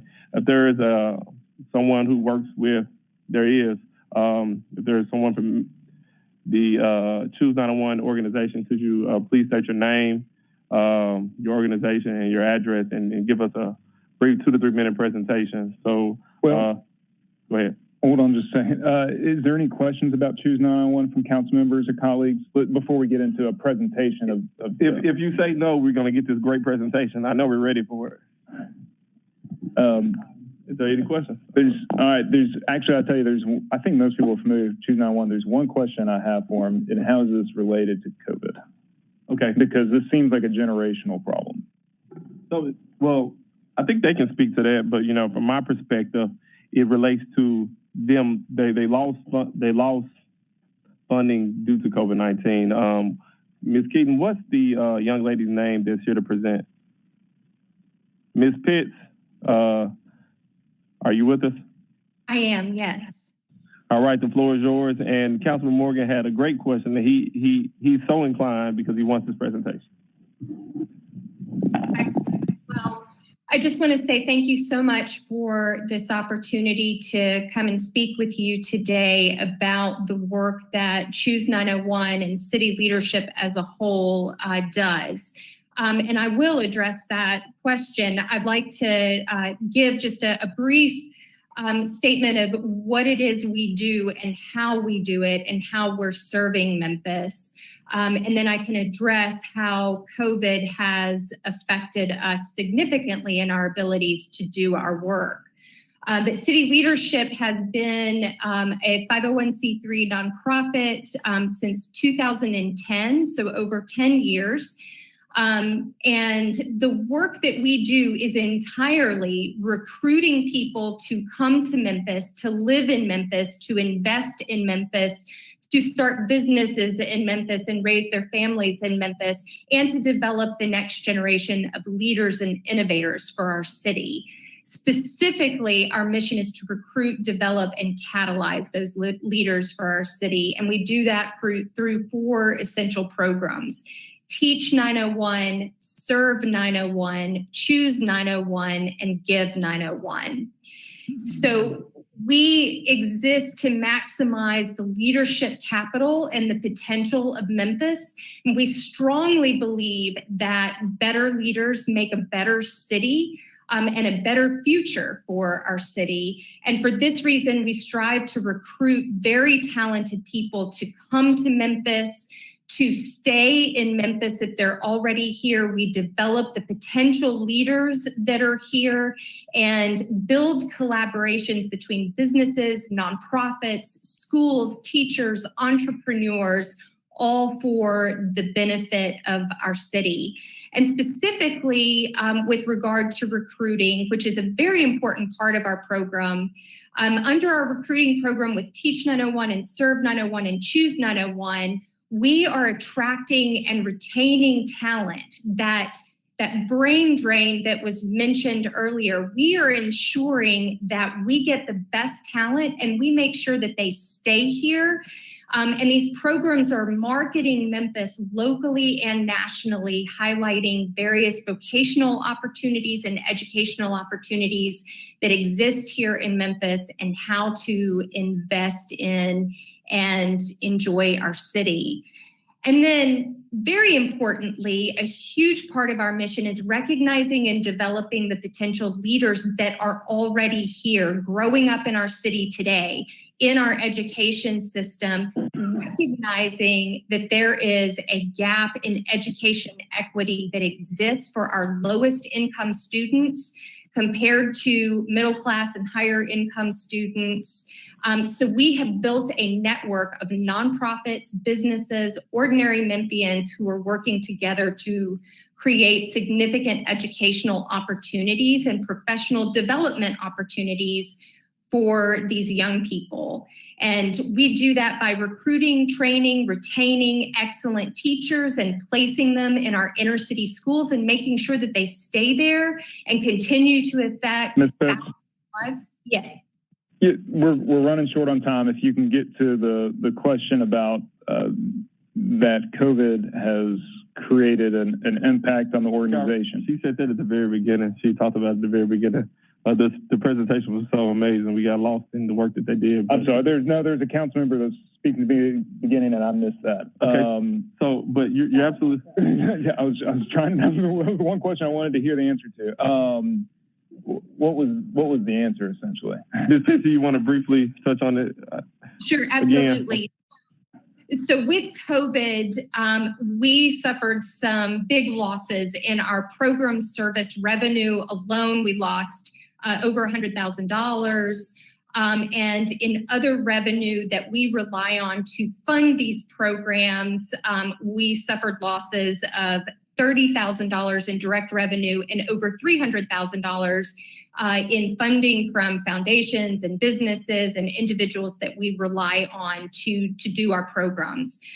We had to cancel job fairs, which are an essential part of what we do, and the engagement with our alumni had to be canceled as well. And then we had to pivot a lot of our programs to immediately serve some urgent needs that exist. Have y'all sought any other grants from other government entities related to COVID?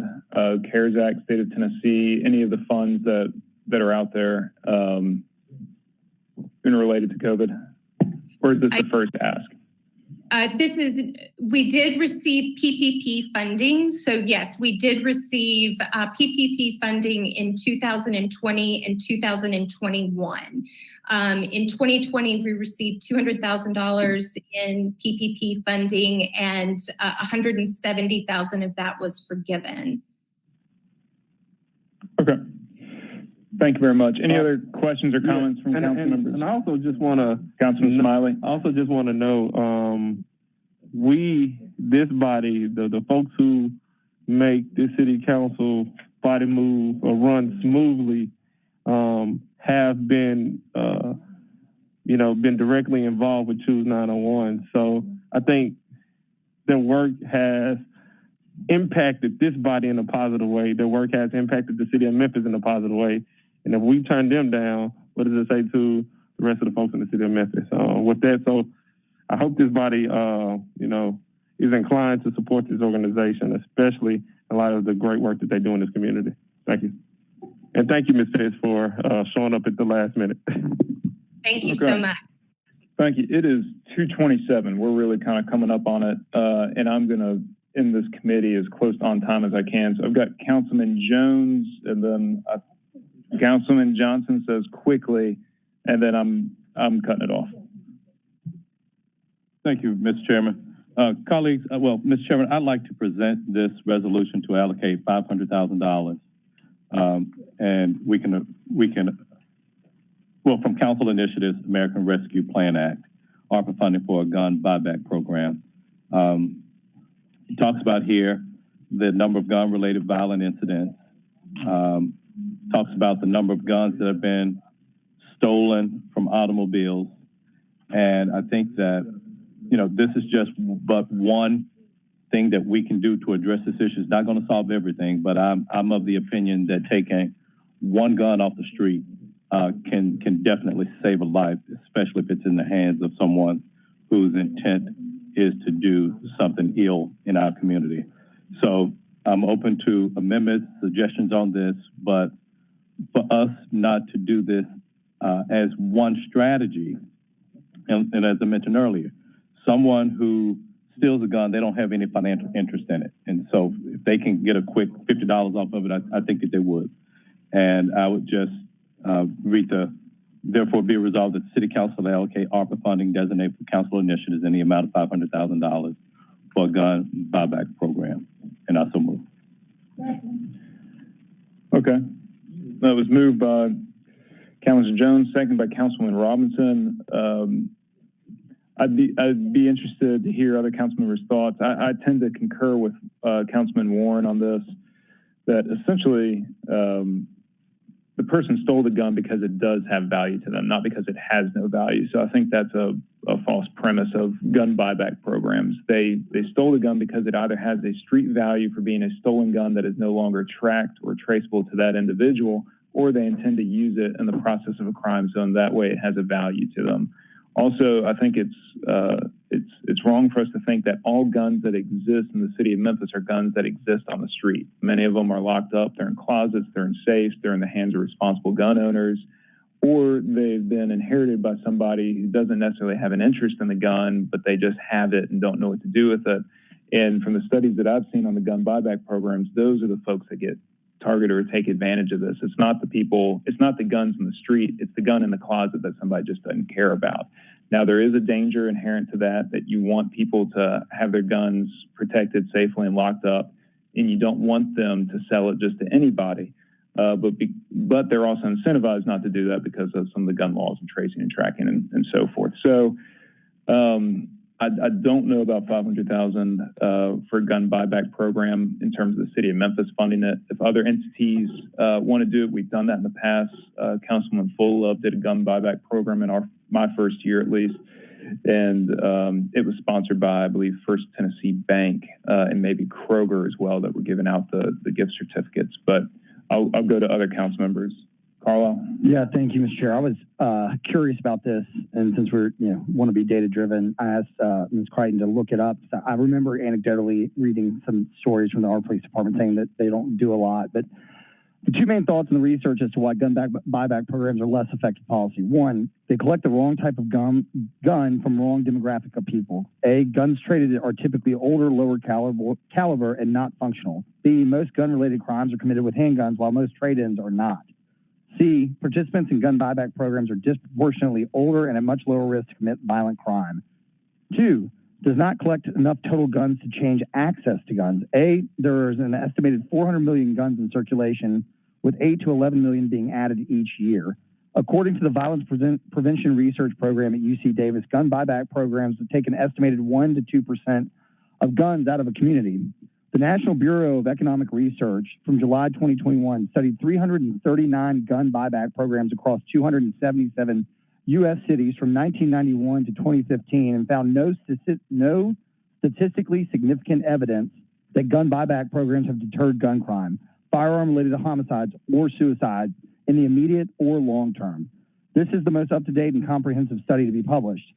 City-specific policy evaluation from Seattle's 1992 Public Health Reports evaluation did not find statistical evidence the program had an effect on gun violence. Buffalo, New York in 2013 evaluation had no effect on violent gun crime.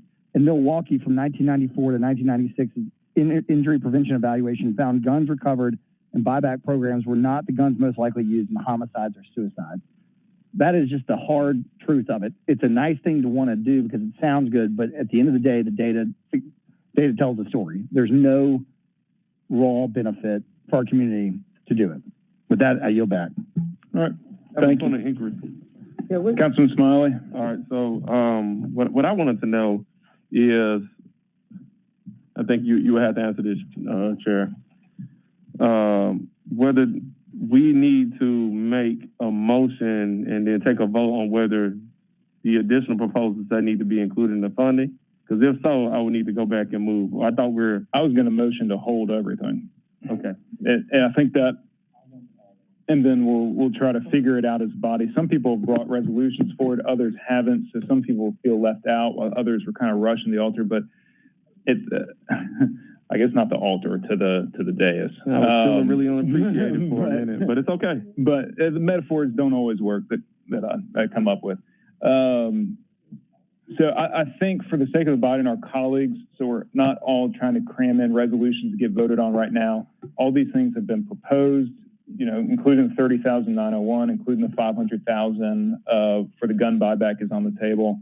And let's consider it with the other 40,082,000 that's been proposed, minus any reductions that council members might want to have. And then let's go forward from there. So we've got National Night Out tonight. If we try to pass something tonight, no one's going to get to any event they want to. I do think we all should take a deep breath, consider, and then come back with more comprehensive and try this instead of this one-off piecemeal. I can't stop a council member from making a motion and bringing a resolution, but it's my intent to hold, and I think it's the chair's intent and executive to try to hold all of these as well. So, but I won't speak for him. Without objection, can we hold all the funding resolutions? Yeah. At the end of the day, we're going to do this with one shot. Okay, without objection. All right, that's what we have. And then I don't think there's anything else in terms of business for this committee. All right, we're adjourned. Thank you.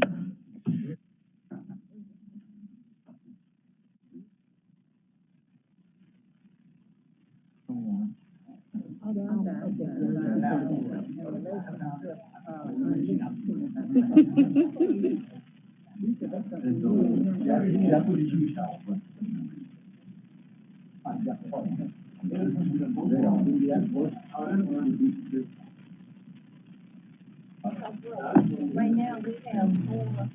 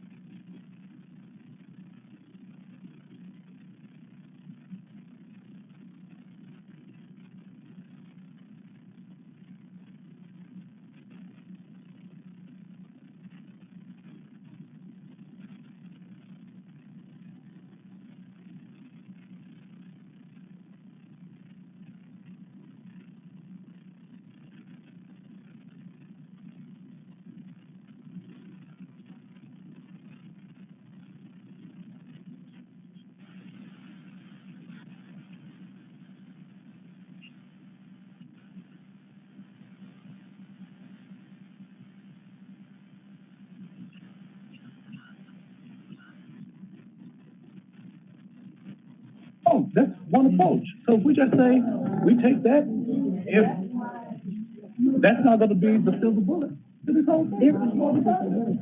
What I'm looking at now.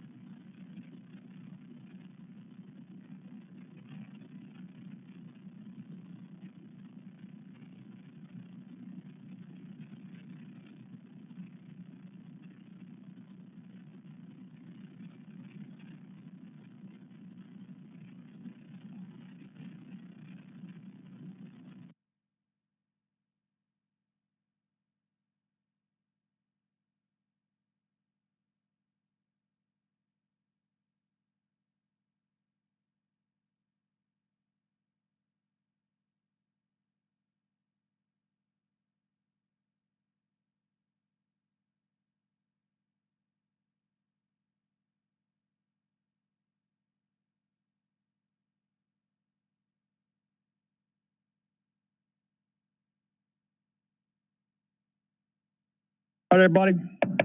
Good afternoon. Today is October 5th, 2021. This is the executive session of the Memphis City Council, and also it is National Be Nice Day. National Be Nice Day. National Be Nice Day. It is National Be Nice Day. You fill in the blank there. Okay, let's go ahead and get started. First things first, and very, very important. Let's take a moment of silence to honor the life of former Council Lady Barbara Swearingen Ware. She served on our City Council for 16 years, beginning in 1995, representing District 7. Her sons, Elder Michael Stephen Moore and Pastor Cecil David Moore, described their mother as a godly woman who pursued a life of service. Her devotion and her family remain rooted in Memphis's Douglas neighborhood. Council Lady Swearingen Ware remained committed to her community. And on a personal note, I always enjoyed visiting with her because she came before us while I was on council, while I'm on council, several times in planning and zoning. Let's have a moment of silence.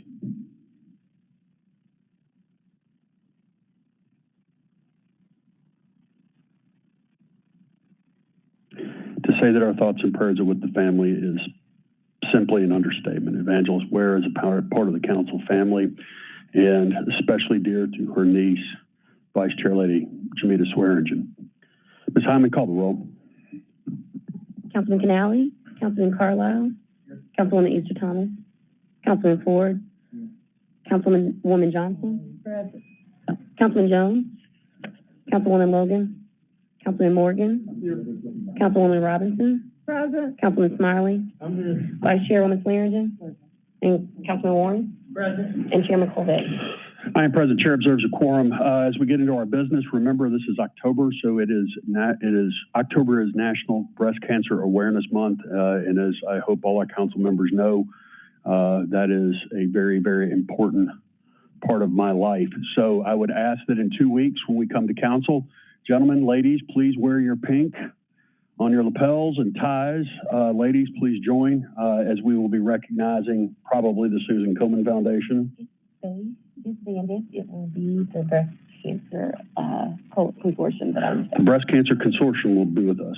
So please remember your pink in 2 weeks. Also, this evening is National Night Out. I know that we all have multiple events, community leaders to go visit with. So I wish you all safety because I saw it was raining heavily. Remember your umbrellas. Before we get to our holds, I wanted to give you all a quick update. Planning and zoning public hearing cases will all be held until November 2nd, 2021. During our next meeting on October 19th, we will have one public hearing regarding the Annisdale Mansion Plan Development. Colleagues, this was because we already set out hundreds of notices. So we will be hearing that one case in 2 weeks. Also, I think it was discussed actually several times in the previous committee, we will be holding all ARPA funds, items, issues discussion this evening until the next meeting. That brings us to our holds. Everybody get your pens out. We got several holds tonight. Items 2, 38, 39, 40, 41, and 42. So that's items 2, and then 38 through 42 will be held until October 19th. That's our next meeting. Also, items 3 and item 6 will be held until the November 2nd meeting. So that's 2 and 38 through 42 are held until next meeting. Also, items 3 and 6 are held till November 2nd. Brings us to our add-ons, and I will see if I can do this as fast as my colleague, the venerable attorney, can do it. Item 48 is 1379 Lamar Avenue Exemption, District 6, Super District 8, submitted to the Planning and Zoning Committee, request for same night minutes. Item 49 is 3041 Stage Road Exemption, District 1, Super District 9, submitted to the Planning and Zoning Committee, request for same night minutes. Item 50 is an ordinance to regulate city streets and rights of public way, public utilities, including oil and gas pipelines, all council districts, sponsored by Councilman Smiley, add on to the consent agenda for first reading. Item 51 is a resolution transferring FY 2022 allocations in the amount of $4.9 million from GS 22200 FY 2022 Major Mod City Hall Cover Line CIP Project GS 22201 OCH exterior cladding and appropriating transferred funds. Council District 6, Super District 8, sponsored by the administration, request for same night minutes. Item 52 is a resolution appropriating FY 2022 allocations in the amount of $1 million in CIP GS 01049 Coke Facility Adaptive Reuse. Council 4, District 4, Super District 8, sponsored by the administration, request for same night minutes. Item 53 is a resolution establishing CIP Project GS 22107 Major Mod Contingency by transferring FY 2022 allocations in the amount of $2,670,350 from CIP Project GS 22100 to FY 2022 Major Mod A Cover Line appropriating transferred funds, all council districts, sponsored by the administration, request for same night minutes. Item 54 is a resolution to amend fiscal 2022 enterprise funds budgets, all council districts, sponsored by the administration, request for same night minutes. Item 55 is a resolution to appropriate funds for miscellaneous park improvements, PK 22103, in the amount of $1.4 million, all council districts, sponsored by the administration, request for same night minutes. Item 56, resolution to accept allocated appropriate grant funds in the amount of $33,964 for professional fees, grant, and awards for the United Way of Greater Nashville for the Memphis Public Library and Information Center's LINC 211 SNAP Outreach, all council districts, sponsored by the administration, request for same night minutes. Those are our add-ons. Also, get your pens out, same night minutes. Items 22, then 48 through 56. So it's items 22. Oh, okay, not item 50 in there. So let me read them for you. 22, 48, 49, 51, 52, 53, 54, 55, and 56. 22, 48. Sir. Item 21. Is there any objection? Hearing none. Item 21 is also now added to the same night minutes. Is there any further business from this committee? Yes, sir. Oh, sir. And you're next. Number 5, 2 weeks. Item 5 is, Michigan Street. yes. I second that. All right, is there any objection to holding item 5? Seeing none, item 5 is held for 2 weeks. Go ahead and get staff on that. Let me write that down. Hold 5.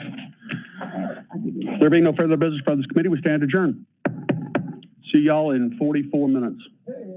Hey, how fast I do this, Smiley? Did I get it under 5 minutes? Huh? It's what they pay me the big bucks for. All right.